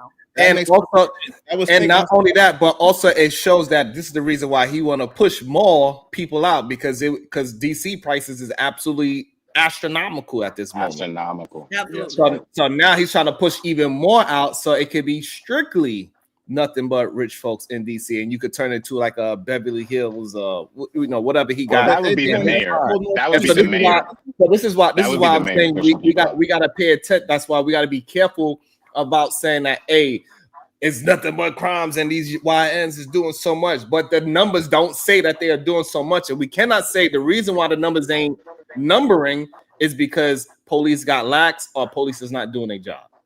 No, definitely. I mean, because I didn't know about the class being changed, and that's the reason why I was saying, I was like, well, if the class was the same and everything, you know what I'm saying? I'm looking at it from the class perspective, but Diva cleaned it up, which makes perfect sense. I mean, that makes logical sense that you have people who have more decorum, more resources, and be able to manage it. That makes sense. But if you had some of the people who are in poverty and you got more people in poverty coming in with less opportunities, I don't know how crime doesn't go up. Yeah, there's a lot more homelessness. There's a lot more homelessness too, and then also too, which you have to consider. They did relax a lot of the crimes. They relaxed a lot of the laws too. So there probably would be more crime, but because they relaxed so much of it, it seems like there's less. So there's that too. They definitely got really, really relaxed with crime and stuff like that. You're talking about petty crime that we don't even No. I'm talking about serious crimes. There's people walking around with multiple violent offenses. There's people walking around. They just give them an ankle bracelet and let them go home. Yeah, that happens a lot. Actually, it happens in a lot of cities, but so they're doing the cashless bail and stuff like that, lets these people go home and be out, people who are accused of some heinous acts. And then what happens is some of them, they do even worse crimes because they let a lot of people go. And then they don't count it until that final crime. So I do believe that the cashless bail, they need to change that because it was way too extreme on both sides, right? So first of all, they had to do the cashless bail because they felt like people was getting short side, people couldn't really fight, right? So right. So it was kind of unsaid. So they got to try to figure out a balance. Like if somebody do the same crime twice, all right, maybe you need the bail. But so they do need to correct it. However, I don't think the correction is just what they are doing because it works in DC. I don't know if that. So what works? I don't know if that works across the whole America. What works in DC? That you bring the National Guard. Oh, yeah. That's the only place that it can legally be done without consent from the leader. Yeah, from the local leader. Yeah, that's the only place that they can do it. Well, ain't they sending them somewhere, other places too? Send them to Chicago. But the governors, the governor has to agree. If the governor doesn't agree, then they can't do it, not legally. Okay. Yeah. So DC is the only place where they didn't need consent from the mayor here. So, but the problem is that he is threatening them, saying, "Hey, I'm going to pull funding from you." So he's kind of not giving them really a choice. He's working his way around the Constitution. Is the issue that I have with it. I don't think any person that is really American should be asking for more government in their city. I think that's the most absurd thing I ever heard. I don't care how dangerous it is. Well, what they gonna do? Like realistically, what are they going to do? Right? Yeah. And so if you have not figured out a tenable solution to getting these motherfuckers to stop shooting up everybody, because just Labor Day weekend, 100 motherfuckers got shot in Chicago. Then somebody need to do something. And that's the thing that troubles me, because black men, why the white man always got to come in and step on your neck for you to start acting right? Damn. Speak on it. Damn. Speak on it. But that's just my issue with it. Like I think it's very un-American to ask the government to come and change some shit for you. No, that's the epitome of America. I would agree. Only you gotta understand another thing too. I think cities in themselves are very extreme. And when it even comes to managing or maintaining or anything in general, they are very extreme projects. And I actually have to give like credit to mayors of the city. That ain't no easy shit to manage, bro. Yeah. Nah, not at all. Yeah, I agree. Not at all. If I was honestly, man, if I was a leader of some of these cities, I mean, I would ask for help because most of them don't have enough police officers to manage the levels of crime that are going on in their cities. If it wasn't a problem, you wouldn't hear the police chief saying that we're like 4, 5, 6, 700, 800 police members short for what we actually need in the city. So that's the thing, and they can't hire enough. It's no real proof of more policing equals less crime. Can everybody elect me the national police person? Sorry. And then I'm gonna tell you who to lock the fuck up, right? If he got a crazy name, lock his ass up. Damn. You know what? Lil Danian just deleted his sister and nephew, and they said what the family said, what we never would have expected. He work every day, he take care of his 7 kids from multiple women. Damn. Nevertheless, lock their ass up if they got a weird name. If they got tattoos in their face, just lock them up. They ain't got to do that. Just go ahead and lock them up. Diva. Diva. Damn. So wait, baby mamas, lock his ass up. Don't wait for him to do. Yeah, Sharon, you gone. Damn. Oh shit. Me too. I'm out of here. Damn. I ain't got no children, so I'm Gucci. I'm out of here. Don't worry. Also, we're gonna organize in jail. We gotta organize, bro. They're coming for us, bro. PhD are coming for us. Hey, so wait. All right. So let me ask y'all this, because I think that we unintentionally like blame ourselves and scapegoat ourselves. So when they say they're gonna crack down on crime, a lot of us automatically assume that it's a crackdown on Black people. So is that an admission that Black people are doing the majority of crimes? No. What is a mission of that? We recognize the history of this country. Right. That's what it recognizes. Yeah, and because they're not going for the type of crime that white people commit, right? Yeah. Because they spend so much time talking about violent crime, and 13% of the population committing 50% of the violent crimes, when that's actually not it. Not the true. reality. It's not even close to true. Right. And so are we not, why don't they consider violating children in those numbers? Because that's a very violent crime. Mm-hmm. Right. And that would turn the tide. Right. And so all the shit that they do, they don't want to consider, even though it's extremely violent, right? Why aren't we looking at hate crime? Because they do. So do you think? Yeah. So look, this is what the numbers say. Also, the numbers say is 57% of violent crimes is done by Caucasian men. 57%. It should. And then what percent is done by? Thank you. Yeah, that makes sense. I got you. It makes sense. All right. So now, out of the Black population, 37. That makes sense when they make up 30% of the population. Right. Who you talking about? White Caucasians. White males take up 30%. Yeah, they are not the majority. No, but they're like 40 something. Let's break it all down. You have 30% of men. White men. Yes, that is a huge chunk. There are different types of men in America. They are the biggest chunk still. 30% is still a huge number. But why would they be responsible for 57% of the crime? Right. That's still a disproportionate amount. Correct. So wait, all right. So what percent do they actually make up? Let's just 30%. What's the census say? 30%. 30%. Okay. But so women aren't included in that? They commit about more than half. Women are not included in that. Why not? Women are included in the census, but again, we know that white males equal 30% of the population, right? White females make up 31% of the population. So together, white people make up 61% of the population. Okay, so then 57% is proportional. No. But the women aren't doing that. It's overwhelmingly men who are doing that. So it's that 30% of white men who are doing 57% of that crime. Correct. And what percent of that crime are women doing? 0. White women aren't doing it's not zero. It's not zero, but it's not enough to even have a conversation about it. Right. Wait. We have to different. Okay. All right. So now let's move over to let's move on to the Black numbers, because that's what he wanted to ask for, right? So we 13%, right?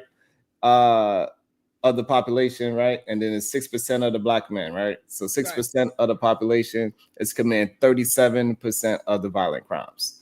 However, when you really break it down, also what black men are is also 50% of the of reversing conviction rate as well. They are falsely accused, 50% of them. So that rate is not actually accurate. Because half of the people, they actually go free because it's a lie. No. Not half of those people go free. 50% of black men that get arrested and wound up finding out it was a lie. No. 50% of the lies are black people, not 50%. No, there's no way there's 50% because wait, you missing it. So you know when you get convicted and it gets returned around, I forgot the exact word of it. 50% of it is black. 50% of that is black men. Right. But that's not the same as 50% of all the crimes. It's just 50% of the ones that were reversed are black men. That doesn't mean 50% of the crimes committed by black men are reversed. That's not even possible. But we also know that black communities are over policed, right? And so we had police officers coming out and saying, hey, we were told not to arrest people in these communities and only to arrest people in these other communities. Correct. That was Jersey. Jersey definitely had that. Was all over the nation. They all that was a lot of places. Right. Yeah, I'm saying I can speak from Jersey specifically because I know where it happened at. So of the people that so then of the people, if anybody knows any, but of the people that you guys know that were convicted of crimes, what percent of them didn't do it, or was they falsely? I'm one of them. I had to go. I'm one of them.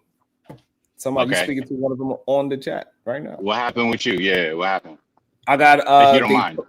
They literally planted drugs on me. Damn. Literally. Oh. I was gonna say New York. I had to go fight for my life. For real. New York is hella crooked. And it didn't happen in New York, by the way. But still. Are you the only? I ain't lying though. New York is crooked as hell. No, I believe that. I believe that. Look at this nigga. I don't know. That's exactly what they did. They had the PhD villa. They said, "Hey, this nigga got multiple baby mamas." You still need it. Okay. He was like, "They the only person you know." Hey, look, I had a scar on my face. They was like, "Oh, I thought it was a tattoo. My bad." I was gonna question. Do you think they target a certain demeanor? No. No. So what it was?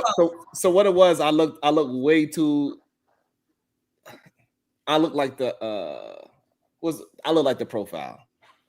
So demeanor. I had a big ass black ass brand new Escalade, jewelry, all that. So what? I look young now. So imagine 20 years ago. Yeah. Oh wow. Oh, okay. Yeah, that's when they wasn't playing. Yeah. Oh, okay.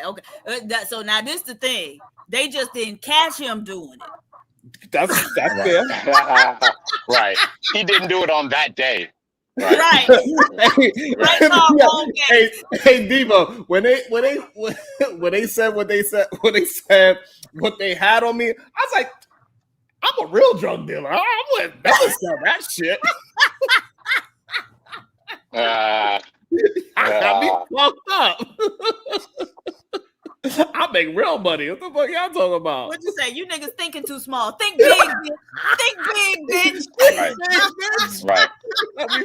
You got me. Don't underestimate me. They's like, oh really? Do tell. Don't underestimate me. You said it's a right to remain silent, huh? Well, I'm gonna remain, bitch. Right. I'm invoking that right. Respectfully. But regardless, so then what? What's a good solution to the crime? We know PhD stands, but what's a good, you know what I'm saying? Like if we can't use the police, you know, like what would make sense? Well, to be honest, we need the government to do what they say they're gonna do. That's the real issue. They never kept their word to what. They never kept their word to what they're supposed to be doing for us as citizens. They do it for other people that's not even citizens. And so if way back when they gave us the 40 acres, they would have just gave us that. Who knows how much further we would have been financially, where we don't have to be raising our kids in poverty in the first fucking place. So give us what you fucking owe. And then maybe we could move accordingly, because now we don't got to worry about eating. So when you got a people worried about eating, they all worried about survival. And then when you start worrying about survival, you don't give a fuck about nobody else, because my stomach is growling. And guess what? My babies is going to eat. And if I got to walk inside your crib and do your dishes, it is what it is. I have a question. When it comes to this is not necessarily a pushback, but it kind of is. Why haven't we come together, like just come together in general, with our own resources, our own talents, and pretty much do what those white people in Arkansas are doing for the most part? Like, why hasn't that been a thing? That's a great question. Well, the main reason is that people have been trying to do that and they keep getting scammed. But why are we scamming? We know Marcus Garvey did the same thing. He was going to take everybody back to Osa's small village, but he took the money and ran. But why are people scamming each other? Like, you know what I'm saying? Like, why are we scamming our own people?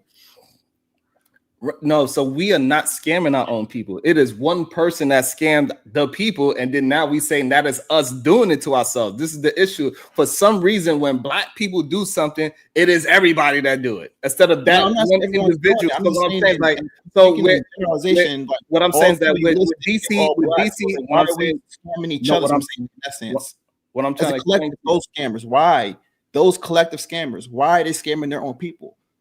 Why don't scam white people? Because we are not their people. That's the part that you're missing. For some reason, only black folks is considered people with each other when it comes to negativity.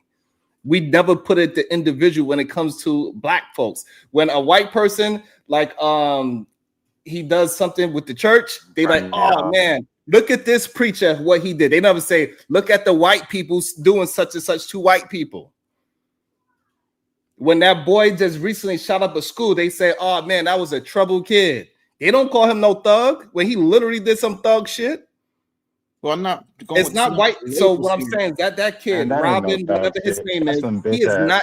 It's not considered that white people are out there doing school shootings. It is one young man by his name. He was the one that went crazy and he did X, Y, and Z. When we do it, it's a we thing. I got you. YNs is the ones that is committing all the crimes in DC, where it's probably not true. Because we know by statistic wise, it is some goddamn young Caucasian man that is actually doing the crimes. Okay, I got you. I'm gonna leave. But don't stop me because you got me. Somebody else got to hear me too. I got you. I'm gonna leave the negativity off of black people for a second, okay? I'm not even trying to put no negative stuff out there. If you took it that way, I apologize. Here it is right here. I'm saying, as a collective group, right? What efforts are being made by our group?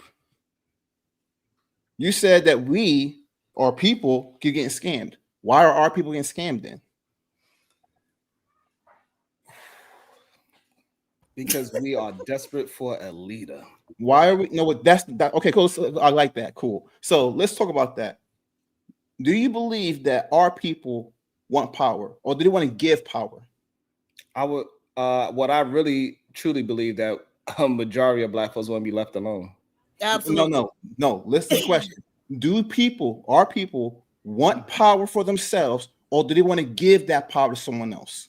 No, they want to be left alone. They don't look at power. They're not looking for power. So what I'm trying to answer it is that black folks are not looking for power. No.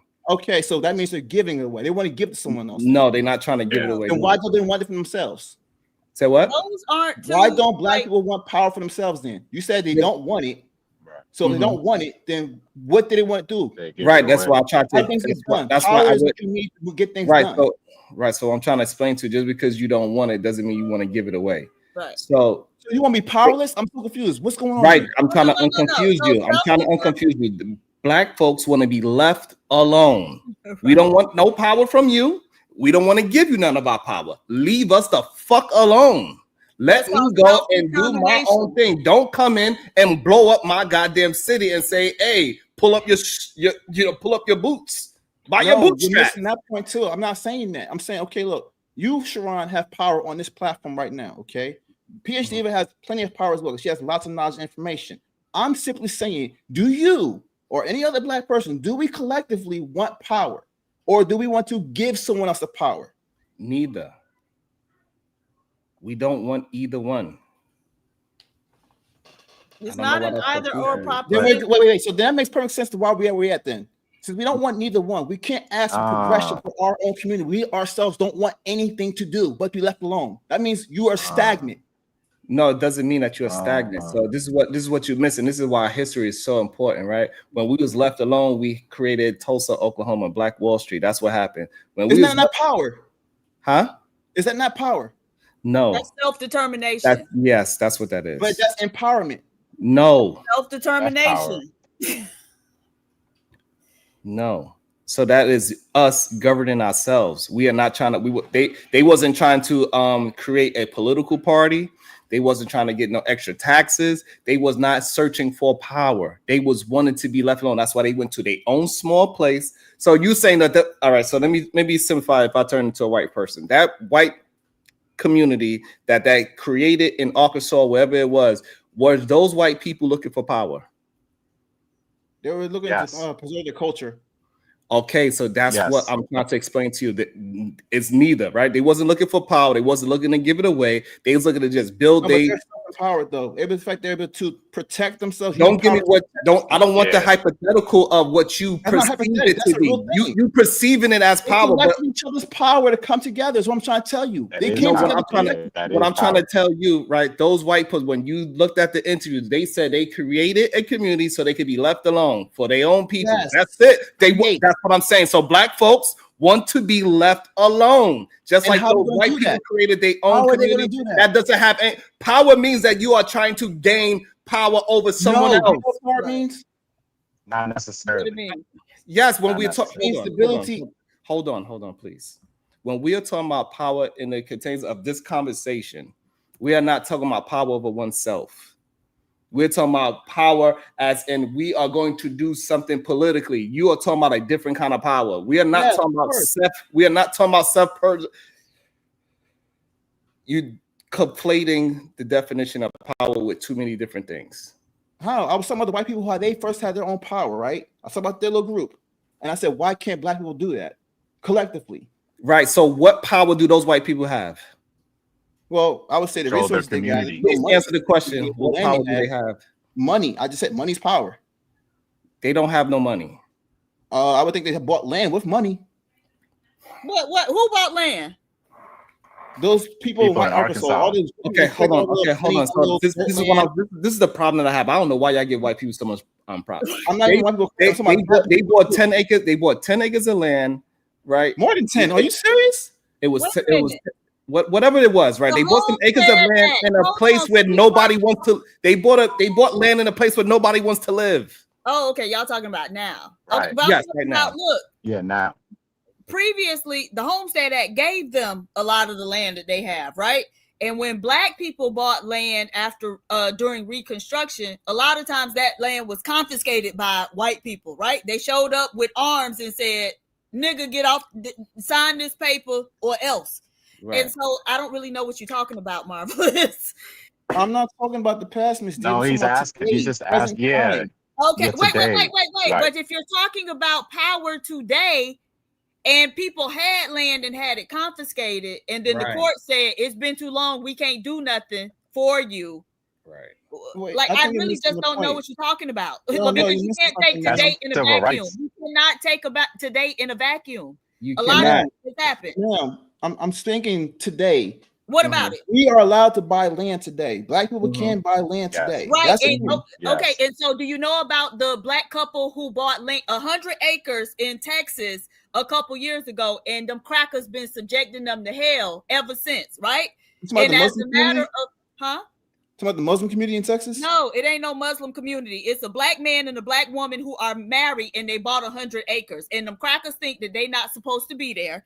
And so they have been racially harassing them for years, and the police refused to help. And as a matter of fact, they called the police out there hundreds of times, and the police did nothing. When their neighbors called the police a couple of times, the police arrested the black man and the black woman. So cut the fuck out, right? If we go to Georgia today, there's a black group of people, a black woman, and I think her father, who own a ranch out there, and the white people have been burning. And hold on one second. Down. And also, I want to say this, Diva. Absolutely. And I want to say this. Hey, we've been here cooking up, having a really good conversation, going back and forth, changing ideas, and not $1 been going through. Y'all got to be sick. It's something. Y'all cannot talk. Y'all cannot talk in my chat unless you cannot talk in my chat unless you have a membership or you got a super chat, since y'all want to be so difficult about the conversation. Or if you don't want to support us building and trying to have good conversation, you can leave. Fuck that. We've been 4 hours grinding. Y'all crazy as hell. I haven't asked for not $1 this whole stream for the whole week. Man, you crazy.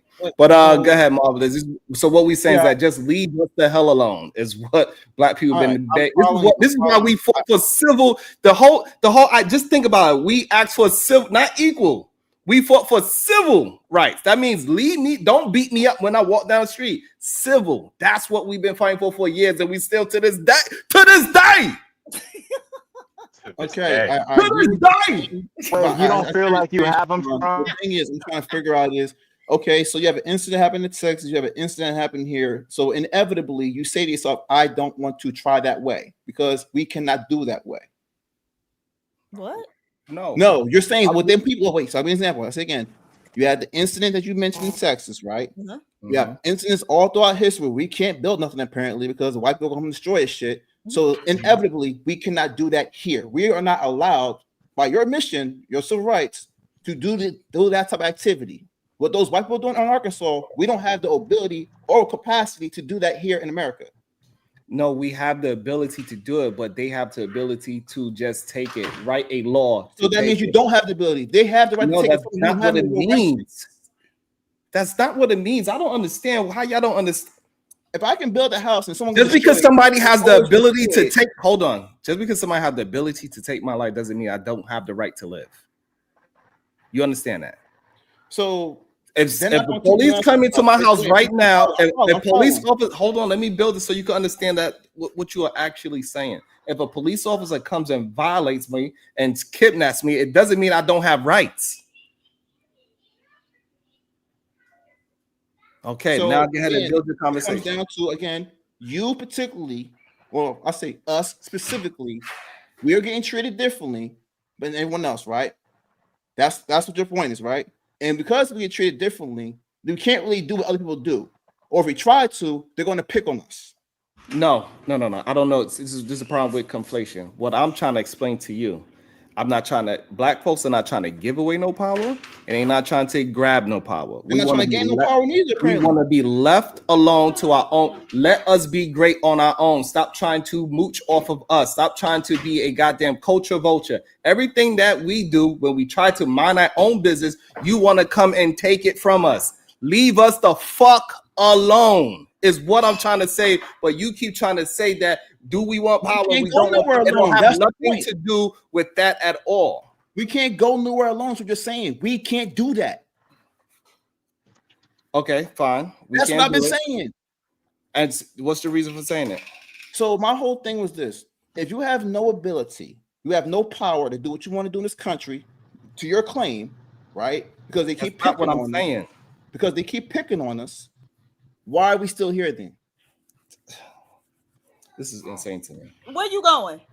No, I'm saying in general. And that's my point too. So this comes down to why don't y'all want power then? If y'all cannot, the people who have power, they're not submitting to you. They're not. Then why don't you have the ability to want to gain power for yourself? Why is that not a thing that comes to your mind? Right, you keep missing it.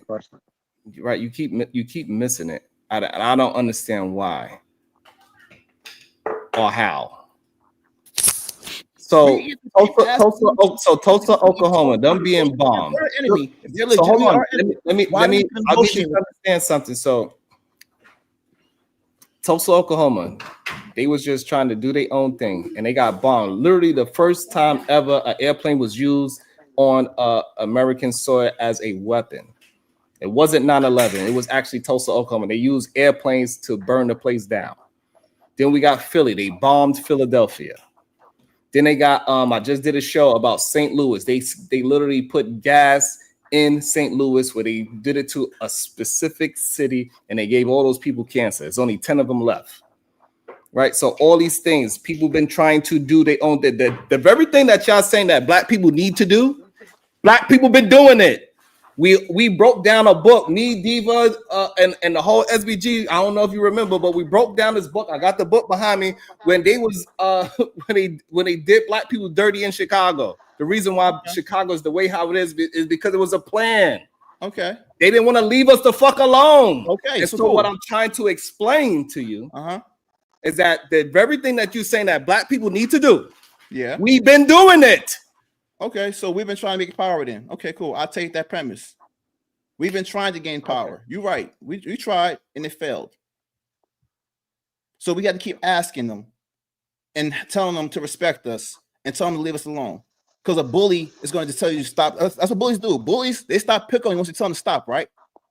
That's what's going to happen, right? No, but that's fine if you want to say it that way. However, what we have to stop saying is that black people are not attempting to go ahead and mind their own business, mind their own black business. We've been doing it for years, minding our own black business. But for some reason, we get so caught up in the politics of these people sounding correct that we say, wow, why don't black people want to just do better for themselves?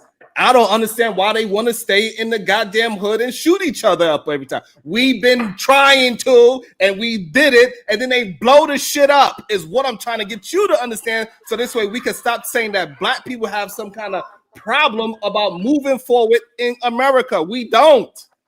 They have a problem with us moving forward in America. That's why they keep blowing this shit up, and we got to pay attention and tell the truth about what's actually happening, so this way we could do something about it. But if us as black men keeps go ahead and pushing the idea that black people are the problem in America, we ain't gonna never get to a solution where we can actually be civil.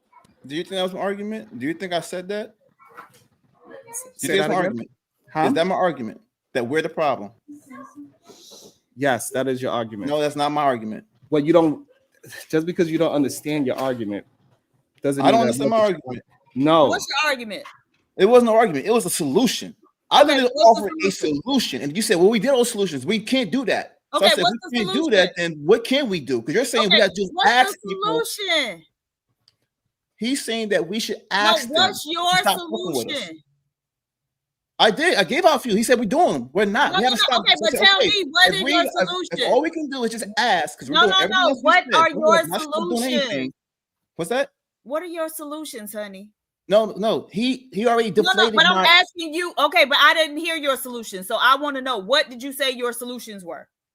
All I said was, why can't we create our own social programs with our own society? We did it before in the past. Right? Okay. But we have less restriction than we did back then. Okay. I'm still trying to figure out, why do we stop doing it? Like, why do we? He said we're not stopping. That's his argument. We're not stopping. I'm like, well, I haven't really seen this thing or even offer of this. I've seen other things come up and getting worse. And I think me and you have a point of contention when it comes to family structure. But when it comes down to it, I've seen certain trends with our culture coming more into individualism. So I don't know if coming together is even a thing that we can do ultimately. I'm asking, why can't we come together? But we come together all the time. Okay, so when it comes to white people, yes. When it comes to white people fucking with us, I'm talking about black people. Yes, we come together. Absolutely not. I'm matriculated at an HBCU, and so being at an HBCU ain't got shit to do with white people fucking with you, right? And so that's thousands of black people who come together. Right, because multiple thousands. I'm understanding thousands, but thousands ain't millions. No. But see, this is the thing. I'm talking about my HBCU, and then there are over 100 HBCUs, right? And then so there's each individual HBCU, but there's a general HBCU culture, and so all of those people are under one umbrella. At this point, it probably is millions because they started in the 1800s, right? Nevertheless, that's not what Sharon is talking about. What Sharon is talking about is, right, when we try to come together and do things for ourselves. So venture capitalism is a big thing right now, right? But we know that Black entrepreneurs get less than 1% of that venture capitalism money, right? And so there was a group of Black women who created a venture capitalism funding source specifically for Black women. And some crackers took their asses to court, and the courts eventually said that's illegal. You can't just do it for Black women. And so they had to shut it down. That's what Sharon is talking about.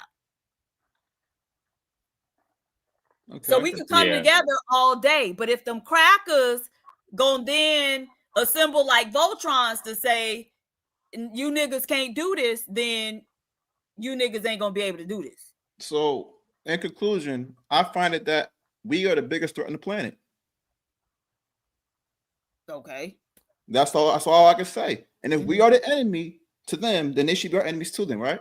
Right. But see, you in the military, so how they gonna be your enemy? You acting on behalf of them. Not really. Yeah, you are. Not because you are property of the United States government. Paper. No, ain't no paper. It's paper. Ain't no paper because paper. They control what you do, right? They control where you go, what I do. When you go there, how you get there. Yeah, absolutely. I have to agree to that, Ms. Diva. You are property of the United States government. So paper-wise, yes. Just like prisoners, they're paper too. Mm-hmm. Yeah, but the problem is that majority of people that's in your position, they honor that paper. They don't have to. That's the whole point. You know, when people right now honoring that everybody has autonomy, right? In the sense, and you can go. I'm glad you realize that's fine. That you could go AWOL. That's fine. You can go I'm glad you realize I can't do what I want still. However, majority of people are not going AWOL. That's what Diva is saying. So people who go AWOL don't know. Either they don't know, one, they're scared, or they're complacent. Those are the only three things people move on: fear, complacency, and knowledge. They don't have neither one. That's why they ain't going nowhere. That's fine. That's fine that you said those things. Those are true statements. But regardless, you are going to do whatever your commanding sergeant is going to tell you to do. And again, you think I don't got a choice in the same matter? You think I don't have a code of principle? If we're moving in the same alliance based on the same code, yes, I'm gonna go with that. Why not? It's an agreement. And then when he say, if you don't follow what I say, soldier, I'm gonna court martial, whatever punishment he's gonna give you, and you believe that he would do it, you most likely are going to do whatever unmoral thing that you think it is. I'm gonna do whatever I agree with. No, okay. So we just talked about how the Army had experiments where they were pumping shit into a Black community. You think none of the niggas in the Army know that was happening? And none of them niggas came to those Black people and said, hey, y'all might want to watch out or, move out of this community because this is what's going on here. They never do. Niggas in the military never do. And not only that, let me build on what she said, is out of the 10 people that's still alive, 6 of them is from the military. Right.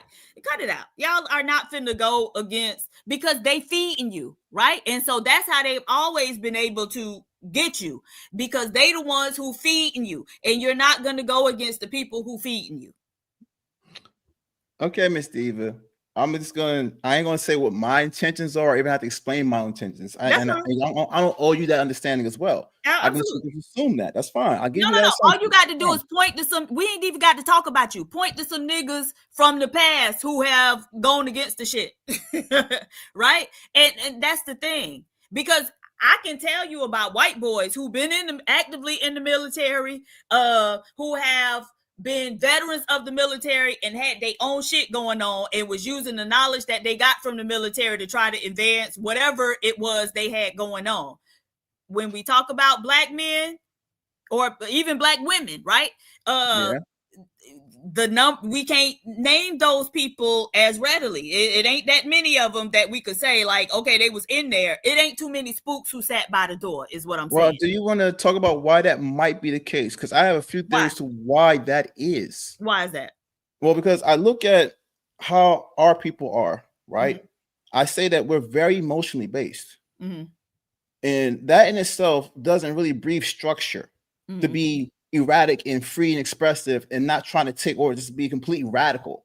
I can't structure those who don't, like basically wild horses. I can't control the stable. They don't want to be controlled.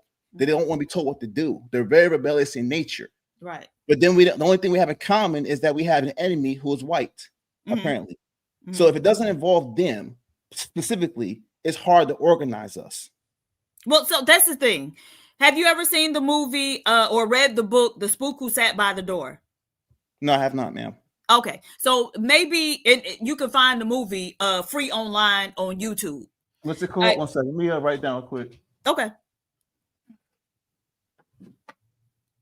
All right, you better be swole marvelous.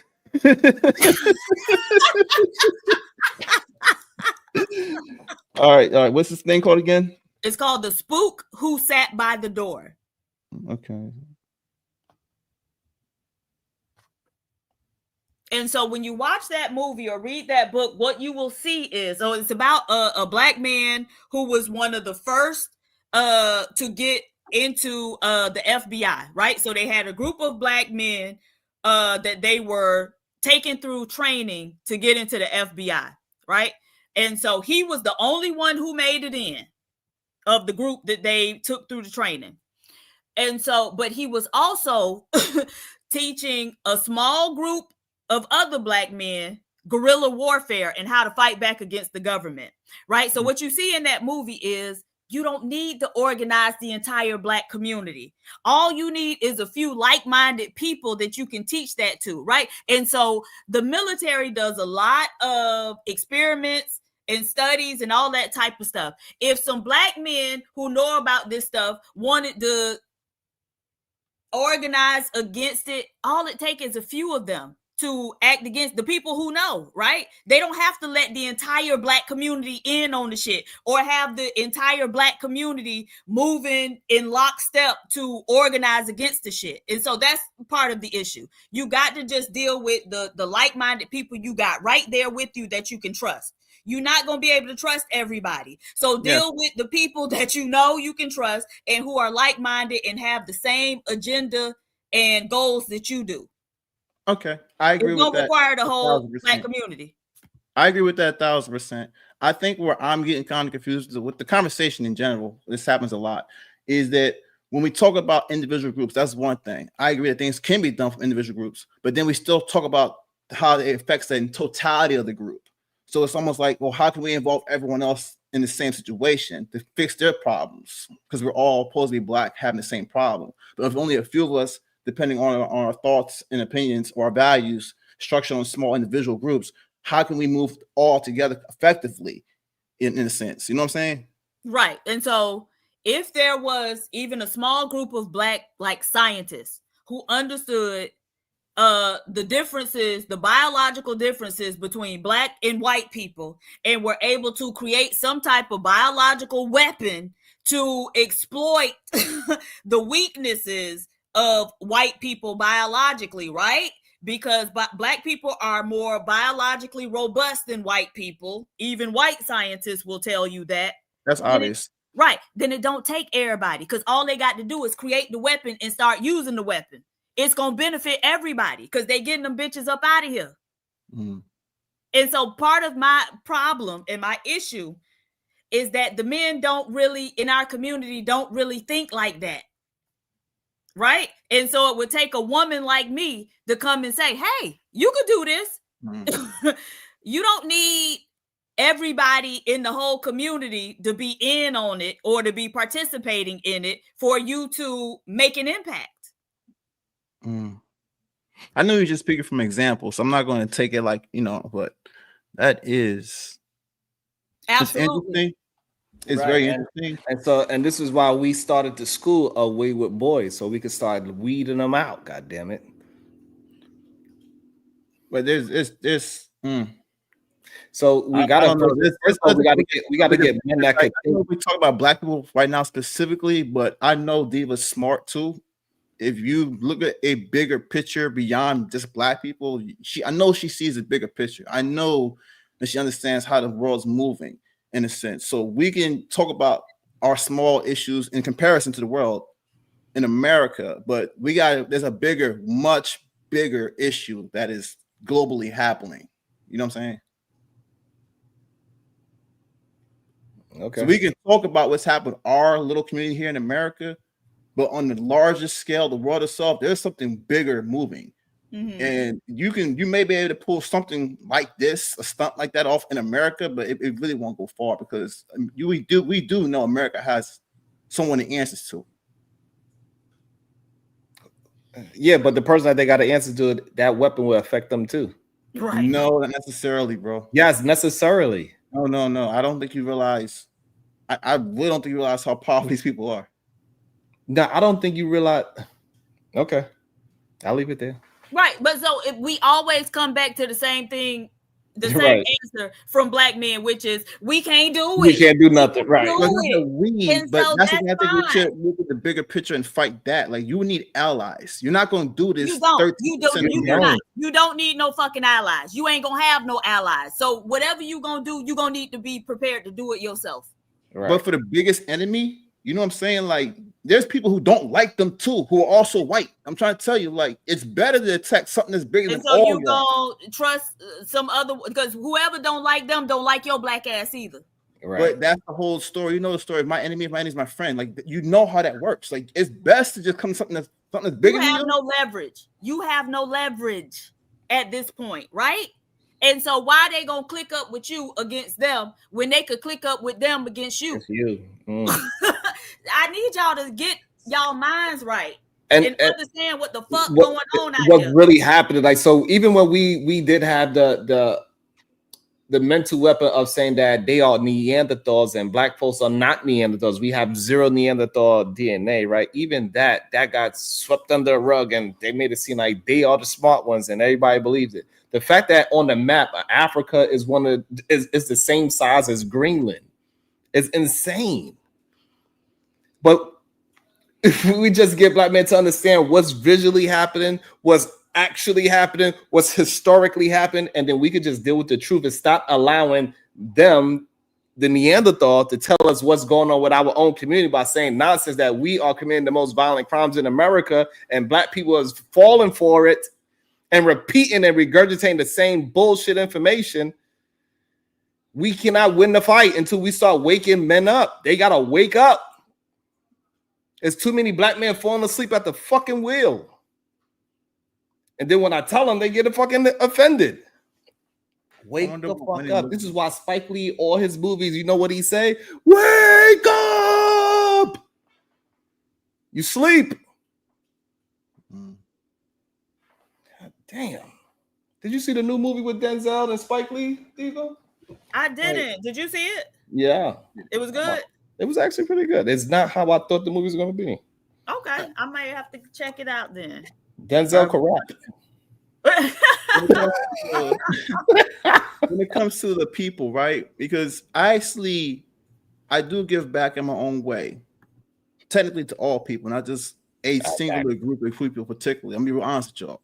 Mm-hmm. But the knowledge I do give, which is power for you to decide to do what you want to do with it, I've examined and I observed that there seems to be something where people don't want to really do anything.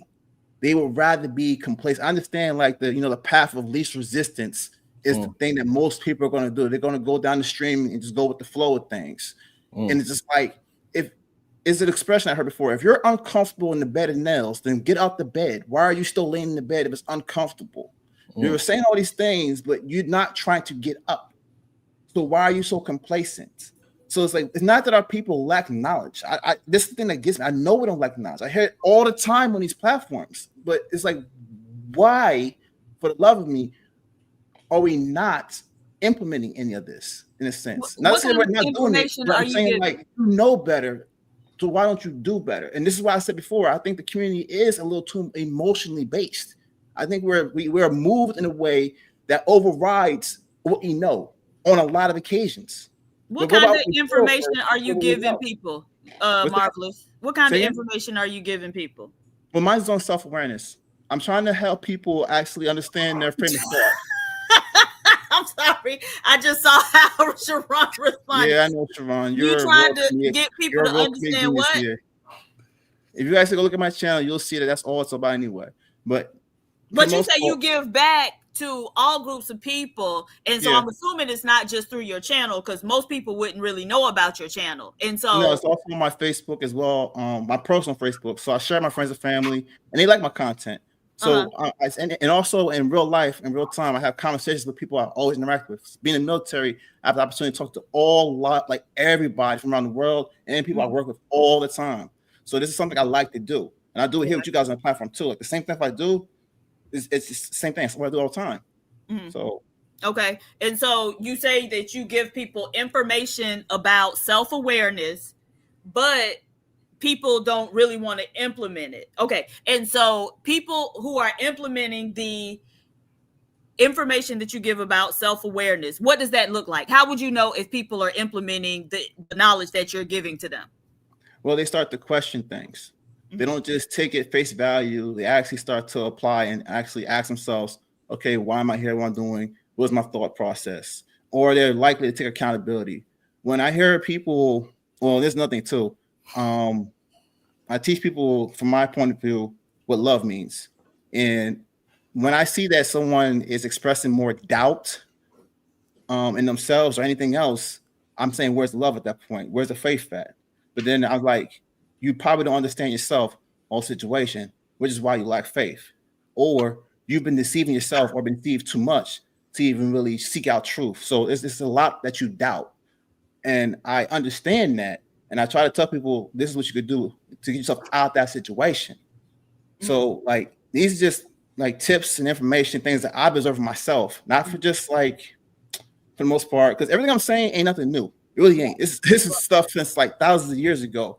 But it feels like, I don't know what comes to humans, we forget and we just get out of practice with things and we just lose sight of it. We forget. And we get caught in life. We get distracted. Do you know what learned helplessness is? Yes, I did see that video where the teacher basically was demonstrating that with the test, they had an impossible test to do. On the other side of the class, they had an easy test. And when they asked, if you pass, whatever, it kind of messed the psyche a bit. It was like, yo, how are they getting this? We ain't getting it. So it made them feel, what you're saying, helpless. Okay, so that's, I guess, one example. But so learned helplessness results from, doing everything that's prescribed, right? Yeah. And then still having the outcome not be what they tell you the outcome is going to be when you do everything that's prescribed. Yes. And so you are not the first person to tell, especially Black people, this, right? Black people are the most rule-abiding group of people in this country, right? And so whatever the prescription is, Black people try to abide by it. But oftentimes, we still don't get the outcome that is promised from that prescription. And so people learn that, they've heard what you have to say. And they've heard it before. And so they go, you can do all that, but it still ain't going to, 1 + 1 ain't going to equal 2 in the final scenario. And so I think where you're thinking like, oh, well, I'm giving them this knowledge, and when you know better, you should do better. Them people done heard and seen all that shit before. And so unless you could tell them how to overcome the bullshit that kicks into play when people really start doing 1 + 1 to keep it from equaling 2, then what you're telling them ain't really useful to them, right? Because you're telling them some basic shit that we could Google and find out. You're not really telling them nothing useful. Well, I was going to say every situation, like you said, 1 + 1, right? There's so many different equations out there. It would be an interpersonal thing. I would have to talk to each individual what the situation is and help out. I couldn't. That's why I had to start real basic and what broad. What makes you qualified to help people, right? Because you live in your own experience and you trying to figure your own shit out, right? You in the military, sir. Yes, so ma'am. What makes you think that you got the answers to what you ain't got the answers, Sway? What makes you think you got the answers to what people are going through? Right? Because we know the profile of people who go into the military. Okay. Right. And it's but people that's not necessarily who I am, though. No, but my point is, if you had the answers for your own self, you probably wouldn't be in the military. That is true. I do have. Right. No, but that's gonna say, How you Ms. gonna Diva, tell but get on somebody saying though, else there's a you ain't reason why I'm ready? actually still here though. It's not for what people may think. Like I know That don't even matter. The fact that you went there to begin with, sir. Right? Okay. So wait. If you're gonna go by notion, which is I'm not gonna say it's your judgment. I'll let you have that. No, it's not a judgment. I'm not going to You say got that. I don't think empirical most evidence to people back would it know up. where they're going to start in life by. It's not like life comes with a manual. You know what I'm saying? Like you knew exactly what you're going to do when you first came into the world. You know, we all have our own path we take. Right. And for me, I kind of found out where I was going to be while I was in it. While I'm still, while I'm still in this particular situation I'm in right now. But there's nothing that like if I was to like get out today, I still have my path because I already have clearly what I'm going to do. I have things laid out for myself. But it's not so much that okay, it took the military to get your life in order or to find out what you was going to do. I'm like, okay, that's one thing. Some people go to college and they've changed things. It's paths. Everyone has different paths. It doesn't mean that because I don't have no direction or it took long to get a direction. I can't listen to you now. I'm not saying that, but what we do know is people who have other choices typically don't go to the military. I used to work in military recruiting, right? And so unless there's something extreme going on, right? So for instance, when I first got into military recruiting, we were in a recession, and so the profile of the person going into the military changed because you had people who typically would go straight from high school into college coming into the military, right? But then when the economy rebounded, the typical profile changed again, and it was back to the people who probably wasn't going to go to college going into the military. And so what I am saying is, right, it took you going that route, the military route, to kind of figure yourself out and figure out what your path is. So the idea that now that you have figured out what you need for yourself, that you could solve everybody else's problems is just kind of. Oh, okay. So let me say, okay, it's not for me. No. Again, I'm self-help. I'm here to help you. I'm helping you navigate yourself. You have to figure that out. That's what you do. Right, but I'm saying the idea that you would even be qualified to do that is kind of like what?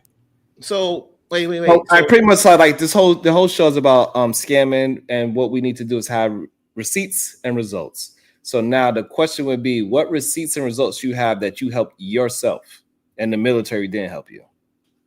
Oh, sure. I have a lot that I did. I mean, my life is, I'm not gonna say amazing, but let's just say I have made a lot of decisions by just saying yes to a lot of things, and opportunities really opened up.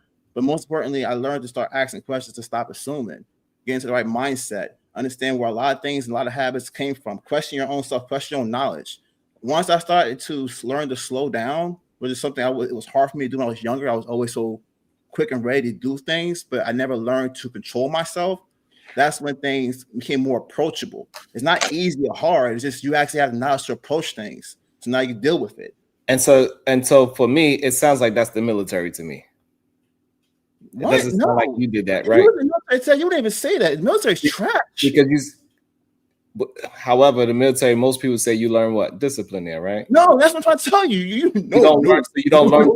No, that's not it. Talk to every military person from 2008. There ain't no discipline. If anything, the standards are getting lower each year. 1,000%. Okay, so you're saying the military doesn't mean discipline? No, it doesn't. When most people usually say the military means that you are getting. She's like, look at all these people. They're all out of shit. They're all fat and stuff. I say, yes, babe. We have no discipline. They don't instruct that right now because we're trying to be more inclusive, and being inclusive would honestly mean that we have to have lower standards, meaning the boundary of the entry has to be even lower. We want to open. So do you have to do a standard test to get in? Oh yes. Okay, that's do you know what the score you have to get now in the ASVAB? Do you know what the score is now? It doesn't matter what the score is. But my God, that doesn't matter. Holy shit! Yes, the fact of the matter. Are you not? I'm not ignoring it. The fact of the matter that you have to do a discipline to get in. You got to do 10 of this. You got to do 10 of that. you got to run this amount of miles in this amount of time, right? That's a discipline. You got to make up your bed a certain way. You got to dress a certain way. You got to have a certain kind of haircut. You can't have no facial hair unless you're a goddamn Delta or something like that, right? So those are all disciplines. It's structure. Why you? Okay. Of course, Ron, your argument is pissing me off because, of course, there's a structure. It's a fucking military. So I'm trying to tell you, it's less. It's less structure. It's less integrity. It's less of everything because they're lessening the rules. Right. Regardless of them lessening it. And you say regardless. Regardless of that, it's still a discipline that you have to do. It is a certain discipline, even though it's less than it was 20 years ago. Right. So that's what that's your argument. Your argument that 20 you believe military. That's a discipline. You believe 20 years ago it was stricter. Yes. What the fuck? Okay, that's fine, but that doesn't. Okay, that's fine. But we are not having a conversation about 20 years ago. What we having a conversation about is that you need to have discipline to be in the military. When you say discipline, what do you mean? Exactly what the word defines. Right, that so you have to do. Asinine thing they said, don't you think? Don't you think it's kind of asinine? It's a fucking structure. Why would there not be discipline involved in it? Okay, so now we agree. So you got to have discipline. Why would you say that? It's asinine. So do you need discipline to be in the military? Yes or no? In any structure, of course. Okay, so therefore we agree that you need discipline to be in the military. So the things that you are describing, it why sounds would you like say something so asinine? Stick on that. No, don't move from it. Why would you say something so asinine and obvious? Why? Because the things that you was saying that you learned, somebody would easily say you learned that from the military. And I will correct you and say, no, I did not. How can you prove that when you are in the military? Because first off, I'm trying to tell you the truth, man. You're not in the military. I'm trying to tell you right now. They don't require. I would say what they want you to do is just show up, be on time with the right uniform. Is that something to learn from me, learning myself, where I'm going to be developing? The Navy doesn't give a fuck about me or anyone else for that matter. To right now, they really don't. If you were in this game, you'll know exactly what we're talking about. You're out of your depth in this conversation, bro. I'm not. You just don't understand the conversation. You're trying to tell me the military is what caused me to be me. What I'm saying, what you described is discipline, and anybody with common sense would say that you learned discipline from the military because you said yourself at one point you used to rush into things, you used to just do things willy-nilly, you was wild and all these things, and then after the military, you are not those things no more. So people would normally say that you learned that discipline from the military. Is what I'm trying to explain to you. Huh? I would say they're naive to assume. Okay, that's fine. Can I say one thing? Yes, ma'am. Sorry, Miss Shannon. Sorry about that. No, you're okay.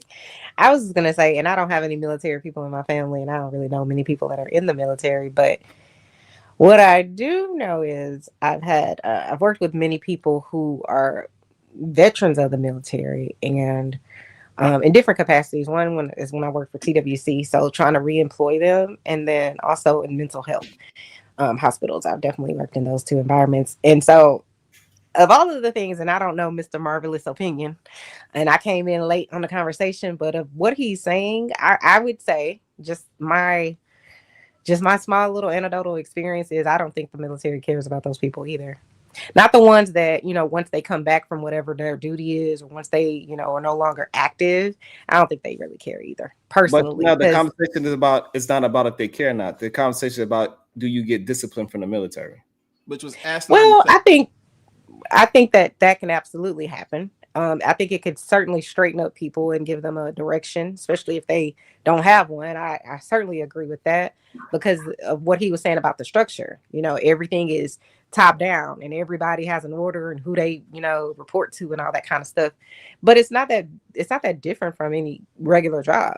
You'll have a GM, you'll have a director, you'll have the regular employee. It is very different from a regular job. I'm not saying it's not. I'm not saying No. You just said it's not very different. I wasn't finished with what I was saying. Yeah, but it's very different because at a regular job, your employer is not considered your owner, right? These people are property of the United States government. that doesn't happen at a regular job. I'm not talking about that, Miss Supreme Goddess PhD. But I was simply gonna say it's they're structuring any type of relationship that you have. Type of structure. I'm not. If you could just let me finish, ma'am, and then you could attack whatever it is that you disagree with.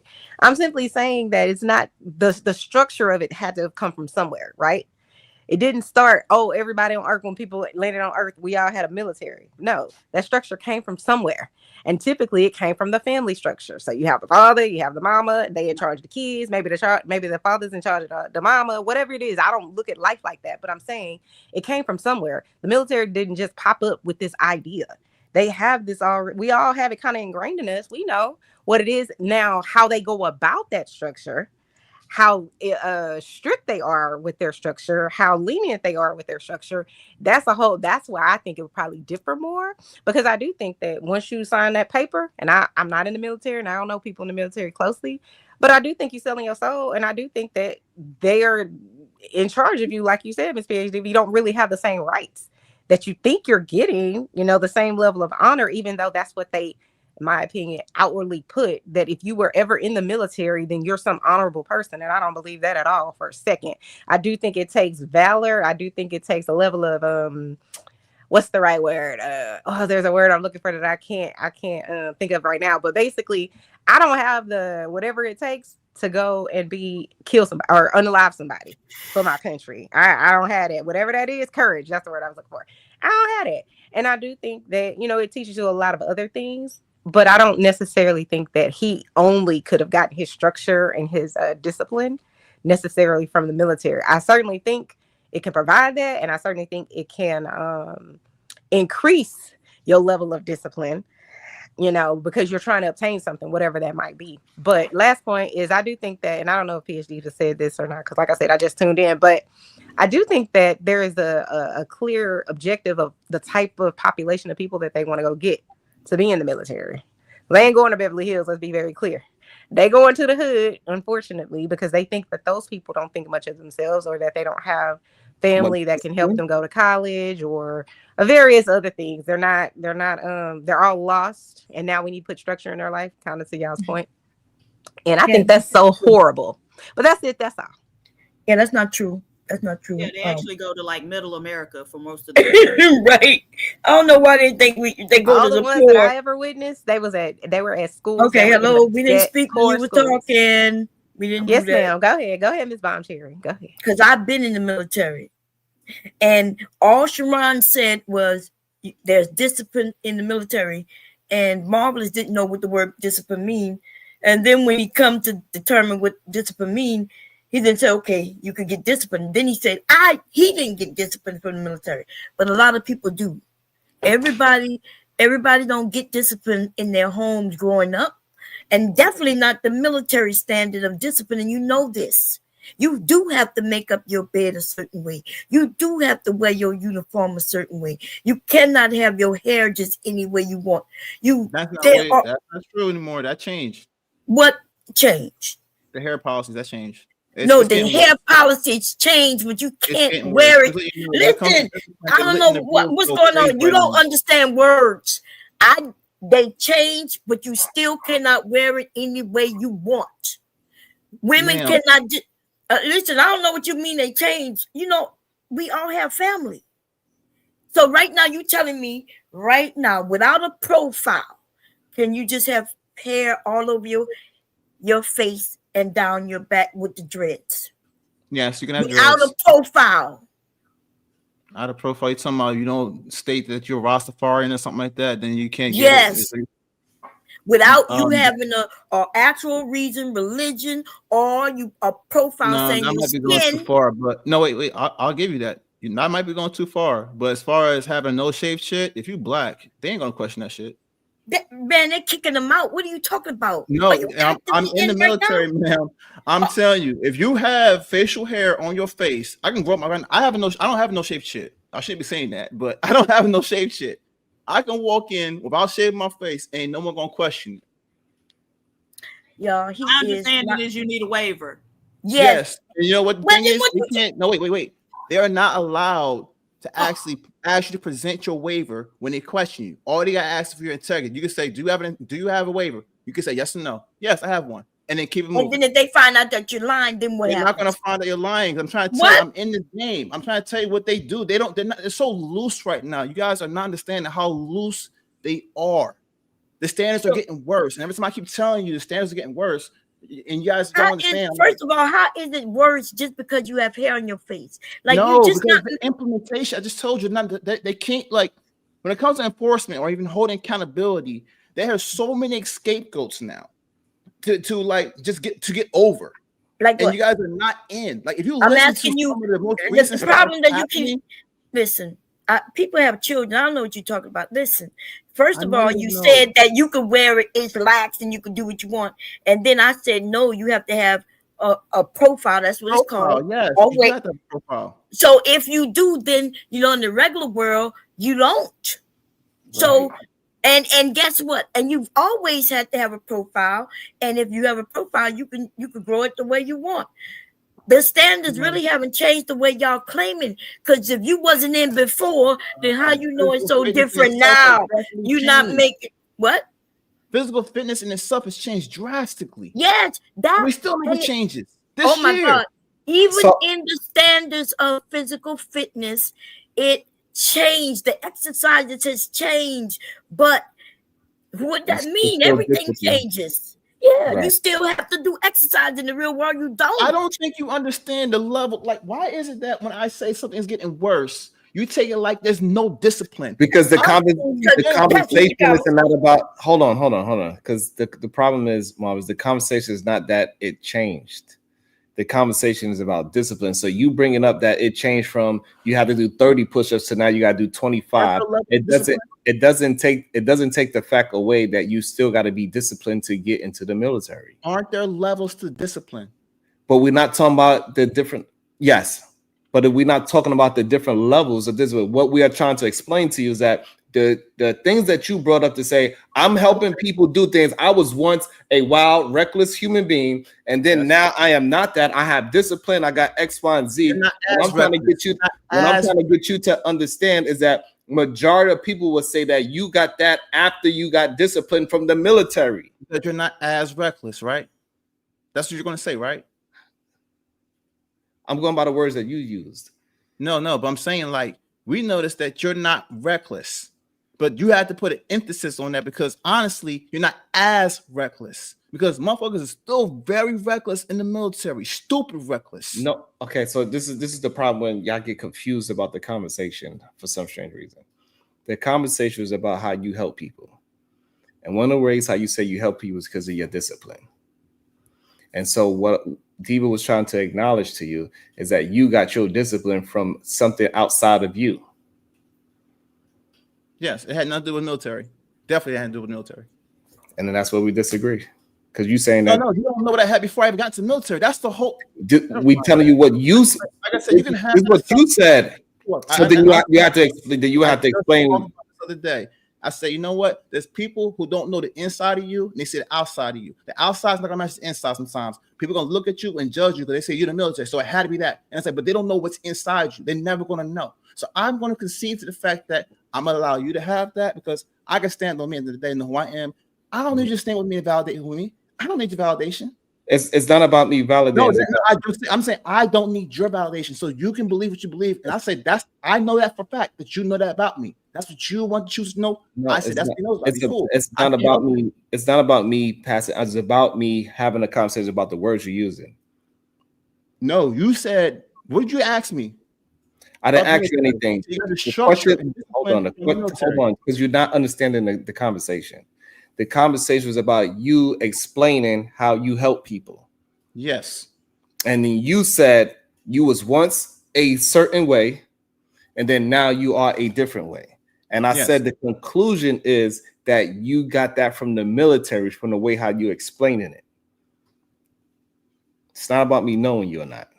It's about the words that you're using, how you say that you helping people. So when I corrected you, why didn't you accept that premise? Even when I gave you more information, more context, you still didn't want to. You did not want it because that's why I asked you. So then And then I asked you, so how did you become disciplined outside of the military? Oh, now you answer that question? Okay, cool. I can say that question. I can answer that question for you. You ready? Or are we facetious? Which one is it? I don't know. It looks facetious to me. I don't know if you mean serious right now. Yes, please. Okay, cool. I actually got it from one of my mentors who's not in the military, who's actually a pastor, and taught me some things. My father as well. Actually, my father's my biggest part. I ain't gonna lie. My father, God rest his soul, implemented a lot of things. Seeing him was a reflection of myself. It was kind of like crazy for me. It was like my twin. My father is one who applied structure into my life. It was not the military. So when was you this reckless person? I'm like, no, you don't understand. Like, my father came late into my life. You don't know my whole story. And the more you kept pressing, I kept saying, no, that's not, you don't understand. I get influence from other things. I get structure and discipline from even from you, Sharon. So when you say it was the military, I'm like, no, absolutely not. I have no personal ties when it comes to something interpersonal. I don't even take the job seriously. It's a job to me, okay?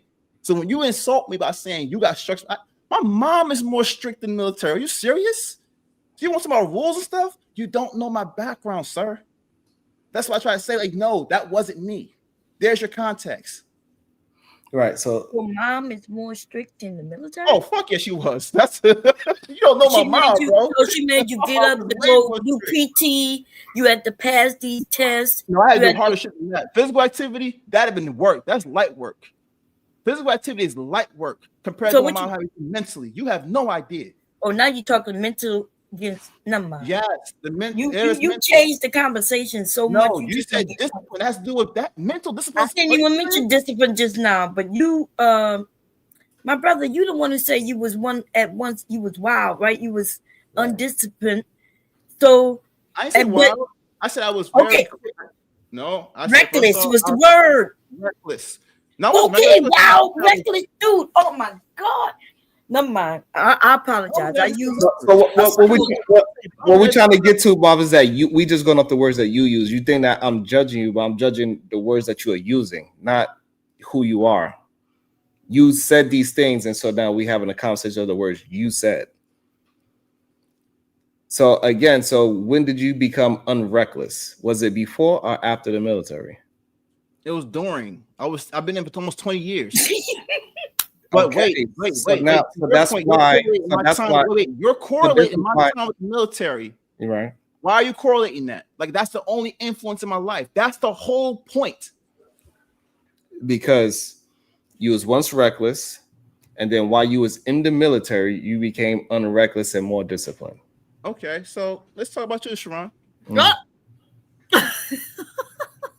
What time, what point in your life where you were reckless? And then at some point, my light bulb clicked. I'm a little more controlled now. I have things in perspective. I learned how to slow down. When did that happen? When I decided to, that was roughly around when I had my son. Oh, so when you were 25 years ago, that changed everything for you. So fatherhood is why you have structure in your life now. Correct. So you didn't have structure before then, huh? No. That's crazy word. I doubt that's the truth, but okay, sure, let's go with that. Why would I be lying? So now when you say that, but we just break it down in conversation. So the difference would be that I found it with myself. I eternally figured it out, is what Diva was trying to explain. And the way how you explain your discipline, you got it through the military, which is fine, but that was the argument, that you got your discipline through the military, which is nothing wrong with that, but that's where people will assume you got it from. I know. But the way how you you can assume that. The way how you can assume that. The way how you put the story together. You was once reckless, but during the military, I got more discipline. During the military, I got more discipline. Right, that's what you said. That's what you said, yeah. I don't remember saying anything during the military. I got more discipline. I did not say during the military I got more discipline. He asked, "What did you get your discipline before or after joining?" And you said doing. Yeah, because I'm in the military still. I'm still in the military. It's like, can I wait, Sharon, if I became a father like you while I was in the military and then the light bulb clicks on because I got a child. Did the military have something to do with that, or was that the fact that I had a child? But I'm still in the military. During the time I was in the military. The difference would be that I did it without the military. You needed the military and the father. So the difference would be that you needed the military and fatherhood to get you straight. Oh my God, you're really going to conclude that that's what that is? I'm just telling you about a story, right? Oh shit! The stories that we. I gave you context. You don't know the definition of discipline. I gave you full context. If you don't know the definition of discipline, then that is why you have some confusion right now. You know, right? You think that just because things change, that's how y'all interpret it. It's language barrier. What you mean interpret it? To the fact that that's how y'all gonna interpret this conversation, it's okay. You don't owe me no understanding. It's fine. I can stand on the end of the day. It's okay. I don't mind standing on me. I'm good with that. Nothing wrong with you getting disciplined wherever you got it. And he didn't say you only got it from the military neither. Right. Nobody said that, but you definitely got I'm not saying he said anything like that. Okay, well, you definitely got discipline in the military because you had to follow a code of rules that they put forward. And if you hadn't, then they would have kicked you out. Now, you keep saying you could do what you want. People wilding out. I don't know what you mean by wilding out, but I can assure you that's not true. This last week, embarrassed our command too. She embarrassed our command. I can show you some videos, TikTok what stuff the too. Videos got to do with the rules? You said structure and discipline. I got to tell you right now, there's people who dishonor their uniform, dishonor the military while they're in, and make fools. Doing what? What is? Hold on. The better question is what happens to them after it happens? Do they get what happens? Oh, I can tell you. Look, this is going viral. I gotta show you the video. This one's going. Hold viral. on, no, but what happens? What happens to them after? Oh, we're dealing with her. We're dealing. So she get disciplined. Yes, she gets disciplined. Thank you. But I don't think there's anything wrong with him saying if it's for him. I'm not saying you guys are wrong and he's right, or vice versa. But if he's saying like, "Yo, I had some discipline either before, or after," then I don't think it's anything wrong with him saying that. If he's saying that this one particular part of my life is not what caused me to be quote unquote disciplined, then that's his right to say he's him. Why he can't say that? That's the part that I'm kind of disagreeing with. Okay, like he has to have done it this way. Okay, so since you want to be his representative, when I I'm not his representative. It's okay. It's okay. So when we asked him, when did you stop being reckless? Is it before or after the military? He said during. What would you assess from that? When did he maintain? Wrong. I'm framing it the way how you answered it. You're framing the question wrong. No, I'm framing the way how you answered it. That is only going to box me in the military regardless, because it says military in the question. I have no choice to give you before, after, during. No matter what, you framed it that way. What?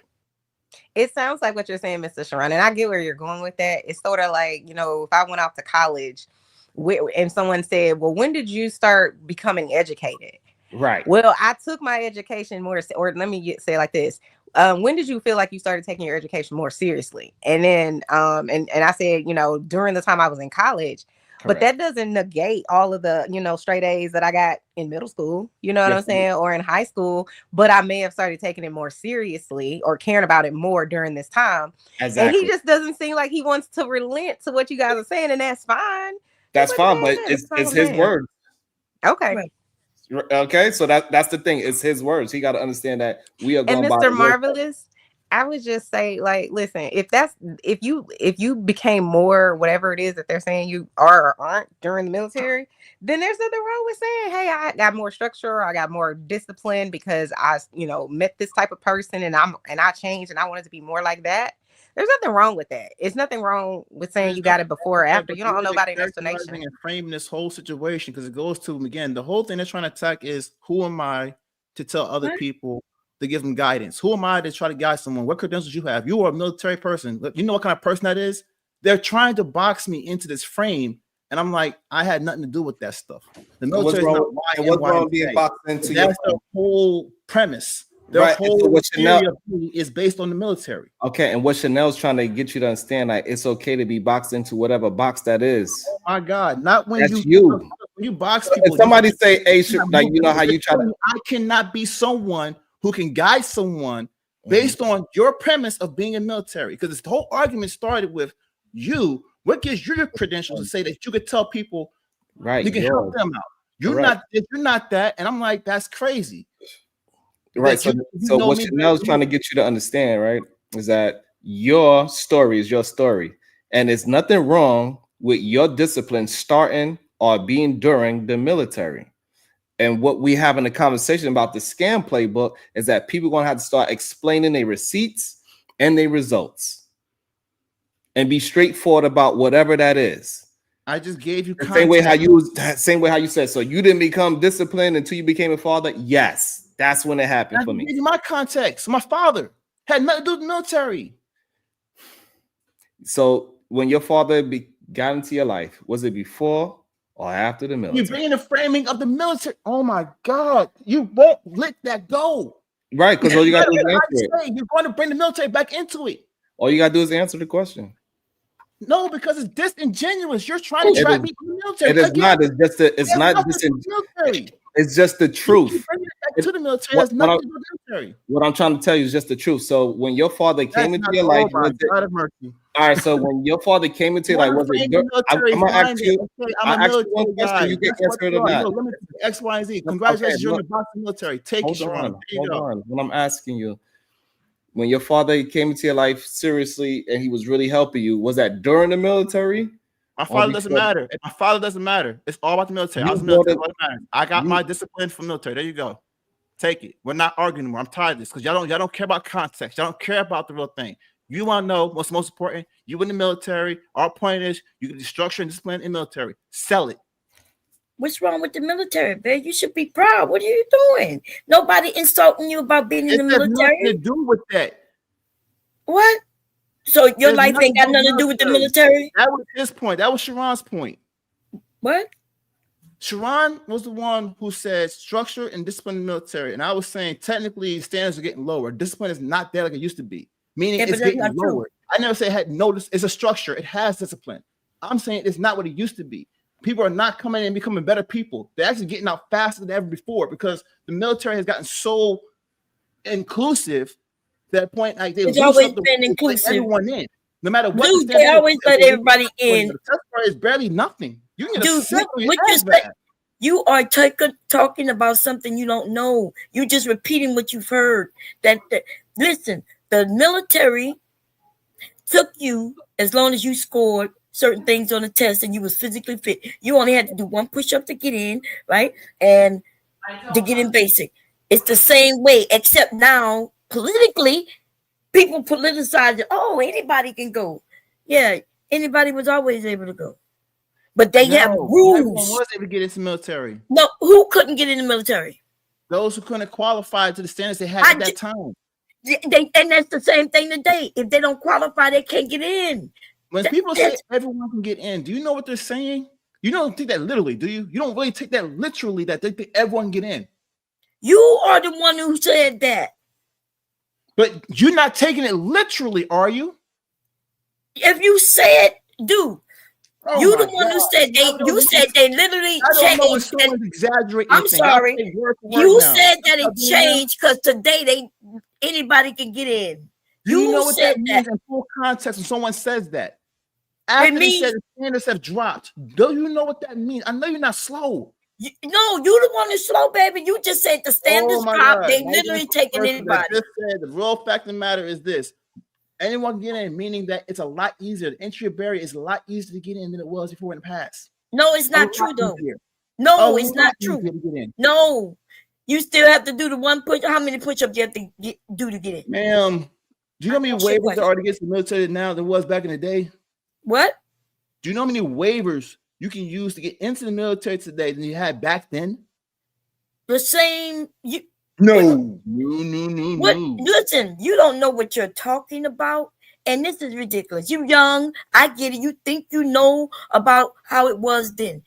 You didn't need no waiver back then because they wasn't talking about the stuff that I know you're referencing, right? Trans and people like that. That's 2016. That's done. That's done. Trump What's done? No, we're not talking about that. What's done? No. What's done? The fact that you can be a fat ass motherfucker. That was not a thing. Well, but that's not true. No, certain rates had exemptions, but not everybody's exempted. Listen, you're wrong. You don't know what you're talking about. You're wrong. Okay, it depends on which branch. As I'm you in the get Navy. older, I'm in the Navy. listen. As you get older, you can have more weight. Women can have more weight, right, based on their height and things Oh like my that. God! This is, I didn't know that. You think I don't know this? I've been right. for 20 years. Are you serious? I'm talking about little kids coming into the military. Kids like what? I was 16. Well, actually, you can get a waiver at 17. And guess what? You get a waiver at age 42. Wait a minute. So I'm glad you went to an exact point. Good. I was 16 when I joined the military, and that was way more than 20 years ago. Okay. So I'm telling you, damn here, almost 40 years ago. Well, no, not 40, 30 something years ago, I joined the military at 16. I went to basic training at 16. I wasn't even finished high school, right? Delayed entry. I finished my last year of high school, and then I went to my duty station. And so you don't know what you're talking about. That's why you think things have changed. I said standards have changed. You're saying they have not changed? I am saying standards change, but they have. What are we talking about? What are we talking about? Listen, what are we talking about? That you said that they lowered. Standards mean what? Barriers to entry, qualification. If I told you standards are you lowered. Said that they lowered. Lord have mercy. This woman. Am I wrong, Sharon? Didn't he say they lowered the standards? Right. Yeah.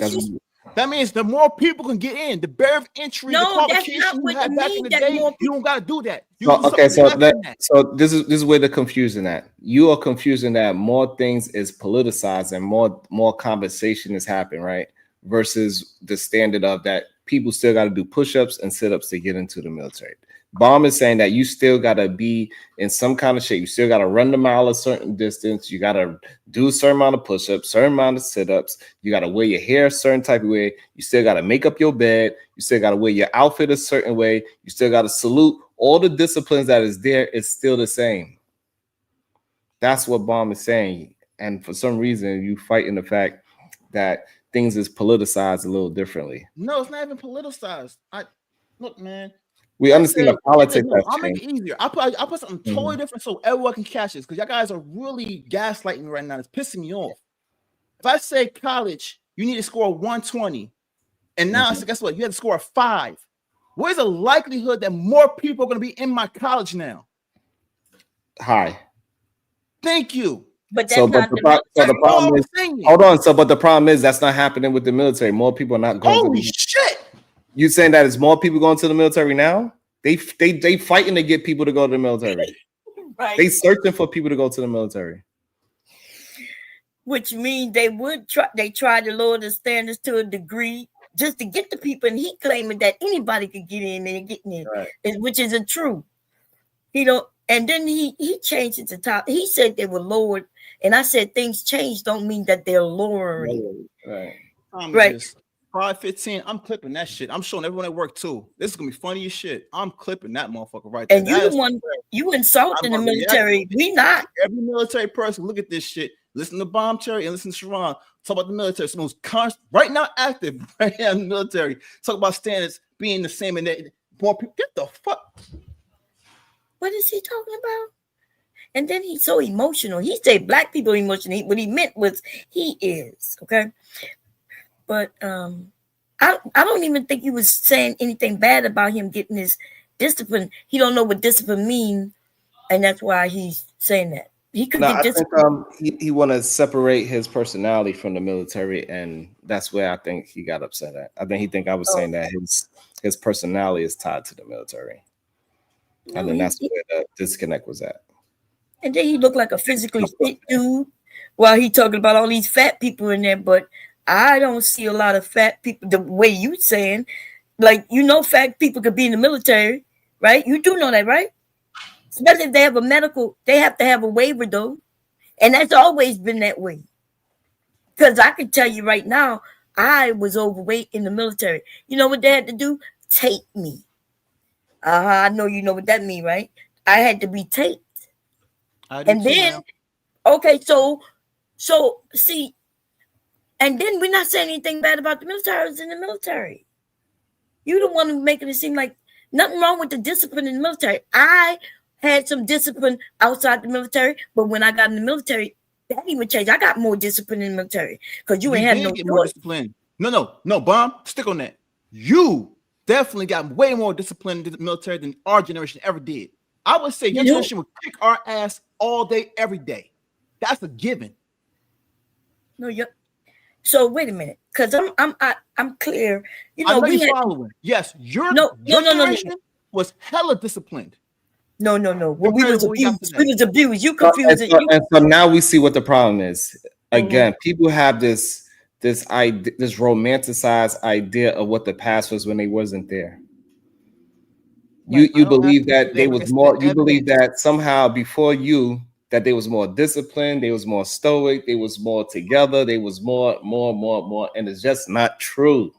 I don't know where they get this idea of the past and y'all romanticize, even though when y'all hear it from people that was actually there. Bomb was actually there. Yeah, she just said it her own mouth. No, they had discipline. And I said, I agree. I know y'all had discipline. Right. But she's saying that they had as much discipline as you. Right. No, they had more. That's the thing. They didn't have more. This is what you're missing. She's saying, yeah, they did not. No, not in terms of rules. I'm talking about in standards, like standards. Right. No, and she's saying to a higher standard. No, but I'm telling you, it's not true. What I will tell you though, the thing that you think is high standards was abuse. Because listen to me. Listen, if you have to listen to understand. See, you ain't never had a drill sergeant come and damn near touch his nose to your nose, and you be scared that he can literally beat your ass right then and there. Y'all now know that they're not supposed to touch you. In fact, they're not supposed to do that. But just because they can't abuse you the way they abuse us, doesn't mean that we have more discipline, right? You have more safety guidelines, but it don't mean that it's better as far as discipline. We said everything the same. Y'all basic training and things are different because y'all exercise. The PT test is different. That don't mean that it's better or worse. They just do different exercises now. You know what's crazy to me too, Mom, is that no matter what conversation I have here, people got something negative to say. I don't understand that. And we talk about relationships, they say, oh, everybody talk about relationships. And we talk about politics, oh, I don't. And we talk about the military, oh, this is a brain deck. I don't understand. I really don't get it. What is this? What is this? I'm just trying to figure this out then. So no, we're gonna, because you're not getting it, and it's okay. I'm just going to submit myself to y'all conclusions. It's not that hard to submit myself. I can easily say I'm wrong. It's not hard for me to do that. But it's not about you being wrong. It's about that I am wrong in this conversation, Sharon. Stop saying something negative. If I say something negative about myself, it's not about you being wrong. It's about you not understanding what we are here. And I'm putting the truth out for myself. It may not make you feel good about me saying about myself, right? Mm-hmm. But it is the truth. I'm okay with the truth. Okay. You're not listen. Just because nobody's judging you, my brother. I promise you, right? I understand how you can think that something that used to be was better, right? It's called romanticizing a time that you never lived. Do to other people, things you learn. So nothing's wrong with that. And I'm just here to say, well, I was there. And it's y'all aren't less than we were. I want you to know that, right? You are not less than us. The same fuckery that's going on now, happened then. Right. You see what I'm saying? So, you as a man in the military, you should be proud of yourself. Mm-hmm. And I don't think Sharon was saying anything negative about you. He was going based on the conversation, but he wasn't judging you. And you know damn well I'm not judging your military experience. Thank you for your service, by the way. Okay. So I think you kind of misinterpreting what's going on. And I apologize. Sometimes I crack jokes on you, but I was not trying to degrade you. Okay. Your military, I like, I look up to military folk. Everybody don't. I do though, because I was there once there, and you did 20 years. You deserve appreciation, but you deserve to appreciate yourself, baby. You understand what I'm saying? You understand? So nobody was shooting you down, babe. Okay. Yes, ma'am. Yeah, it was just a misunderstanding of the conversation. That's all. And we got there. So, that's the main point. We was just having a conversation about the words that you using. I was twerking in the NCO club 35 years ago, baby. You can't. And the men was right there behind us having fun too. Nothing wrong with fun. That's that's when you're off and you have fun. So stop thinking that y'all doing something worse. It's not worse. We're humans. That's all. Shout out to Big Bad Bull with the solutions. Thank you, Big Bad Bull. Until you said something, we was not going to get there. Appreciate you. I don't know, man. Even though Marbles is still a little upset with us, but I'm not upset. I'm actually looking at the behavior of this whole panel, and I'm actually doing a lot of analysis right now in my head, because I look at this behavior and I look at how it translates to other places where it's inconsistent. And it's rather annoying in some places, because I know if I was to take the same energy and apply it somewhere else, I would still be the bad guy because of manipulation for the most part and framing, which that was my whole point of contention, was how this thing was framed. But it had nothing to do with the military. I was trying to take the military out of it. I wanted to do with the military. But at the end of the day, like I said, I know you guys don't understand it. I know you guys don't have to owe me anything. You guys can misunderstand me, and that's perfectly fine.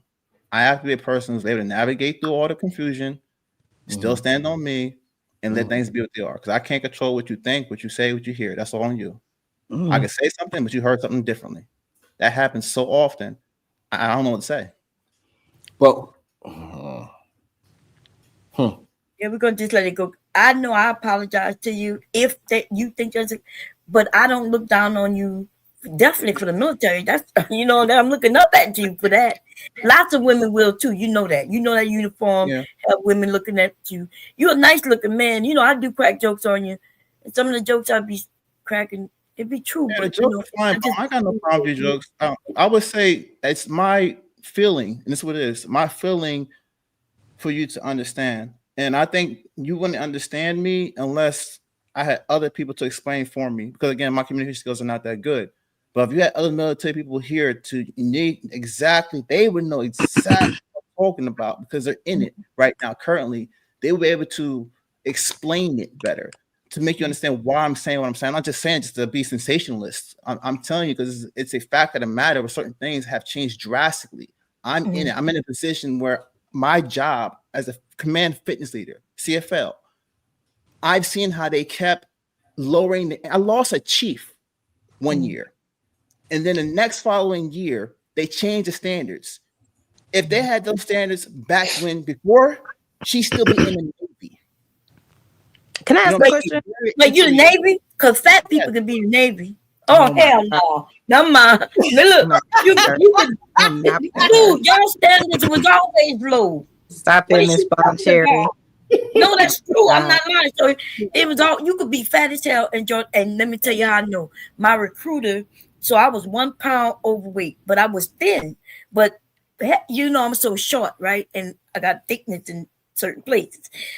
He told, so that was a trick. And the trick was you join the military, but you can't get in the army. You couldn't get in the army, you couldn't get in the Air Force, and you couldn't get in the Marines because you're overweight. So you go and join the Navy when you go enlist, and they'll go by your weight, and you could fit in there because you could be fat as fuck. And then you change it after you sign the papers and change to another and that branch, and that's a fact. That's a fucking fact. Women was doing that because we hefty, right? We might not be fat, but especially when we young, we got the thick thighs and shit like that. Yeah. So you telling me you named all y'all fat? You know what's great? I gained a lot of my weight in the military. I'm juicy right now. Yeah. I gained a lot of weight when I was in the military because they give you those that food that's high in carbs and stuff like that, trying to fatten you up for the field when you go to war. So they purposely. Yeah, that's a part of like when you go at the actual chow hall, they give you food that's meant to like, yeah.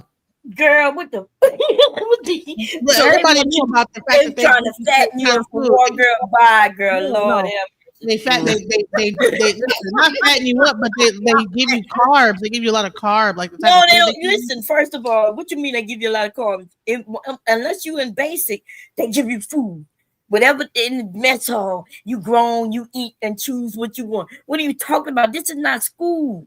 And see, I'm gonna leave you alone. Girl, it's not like when you you're going in to a mess school. hall during basic training, You talk about barely have basic time to training, eat. so they not fattening you up there.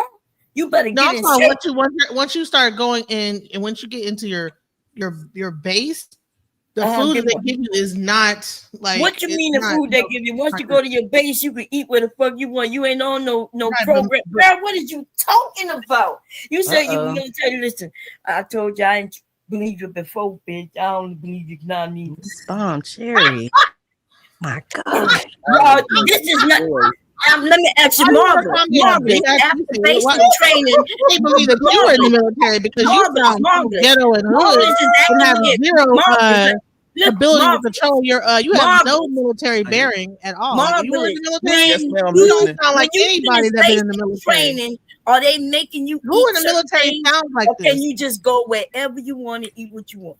You sound like a hood rat. When you're out, give full context. That's who go to the military. When you're out of basic. Oh my God.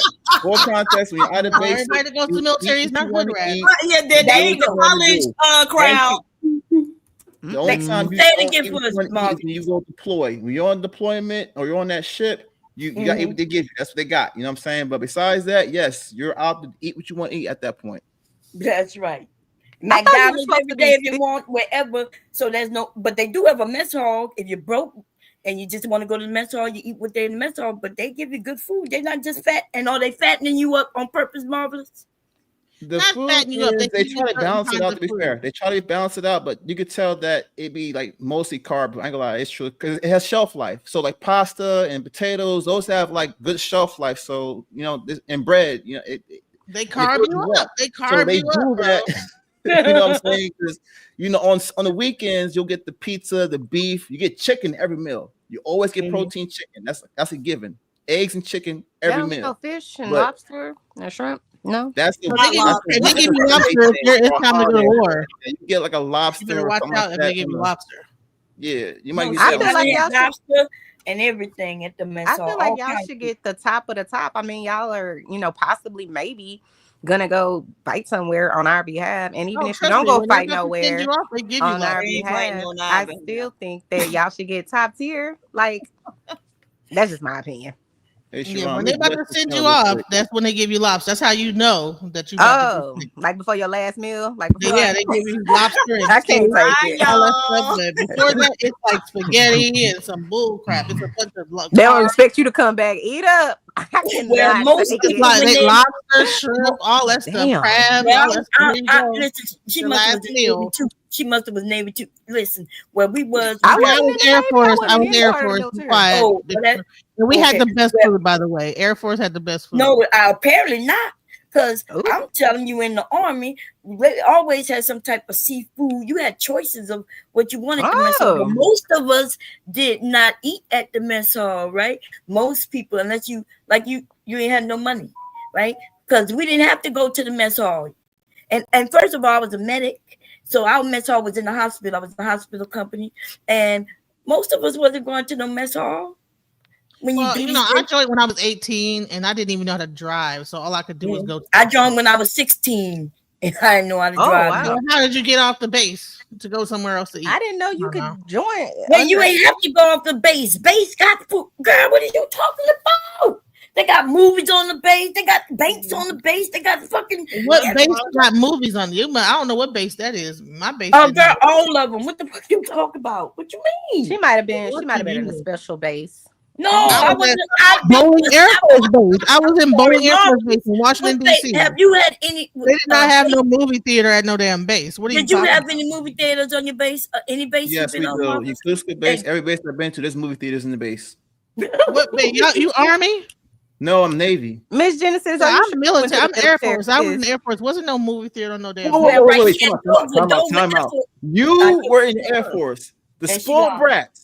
Y'all didn't have a movie theater? No, we did not. I was at Bowling Air Force Base. I was at Bowling Air Force Base. There was no movie theater on that base. There was no movie theater. I'm sorry. I shouldn't have said. Look up Bowling Air Force Base. Tell me if a movie theater. Girl, I'm here by Dover Air Force Base, which is the main one in the motherfucking country. When the president go and get on flights, girl, he's flying right there. They fly from Bowling. That's where Air Force One lands, along with the DIA. When they bring them bodies from overseas, they land right here in Dover. Air Force One is at Bowling. Sorry. Girl, I'm not talking about when he flies. Do they have a bakery? You wasn't listening to what I was saying. Bread. But anyway. And the Honor Guard is there too. Dover Air Force Base is huge. They have movie theater. As a matter of fact, the Air Force is spoiled. Y'all, you right.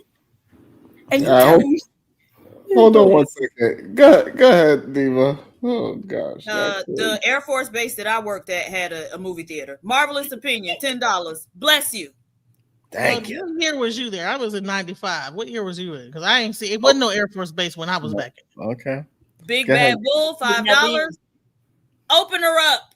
What's that mean, Mr. Big Bad Bull? Oh, please. You're crazy. So how did you end up at the one Air Force or the one base that don't have, I'm not being mean. I swear to God, I'm not. I'm just curious because everybody else, even in the chat, I had a special duty assignment for the Office of Special Investigations Anti-Terrorism Division. Okay. And that particular base in Washington, D.C. did not have all the whatever bells and whistles I got at the other ones. They didn't have shit there except for the basic stuff that you need to so you had to be like, did you have to take like a different test to be like qualified to be in that level of whatever it was? No, it was a special duty assignment. Oh, okay. Wait, what's a special? Wait, you said you was Army, right? Air Force. No, you say Air Force. Okay, I don't know. You might special duty assignment is where. So normally people in the military like they travel to different bases, but that base would have been my only base for my entire career of the military. It's like the FBI of the Air Force. So you just once you're it's like headquarters of the FBI. So your headquarters and you don't go nowhere else. Did you pass the test to be in the FBI? No, she ain't in the FBI. No, I didn't try. But I ain't gonna tell you what that FBI means. No, now you gotta tell us. I want to know what the hell it mean, Miss Bombshell. It's mean. I was joking. I was just saying that. Hey, Chanel, I got a question for you. So, what is your thoughts on how we're gonna get out of being scammed as a community? Who is we? The black people? I'm glad you said that's a good question. There is no we. Damn. Well, I think he has a particular person. Are you talking about black people in general, Mr.? Yes. Sure. Well, I don't know because the people that I deal with are scammers, so I don't know. But what can we look for? Like when we see the name Umar pop up, what should we be looking out for to tip us off that this motherfucker scamming? What? He asking for money and he ain't producing nothing. He say things 3 times in a row and you gotta repeat it 3 times. That's what the hell. He's doing spells. No, listen. He look like he smell worse than I don't really know this Mr. Umar guy. I've heard of him, but I don't really know him. He's a very popular psychiatrist. I thought a psychiatrist. Oh, he's an actual psychiatrist. Okay. Nah, he's a psychologist. Oh, yeah. Well, psychologists. I think the first way that we stop scams is to like get away from these cult like type of followings. You know, the scams come from the cult. You have one person that like a narcissistic leader that kind of like gets a following of people, mostly women normally.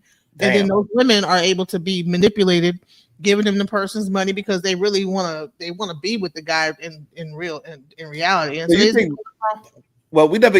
Let me let Chanel answer first, and I want to ask a question about that women thing. Go ahead, Chanel. I was gonna just say to what she's saying. I completely disagree. I don't think you go to try and change the good people, change the bad person. You know, it's like stop having a bad character. Like, why are you putting that on me for you not to be a scammer? But I mean, I just think you have to use your intelligence. You know, if something doesn't add up, then there's probably a lie somewhere. And then last thing I would say is what evidence are you providing me that you're executing whatever it is that you're saying you're doing, you're trying to sell me? And then also last thing I would just say, like any business, any type of something that you decided to turn into some sort of monetary gain should have some sort of books, some other customer that's going to be able to say you did X, Y, and Z. The only problem with that, though, Mr. Sharon, is that nowadays, with all of the technology that we have, and our laws certainly are behind because they certainly haven't caught up to the technology. Then it's like now people can make a whole ass video of Mr. Sharon doing something else, and it ain't even him with his voice and his likeness and all that.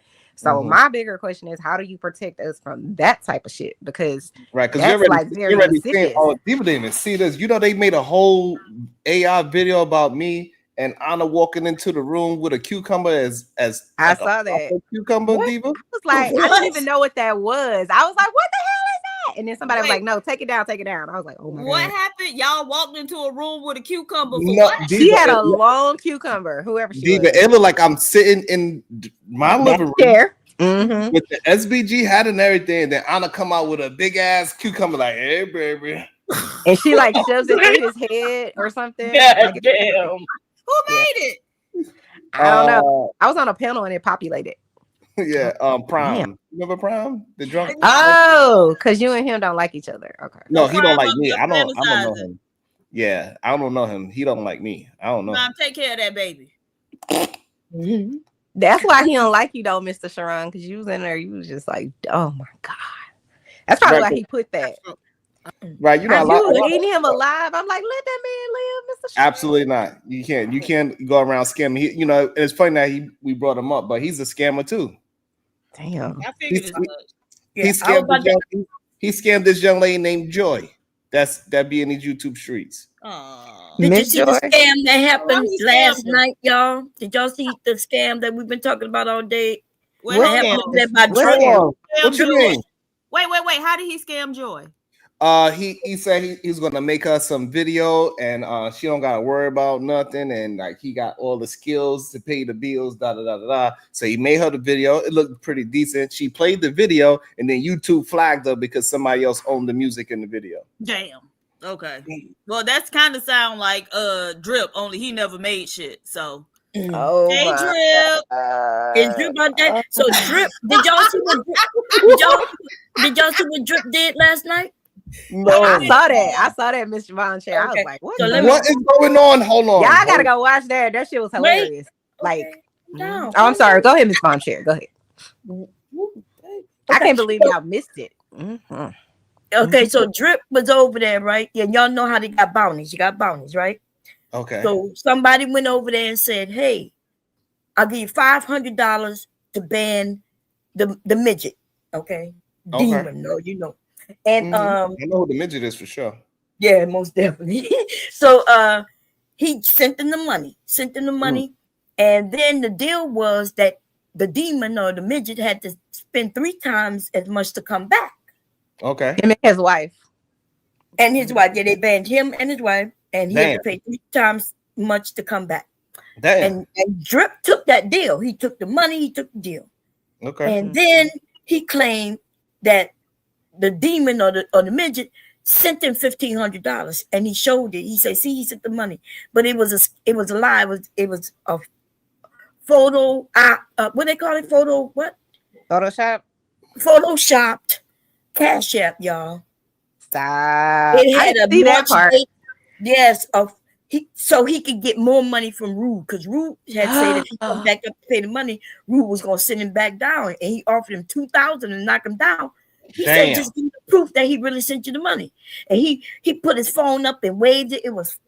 They was over there photoshopping receipts, Cash App receipts. He's like, look. Yeah, and then, we paused it and looked. It didn't even say he received money. It said he sent. It was $5 when he claimed that it was $500. Then he said it was $1,500. Hold on, because I didn't see it. Who put that phone? Hold on. Slow up. Hold on. So he showed. I was doing a joke, but he was really like trying to like. Yeah. And then he moved it so fast. Go ahead. And so the Cash App now, you saying that it didn't have the plus sign on it? Yes, it didn't have the plus sign. Oh. I could send you the picture if you want to see. And it had Drip name at the top. It had Drip name at the top instead of that. Right. Because you know when somebody send you a Cash App, it have their name at the top. Right. With a plus sign. Drip show. What's the plus sign? I don't see no plus sign. Hold on. Yeah. Yeah. If you receive money, yeah. Yes, no. So this how you do it. Send me a cash app and I'll show you on the screen. No. That, No, hey, but I'm no, just trying to that no was too remember. damn fast, you know. God damn Huh? it. That no was too damn fast. Yeah, I'm sorry. My husband told me I'm at my donation limit for all of the people that I love Yeah, in I these never YouTube got streets. one donation for Chanel. I feel away. Stop it. That's not true. It's Anyways, true. comma. It's true. I was kind Not of one going in and time. out of the show, but Not one so Miss time. You Bomb never. Sherry, I'm just Hey, trying to clarify this I'm the part. one that brought you into this goddamn You space. are. Too. You are. Shut up. Thank you, Mr. Sharon. I would have never known these wonderful people in the YouTube And you street. never sent me $1. Ain't that Stop a it. Lies. You, Sharon. It's not a lie. It's not a lie. You know what's crazy about that? It happens very often that people just like, hey, you got the best show, but I'm gonna go ahead and support the degenerate. No, you know what happened though, Mr. Sharon? Because I do like your show. I don't watch your show all the time, and nothing happened to where I didn't come over here or nothing like that. But it was interesting to me. This I find interesting is that like I was on your show, I feel like maybe 3 or 4 times, and then I somehow bumped into the Drip Show. I wasn't doing it on purpose. And then I started going over there. But what was interesting was that the people over there would be like, "Oh, I saw you on Mr. Sharon's show." And like just know stuff about me and remember things and be mad at me about some statement. I'm like, so you mad at me about some shit I said on the panel? And I don't know none of these people. I certainly didn't know you, Mr. Sharon, at all.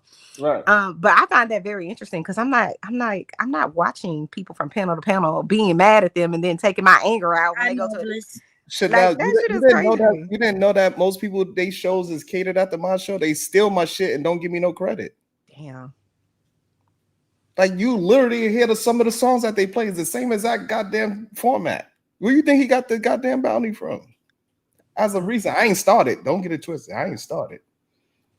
However, I mean, I don't know. I mean, I guess isn't that a form of flattery though? If someone takes, your idea, but I do think they not when you go not when you give $1 to everybody else except for the well, my ass. But no, Miss Boncherry, I do have this question. Because I was kind of going in and out, but I did see some of the craziness that was going on.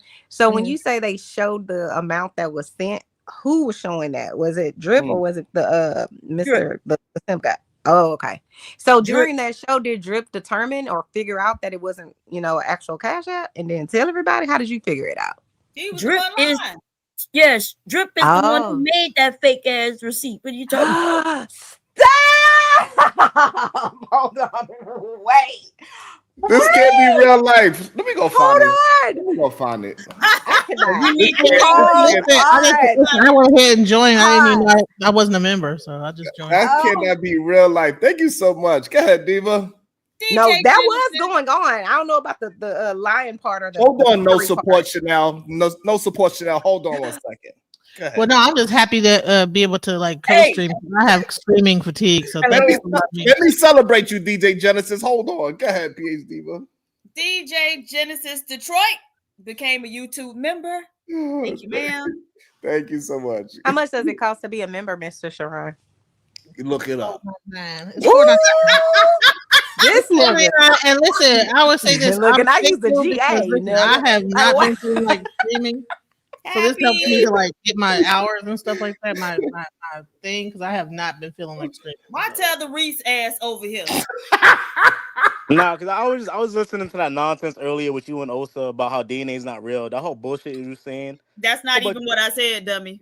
It was a bunch of bullshit, PhD, a whole bunch of bullshit. Okay. DNA is real. It's real. Nobody said DNA ain't real. We talked about different types of DNA, dummy. Ancestral DNA is real. Damn, she got you a dummy. Damn. So all that bullshit she was saying earlier is not true. Anderson dummy. That's his name. Damn.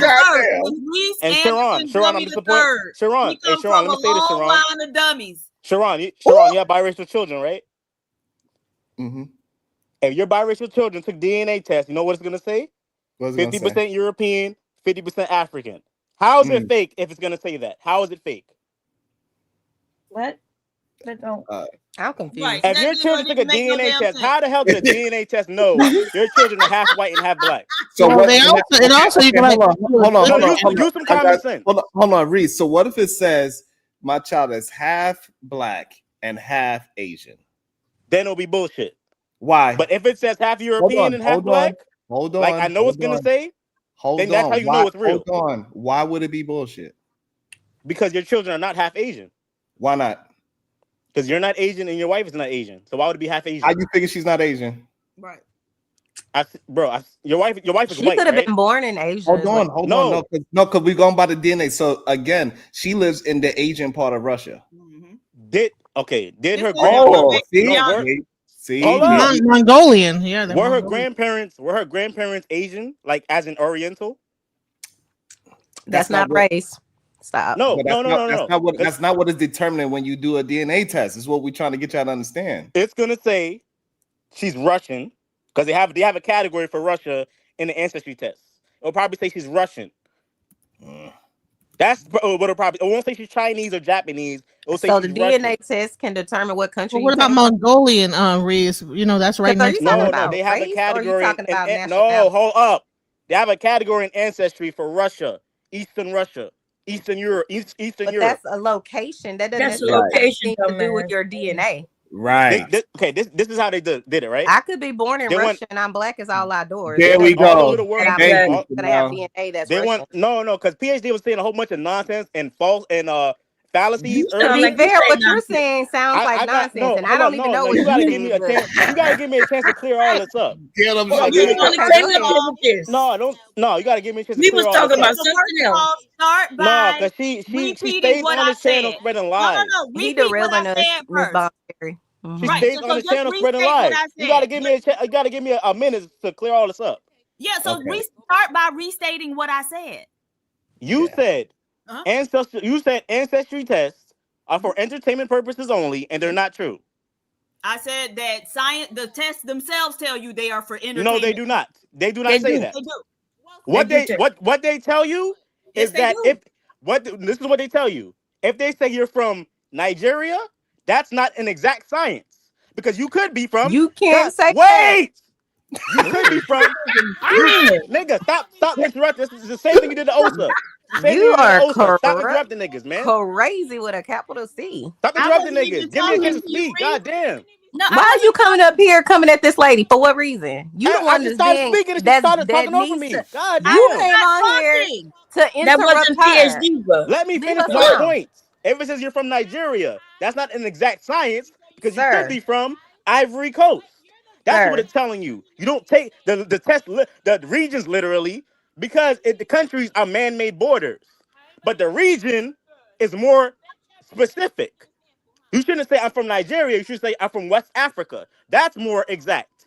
But saying you're from Nigeria is not exact. That's what they're telling you when they say that. Does anybody care? Because I don't care. I thought Nigeria would be more exact, but West Africa would be less exact than Nigeria, right? No, it doesn't. No, it's not. Because when you look at DNA tests, you're supposed to look at DNA tests on a broad scale, not on a country scale, because countries are fake. You the one keep talking about countries, though. Countries are fake. Yeah, you the one keep saying. Okay, I see what you're saying. If the DNA test says I'm 37% Nigerian, I should not take that literal. I should say, wait a minute, it's saying I'm 80% West African. You take that more seriously than a 37% Nigerian. Sir, you get what I'm saying? No one asked you for a DNA test. We don't want to be in your quiz or your class about. You said a whole bunch of bullshit earlier and whatever else. No one cares about your DNA test. Right. What did I say though? You said they're from entertainment purposes only, and they're not scientific. Okay, so that's not true. Okay, so listen. Okay, so I'm gonna direct you to Dalhousie University, where they wrote an article in 2019, and the title of that article is "DNA tests make fun holiday gifts, but beware of the hype." Right? I've read these articles before, but please read it to me. Article, hold on. Yeah, read it to me. And when we get to the bottom line that they tell you is it's all for fun. No. What does the article exactly say? Because I read plenty of these articles before. Right. And it's not saying what it's not saying what you're making it out to say. It doesn't say that. It doesn't say that. Yes, it does. They tell you to not take them with a grain of salt. Right. But it does not say they're fake. It tells you that they are good for learning and recreation. What is recreation? Mm-hmm. No, I just explained to you. Yes. Don't take the countries literally. The regions are real. Recreation. If it says I'm 80% West African, Stop it. that's different. I'm not gonna tell you anything. No, listen. If it says I'm 80% West African, that's different than being 80% Chinese. You see it? You see it? Why Sharon? gotta be in beef? Get the fuck out of here. Go jump Right, off we the don't care. Because y'all Negroes, y'all stupid FBA Why are you niggas. so Stay on the focused on internet her? spreading Like, lies. God, it's weird. Y'all stupid FBA niggas stay on the internet spreading lies. I'm Okay, sick of it. thank you. I'm And sick where of we it. at away now. Coming up under some That's stupid why your mic Yeah, I'm is sick fucked of it. up, I'm bitch. sick of it. Well, go in. If you know you're right, why Y'all do you fucking care? stupid. Y'all fucking DNA stupid. though, Who because cares? So you then call go you with your FBA. Jamaican You hate being people, and African then so y'all much, talk you make about up what y'all lies. know. I'm Native So American. most of You ain't no your fucking Native Blah, American. blah, blah, Most blah, of blah, your blah, Jamaican blah, You ain't people. know one damn Native American language. No Hold one What's on, the wait. Native cares, American name? sir. Just Hold go on, hold What's the on. Native Let in. me, American name? And hold on, Reese. What is Hold the on, Native hold on, American Reese. name? Hold on, Reese.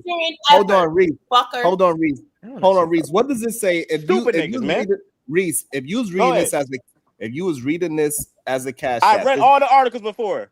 no, Read it. No, read it. Put it on the you're not screen. even Let's read listening it. to what I'm saying. Hold on. Go ahead.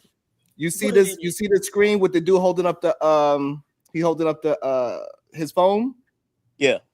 Okay. What is and that's supposed to be a cash app. What is that cash app saying?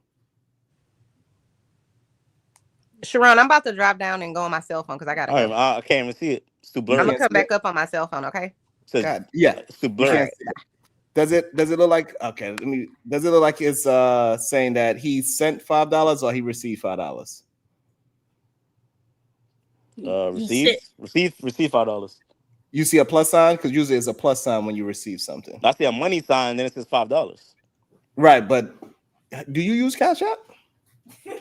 Yeah, I use Cash App. So you don't when you use Cash App. So I'm guessing he received it, right? No, when you see a plus sign, that means you Okay, received. what is the point you're trying to make? He sent it, whatever. Yeah, that's what I'm trying to get to. Yeah, you do get a plus That's what I'm trying sign. to get to understand now. And it plus it says it. See what a check is? The first check says completed, and then under it it says payment sent completed or something like that. It actually says I if you go a little farther, it'll clear up a little bit and you'll be able to read it. 1,500. Stop playing. And wait a minute. Pause it right there. Pause it for me.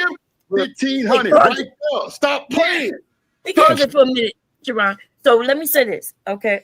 This transaction details 1,500. So I don't know. No, it doesn't. Right, that's what it says, right? Mm-hmm. Yeah. Wait. See, the $5 at the top is the real thing. The 1,500 is edited, and then he got a boom sign. See that? They don't never do that on Cash App. You see that bright thing that's around? That's covering his and her, his and his name. It would also, look at your Cash App. We went through all of it. You can't And scratch out stuff. that date say March. And this was supposed to be done last night. That date say March 14th. at something like 5 something in the PM or some shit like that. But that's the thing. A Cash App shows you at Dang. the top what was either sent or received. It don't show you no other payment numbers beneath that. That's right. That's where the edit was. He found something that he said. It means he has $5 in his account, and then he has a transaction detail of 1,500. No, but the transaction. That's not what it does. Yeah, so the right. transaction, so the transaction detail, so the transaction detail is just showing how much over the time he sent himself.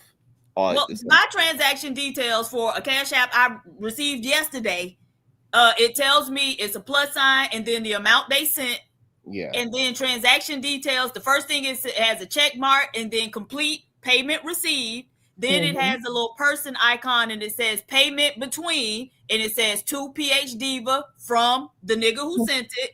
Then it got a dollar sign and it says depositing to cash balance. Then it got some lines and it says fees, none applied. And then it's a hashtag and it says transaction number. So there's no other numbers beneath that.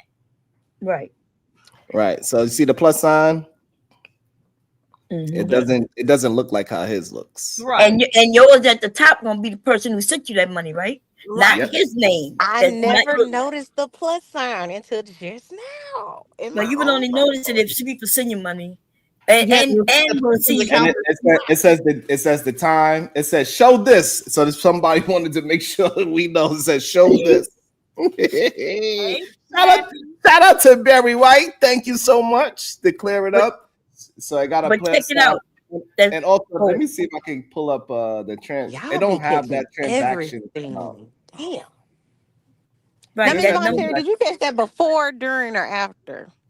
Well, so he kept flashing and he kept saying that it was $500, but everybody saw that it was only $5. He said, "That's $500, nigga."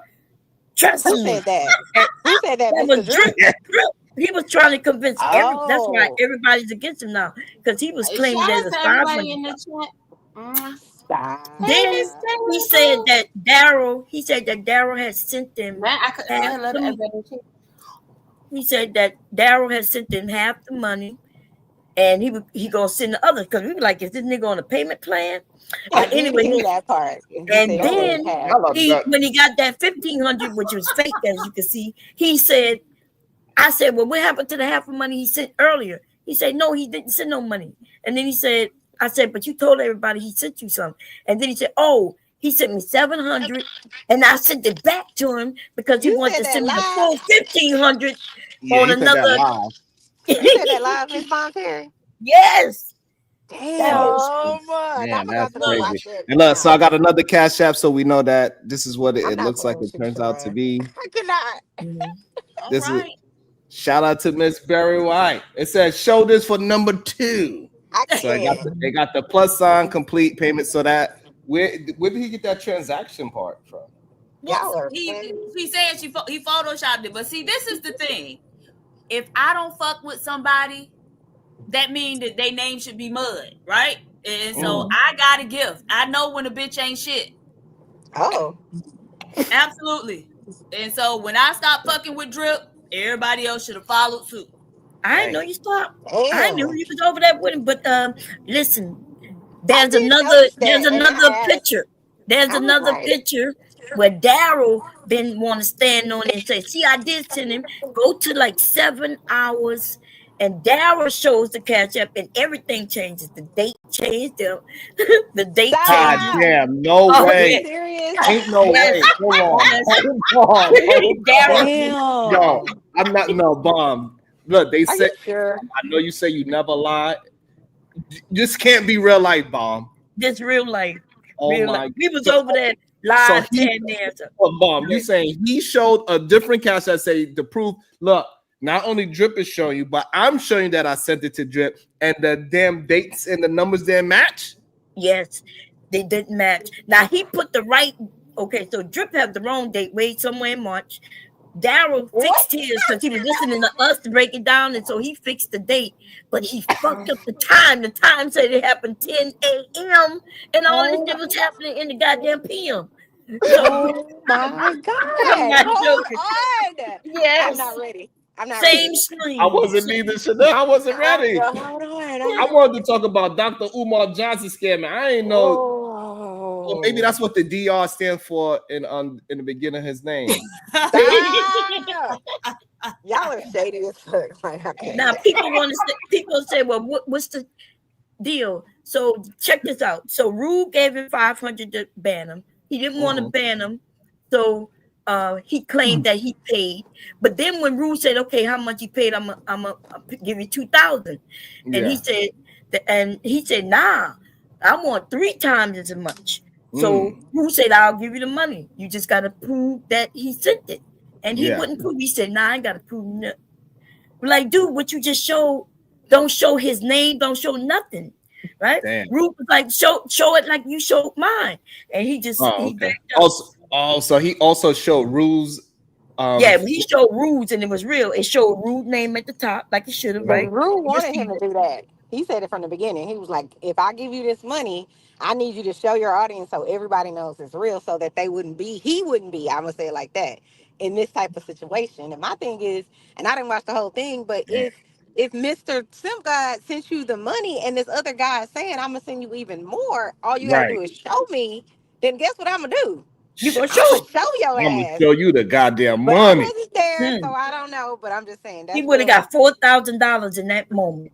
in total. Oh, If he would, hell no. but then he said, and he had to send Rue back his money. He He said, sent it back to him? He had to. He Wow. hold on. He refused to ban Daryl, and he sent him his money.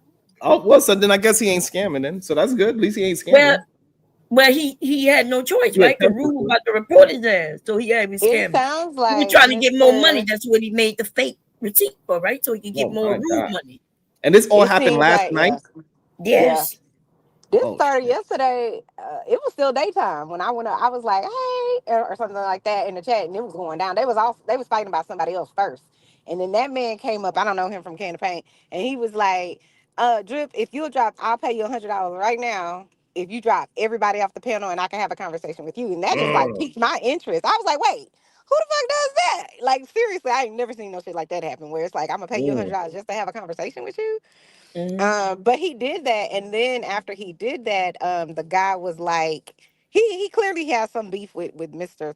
Simp God, but he was like, "I'll pay you $500 if you ban him," and that also piqued my interest because I was kind of like, why do you care that much about an individual being on whomever's platform that you will really put hundreds of dollars into hey, that? I no, thought that we was ain't gonna supposed to You have be. don't no. know him. You don't know Oh, no, boo. I don't know none of these No, people. boo. Because, I don't know none of these absolutely. We want to spend that money. We're going to spend that money. Fuck niggas. We don't give a fuck. I'm Bye. not saying it's People wrong. fucking up the program, they could go. I'm not saying it's wrong, Miss Happy. I'm simply saying it's not something I ever saw. We So do I it was all the like time. shocked. I was Wait like a shocked. second. Keep No, talking. Chanel. I'm just I know you fucking lying, Chanel. Because Huh? we've been over there at the Drip Show together. We've been over here at the Sharon Show. Well, you know, stop No, I playing. didn't know Good that. morning, wake up show.